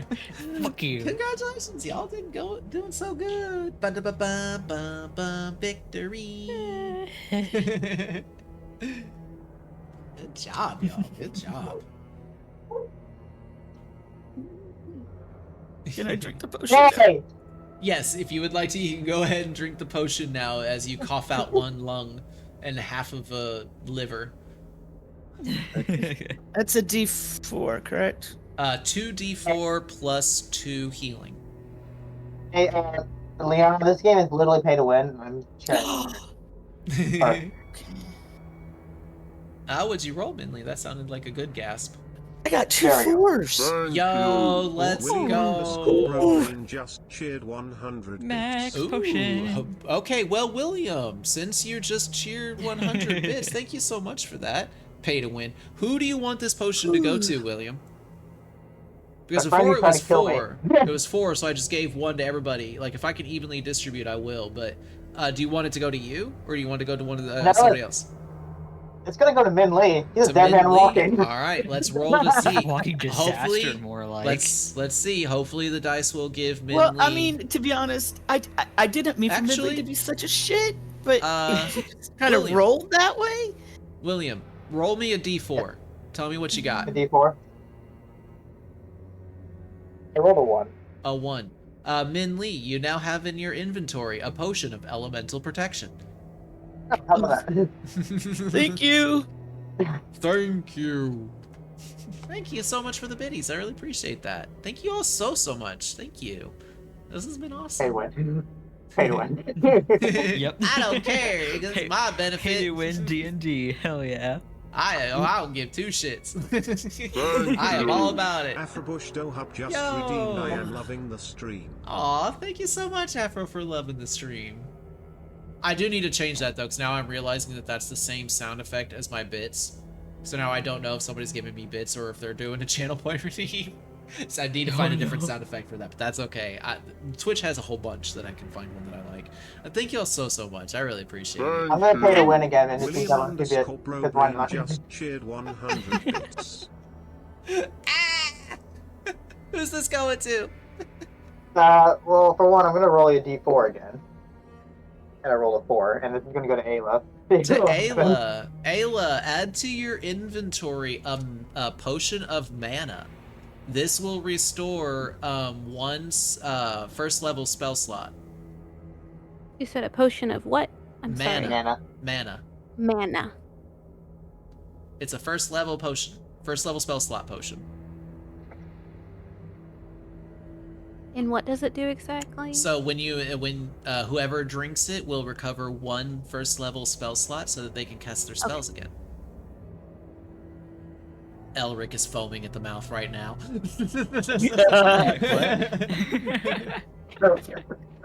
And Lee is giving Elric puppy eyes, which is kind of ironic. I'm out of spell slots, so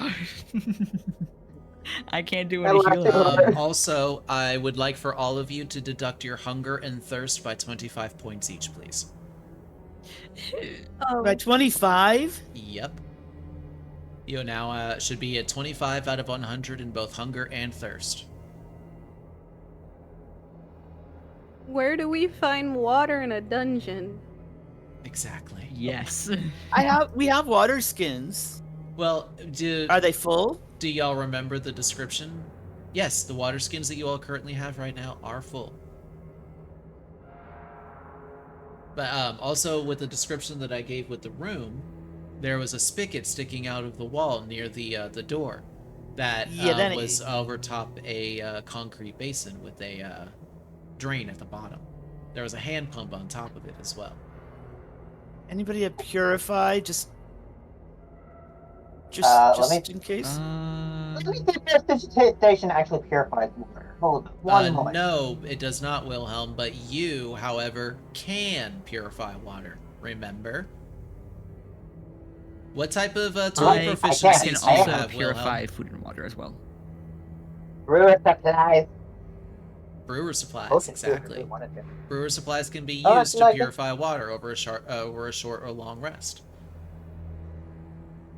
Go to that. And also, if need be, I can change out my spells as well. True. You got any damn potions? Gang getting stocked up, hell yeah. But that's a birdie one. So okay, so if we drink, we can go ahead and fill it up, and then one of you can purify the water, right? I can purify the water over a long rest. I will can just say- basically pull out my supplies. The water skins carry enough water to quench up to 50 units of thirst. And each ration that you eat will also increase your... Well, I'll say rations are just like they get your food back to 100. There's enough of a rations to get you full. But a water skin is only enough to provide 50 units of water.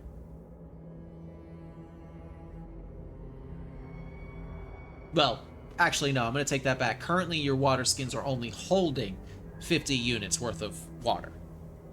So they can carry up to 100, but you all drank some before because you took camp and had you ate some rations and drank some water then.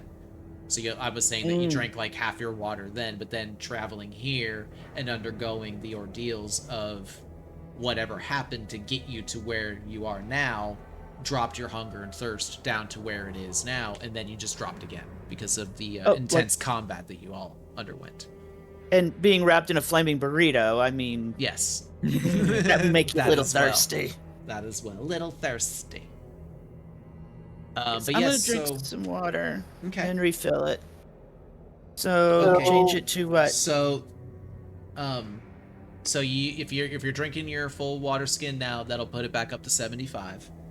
But I think as I'll do you that go too. over to the spigot and begin pumping, a brown brackish water flows out from it. I hate Is this you. even water? Is this even Do water? you think it's gonna be that easy?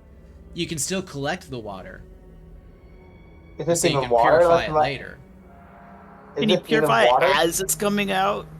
Wilhelm, if you want to, as a part of a short rest, I'll say that you can purify enough of this water to, I'll say fill up 2 water skins over a short rest, or completely refill everybody's over a long rest.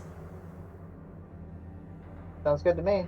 So, okay, we'll do it like this. Up to 2 water skins full for a short rest, or up to 8 in case y'all want to find, or if you find more water skins later and want to buy more to carry more water on your people, on your persons. Yeah, tap water, ew. Like, you can purify up to... Water Oh, skins okay, did in a not... prison. You cut out a lot, Wilhelm, when you get loud. I didn't understand any what you just said. You're fine. What? So two water skins over a short rest, or 8 water skins over a long, is how we're gonna do that. I'm gonna write that down too. So 2 water skins, short rest, 8 for long. Okay.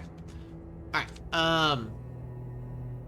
But with that being said, if y'all want to go ahead and undergo a short rest now, to kind of help refill some water skins or get some more water out to the party, then you can. Yeah, just don't go near the glowing thing of amber, and we should be fine. Just I'll just put a clock table and pull out my brewing supplies and maybe put on some goggles and do some chemistry. Okay, so so y'all are gonna go ahead and do a short rest then?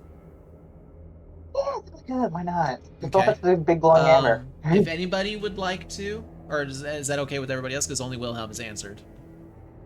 Yeah. How safe are we here? I mean, we would definitely need somebody to.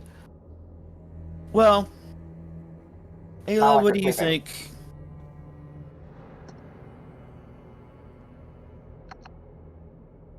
Ayla. We I gotta was wait for the muted. Discord freeze. There we go. Ayla. Hello. We Ayla. gotta wait for the Discord to unfreeze. Yeah. You not hear me? Yeah, we Is can it hear you still now. frozen? Okay. No, you're good. Hi. Hi. Yeah. Did you want to do a rest? Yeah, I think a short. Well, I mean, I have 2 spell slots left. Still. I'll start. Well, they won't even refill. Does anybody needs healed? I mean, Yes, please. You I'm can at also Well, yeah. heal. You can also heal as part of a short rest. That's what the hit dice are for. So being a level 2, Oh. you'll have 2 hit dice available to you. You can expend as many hit dice as you want. You only regain up to half of what you've used during a long rest. But they're there to use whenever, like, you take a short rest, so you can recover some hit points. Like, you know, cleaning wounds and bandaging is what that's supposed to represent and stuff. Yeah, we should do a short rest. All right. Well, if we do, I can cast. I have 1 spell slot left, and I can cast Alarm. Okay. Do That we want will- to save that for the long rest?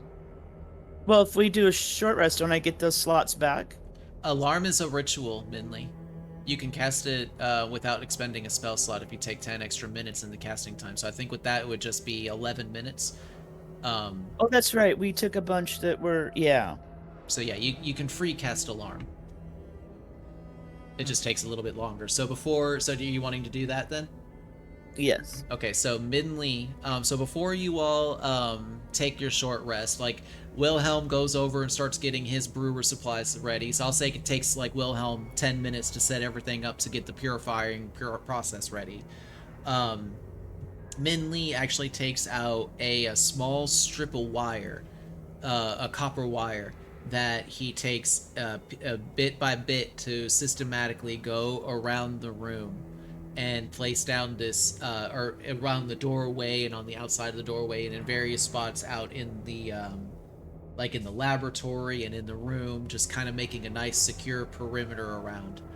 So when you set the alarm, do you set it to where it will make an audible ding that everybody can hear, or do you do it to where it's just in your head? No, everybody. Okay. So I ain't yeah, taking no chances. 11 minutes later, Wilhelm, you've got your purifier set up, and Minley, you've got your alarm ready. So if everybody would like to go ahead and undergo a short rest, you can go ahead and do so. So I'm gonna do some healing. So yeah, you'll take the hit dice that is on your character sheet, whatever die that it is. You can roll one, or you can roll both. You can roll one, and if you feel like you didn't get enough healing, you can then choose to roll the second. And yeah. Wilhelm, you'll take this time to kind of go over and like transport the water from one side to the other. So what water sacks are you wanting to fill up? Or water skins, I mean. I will fill up. Let's see. Well, everyone We do first like a take drink. quarter each. Well, Minley's is now empty. Did anybody else drink the rest of theirs? I did not say I drank the whole thing. Just saying. Okay, well you have to say that, or else I'm going to think otherwise. I'm not a mind reader. You interrupted me, so at the time. So, but my apologies. If everybody drank like half of one, then we can he like distribute the fresh water to everybody. If everybody drinks.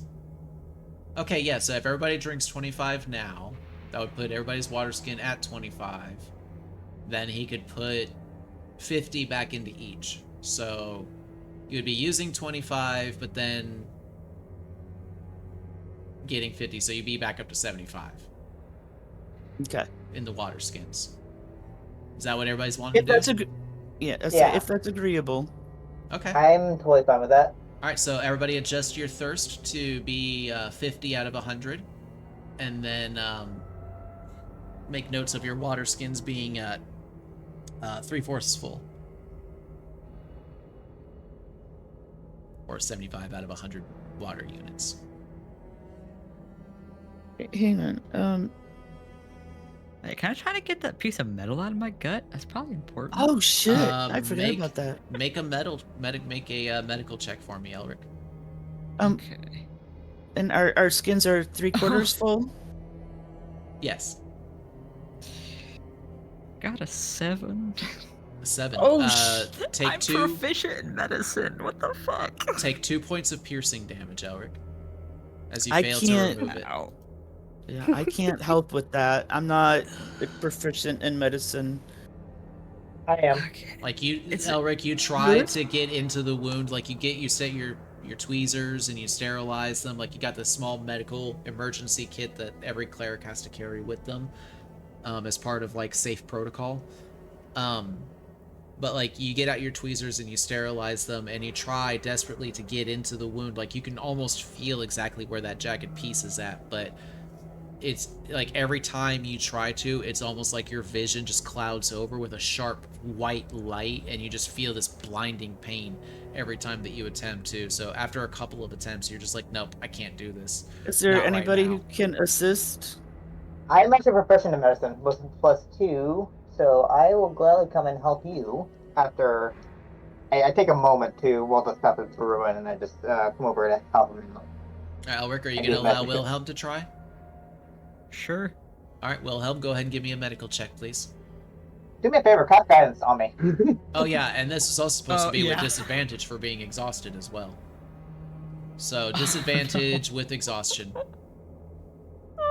or with the +4. I mean. with the +4 for guidance, but you have a disadvantage on the roll, Wilhelm. You better pray to God this second dice does not go any lower than what I just rolled. I forgot about the exhaustion. I didn't. Oh wow, you're actually maybe good because it's actually not bad of a roll. Plus with the plus, what is it? +4. So that'll be a 14 instead of 16. So. Okay, did you add the D4 roll to it as well? Yeah, hold up. I also have my modifier, which is +2, so that's a total of 16. So, yeah, Okay, I yeah, rolled 10, 16 total. 10, 4, and 2. You got 10, 4, 2. one above the DC modifier that I had set for this, so it takes a moment, and Elric, you do suffer one more point of piercing damage from the process, just because he is kind of fiddling around with an open wound.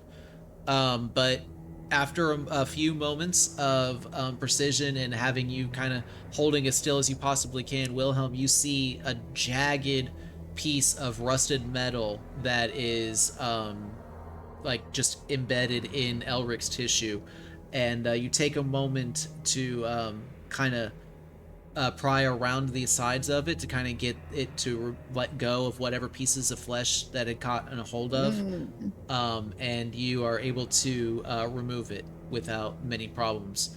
Yeah, so the piece is now removed. Congratulations, Elric. You managed to avoid getting a really bad disease. So what would be the equivalent, a D&D equivalent to a tetanus shot? Because I need like 5 of them. Revivify. Don't have that, sorry. All right, and then Revivify, I'll that's say it. with Just just to be a dead. yeah, and then I'll say with just a touch of radiant energy, Elric, you're able to kind of close up the wound, and also with like if you use any of your hit dice now as well, to kind of patch up the wound as well, you can go ahead and do so. Okay. Yeah, because I need to use hit dice anyway. So disease averted. Yeah. Yep. Ayla, are you gonna be rolling for any of your? Actually, no. I think you are still uninjured, aren't you? Yep. You're good to go. Super few bruises. See my spell slot back. I think I used one of them. Okay. Are you That's what gonna drink happens for your long mana rest. potion? You don't get spell slots back as part of a short rest. That's only warlocks that do that. Okay. It's only I warlocks. think I'm okay. Okay. Yeah. Otherwise, you're stuck with the spell slots that you have. You only get them back after a long rest. But alrighty. Well, I think with that, this is a good spot to go ahead. And well, actually, I'm gonna say this. Do y'all investigate the door in the middle of the room or anything? I want to, I'll be honest. You I could just remember save what that happened with for the next rug? time. I would like to end on a little bit of a different note, so that way you guys have a bit more to think about before next session. I can investigate the door. Okay, Ayla, go ahead and give me an investigation check.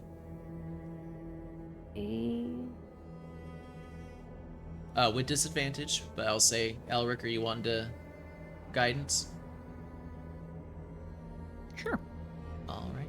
So disadvantage, so you're gonna roll twice, take the lower of the two, but you're also gonna roll a d4 and add that to whatever you rolled. Hey, drop some of my dice on the ground. They're trying to escape.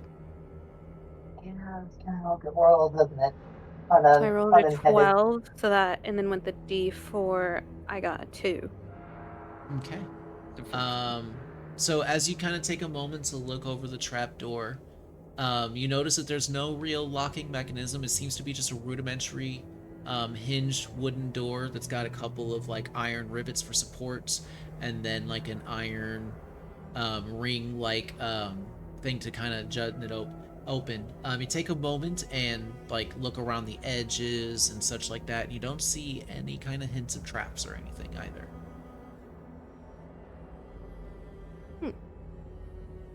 I would say you don't see anything that would lead you to believe that this is trapped. Okay. What do you guys think? Should we open it? Well, we've gone this far, why not? Let me After pack sleep, my stuff. It was being After packing protected my stuff from- first. but I think we all need to heal from the sleep, right? But no, we don't sleep. Well, that's what we did. slow rest. No, you don't sleep. No, you already did the short rest. Like, Okay, y'all rolled your hit dice and everything. All right, just checking. Yeah, y'all. This is after the short rest. Sure. I'm afraid to say anything because I've already gotten everybody here in trouble. So Hey, you wanted to make a troublemaker character. But I didn't mean to make trouble. I want to open the door. Okay. I can I too. also Let's want find out. You open up the door, and a stiff, cold breeze kind of emanates out from it. Almost like a pressure difference kind of thing, but it's only momentary. But the gust of wind that kind of hits you is very, like, dusty and just smells of, like, haven't been touched in a very, very long time. As you kind of peer down into the hole, you notice it's only like a single tile, so maybe like only 3 foot by 3 foot square. You see a very steep stone stairs that kind of goes down into what appears to be a very thin tunnel that goes back a little ways, kind of out of your sight. What do you do? Maybe if Maybe we like tie a flag on a string and like lower it down, see if anything attacks it. Just saying, like a giant cat. I don't know. I look over at Elric. What? Please not use the healer as bait. Hey, maybe we should tie you to a rope. I said a piece of material, like a piece of cloth, not you.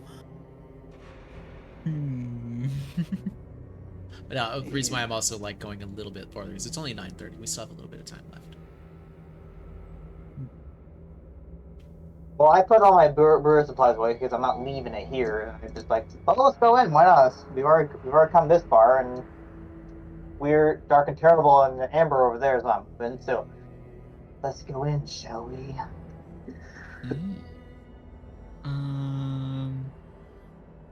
All in favor of it? Raise your hand. I raise a paw. I don't have hands, I have paws. Hence the looking at you when I mentioned a cat. Just, But I'm a rabbit. you know, but you're the closest one.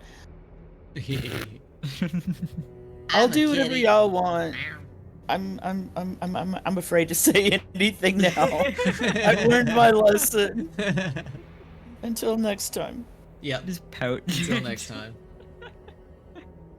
I will say you all do notice that this like small staircase is so narrow that you would only be able to get one person down at a time.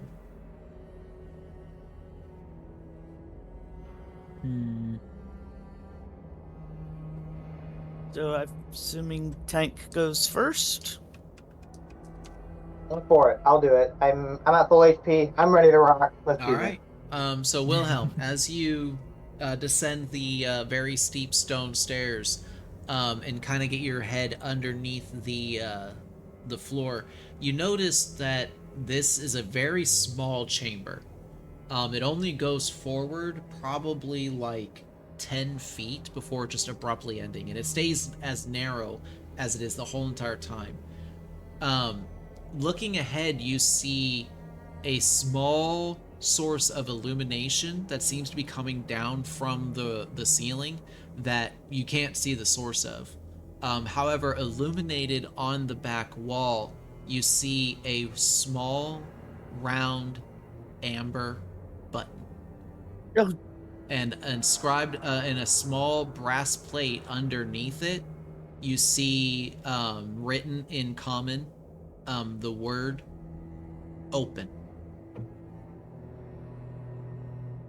I wonder what that button does. Push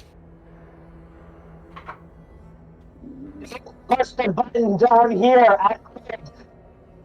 Whatever you do, no push button. Understand? Push the button? Got it. No. Here, push the button. I. My Mordrin beard.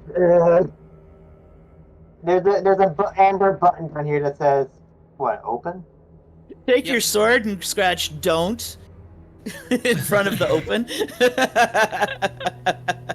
Yeah, sure. I draw my longsword, grab it with my gauntlet, and take the very tip and start scratching into the middle. Don't, and just leave it be, and go right back up the ladder.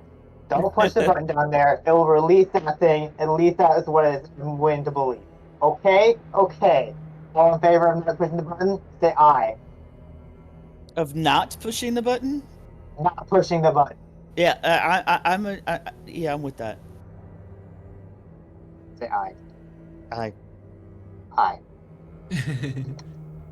I look at Ayla and Elric now. Elric's picking at his claws. You scare me. The silence is so loud. It looks like time to glare. You don't scare me. I'm lagging. I'm sorry. I'm hearing bits and pieces. There's crazy storms around here right now. Oh, you're fine. Oh, no worries. Just be safe. That's what matters. Yeah, that Say hurricane aye. is like Yeah, over just, my. Oh, aye. Yeah. okay. Damn it! No, the betrayal. I don't know what I did. Elric, don't you have Mage Hand or something? No, that was Ginger. Oh. You just said we do not push the big amber button that says open. That's what the saying I was for. For not pushing the button. All in favor? Like, I'm gonna roll an intimidation check on Elric because to push the button. but how else would we know what would happen? Yeah, you'll know, Something that and You can press you'll the know button, when you and I'm gonna die. go in the other room. And you can die. I'm intimidating Elric to not push the fucking button. Buttons Yeah, but are if meant I to be die. I think it opens the amber prison that Mouth Dude is in. I mean, pressed. What if it wakes him up? probably. Exactly. We don't want to do that. No. It'd be epic. You could fight it and probably die, and I'll be way over there. It'd be like a hero's death or something, you know, like in the books. You're still Oh. dead. You don't Yeah, get but to it'd be enjoy the cool. hero. Yeah, but How you would could you be even the know? hero. You'd be dead. I rolled for But you know intimidation. I going rolled. into the fight. Oh wait, do I have to roll disadvantage because of exhaustion for it? Well, it for doesn't charisma? really work like that between players, my friend. Okay, thank God. Well, I still rolled. I rolled a 17 plus. Well, he's trying to intimidate you, and I'm like, no, that's not something that you can do between players like that. Damn it. I Oh, mean, well, considering the fact that I didn't even notice, tells you how well the intimidation worked. It went right over Elric's head. He's like, that was good too. huh, what? All right, so what would you all like to do then? I guess I'll go Okay. down there with Press Elric. the button. Oh fuck. You go and push the button, Ayla? Yep. You did? Oh, fuck. Yeah, So we're Wilhelm about Elric comes doing back it. up and he's like, nobody go down there and push that button. And while he's saying that, Ayla's sneaking down the stairs behind him, walks to the back, and pushes the button. You all hear mechanical gears start to shift and clank in like behind the walls in unseen areas. You hear this loud sliding coming from the other room as you all kind of look back at like out of the door and into the room, and you notice that the large metal double door in the back suddenly starts to like starts to open on its own. The door is just and open up to a darkened chamber on the other side. That's you also hear something suddenly like what sounds like something releasing, and the sounds of chains just suddenly as some other mechanism suddenly triggers, and you hear a large shifting of weight underground, and hear coming from the other room this large crashing, cracking and crashing sound of what sounds like a large structure of broken glass suddenly being ruptured open. She pushed the button, didn't A she? dead Willow? silence I'm suddenly gonna press the button fills again the and su- undo this all. A dead silence suddenly falls over the entire area as the very loud machinery and clanking and chains and all of that loud nonsense suddenly dies down. And you all begin to hear a very subtle noise begin to rise in the room. Sounds of disjointed whispering and chattering that slowly begin to get more loud and aggressive. You hear,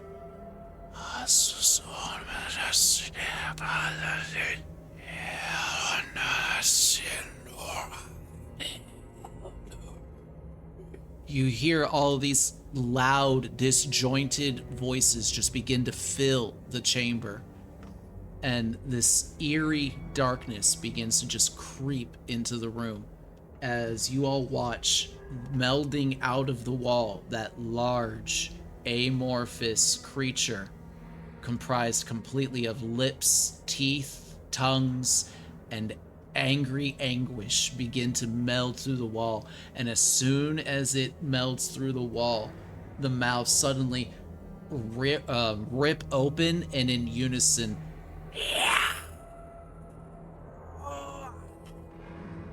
just excuse me, lets loose a very high-pitched, loud, anguish scream of pain. And that is where we will pick up next time, my friends. God damn it, Ayla. Yeah, And now one we're job. about me pushing the button. Could have found out I was the decoy. Oh no. Ayla, dear. Listen, Oh, it's gonna make a goodness. great story. What do you mean? Exactly. We'll go down in a ball of fire, and they'll be telling our story for ages. Who's gonna tell our story? We're all gonna be dead. Okay, We're gonna be nothing but monster poop on the floor to be swept away. Dude, We could just I have. run. Well, I have spare the dying, so at least one of us will survive. It'll Probably be you. fine. There you go. I'm sure it'll No, be I can't fine. cast it on myself. I'll be dead. Oh my goodness. I missed this. Hopefully it will not be too long. I know we're not going to be able to do this next week, and that's perfectly fine. Hopefully we'll be able to pick this up immediately the next week, or the following week. So that is looking like, let me see, look at the calendar real quick. October the 11th. Does anybody have any plans or anything scheduled up for the 11th or anything? Speak now or forever schedule hold your stuff peace. around D&D. I schedule stuff around D&D, so. Okay. Okay, I I got nothing going on. Alrighty. And Ayla, you're good too? You just have next week where you're gonna be in Texas having fun? Atlanta. Not Texas. That's Oh, Atlanta.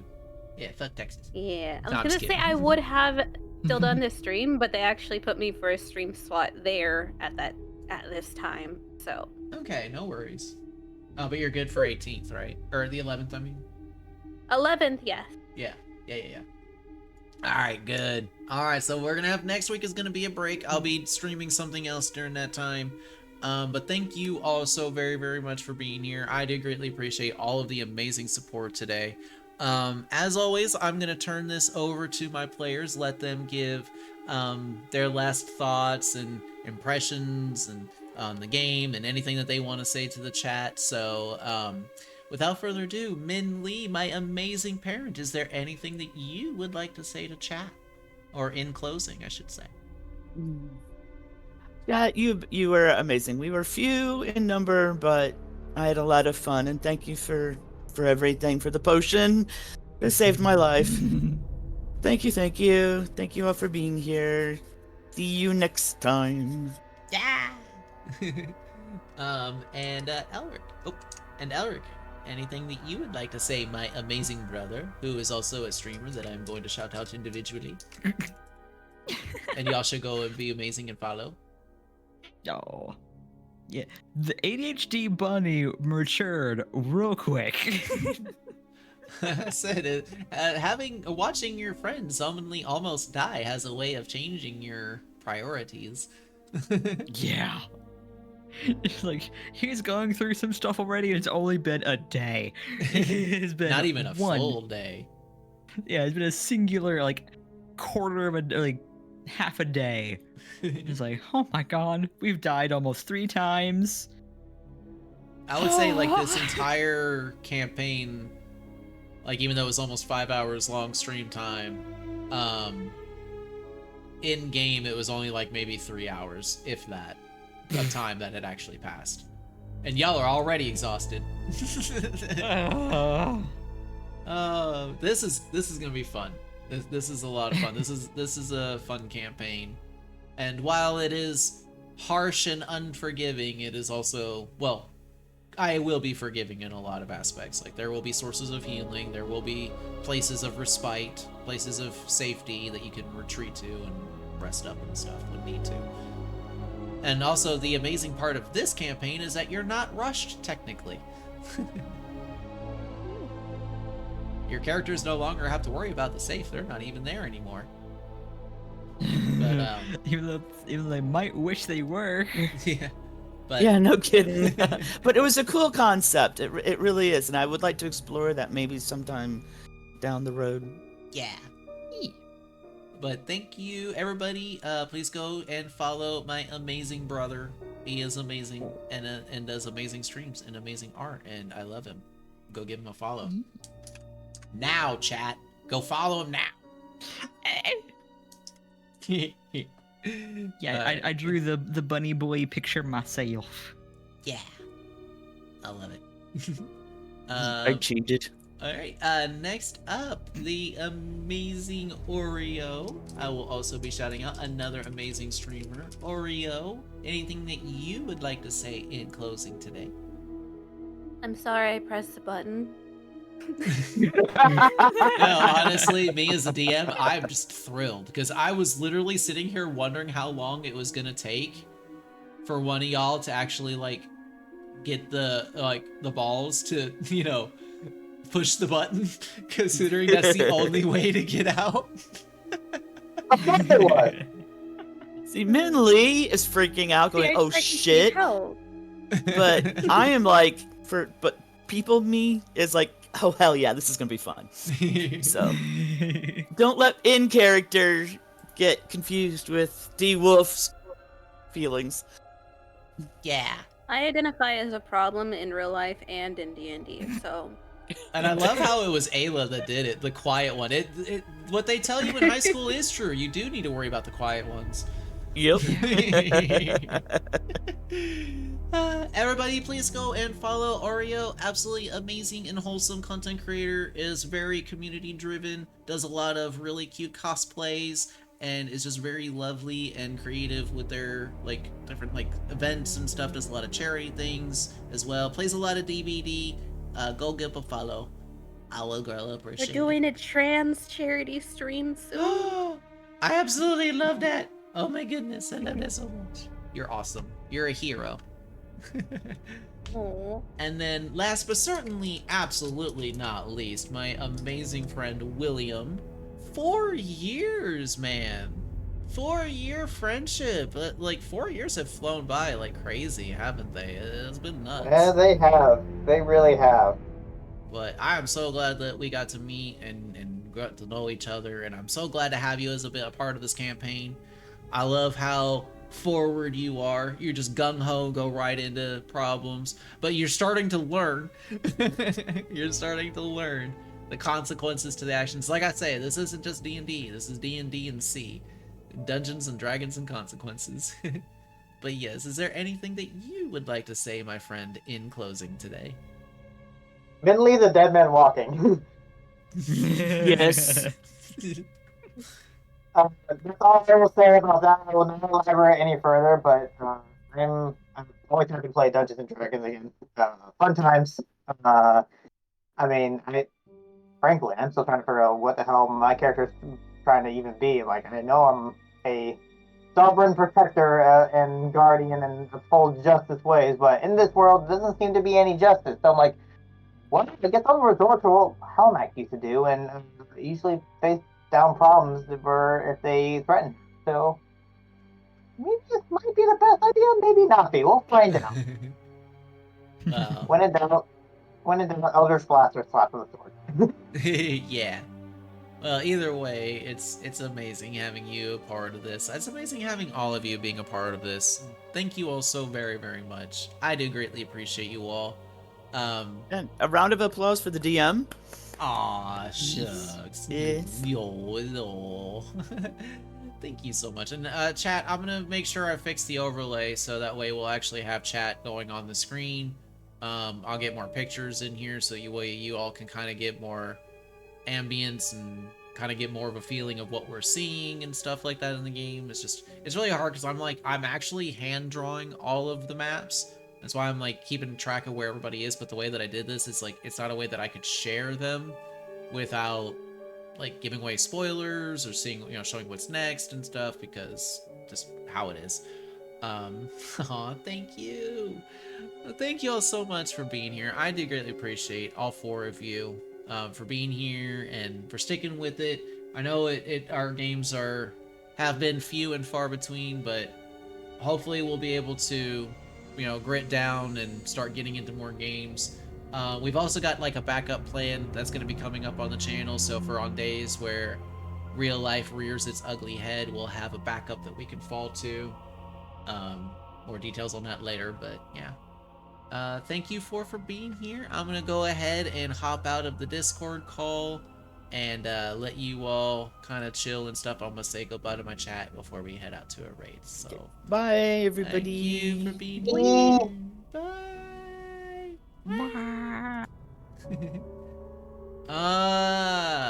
Thank you all so much for being here today. Y'all are so amazing. Thank you all so much for the support.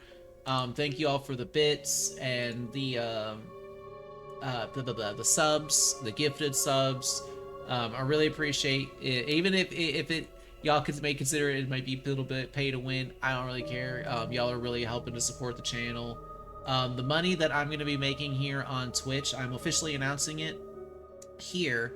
But I am actually going to be going and visiting my girlfriend for Christmas. It's going to be a Christmas present to both of us this year. And all of the money that I make here on Twitch, that I make through bits and subs and stuff, is going to go towards helping with that. So thank you all so much for helping both of our dreams coming true and helping us meet and stuff. I greatly appreciate you all. But thank you all so much. But unfortunately, friends, family, and my friend. Oh my goodness. Ladies, gentlemen, and my non-binary friends, it is that time once again where I must bid you all adieu. But thank you all so very much for being here. Don't go too far. We, as always, will be going on a raid. There in the chat is our raid message. It is an all-user-friendly message. So even if you are not subscribed to the channel, fret not, you too will be able to fill our raid targets chat with the Leona love.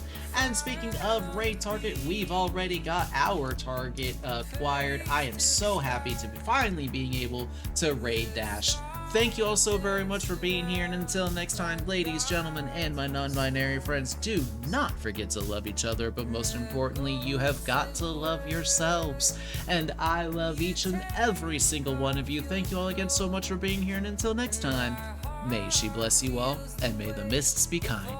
Goodbye, everybody. I will be seeing you all again this Monday, 5 p.m. Eastern Standard Time. I have absolutely no idea what I'm going to be playing, but we're going to be having fun either way. Be sure to be here. I will not be disappointing you all. I can't wait to see you all. Thank you all for being here, and I will see you all again very, very soon. Thank you all for being here. I'll see you soon. Okay, bye.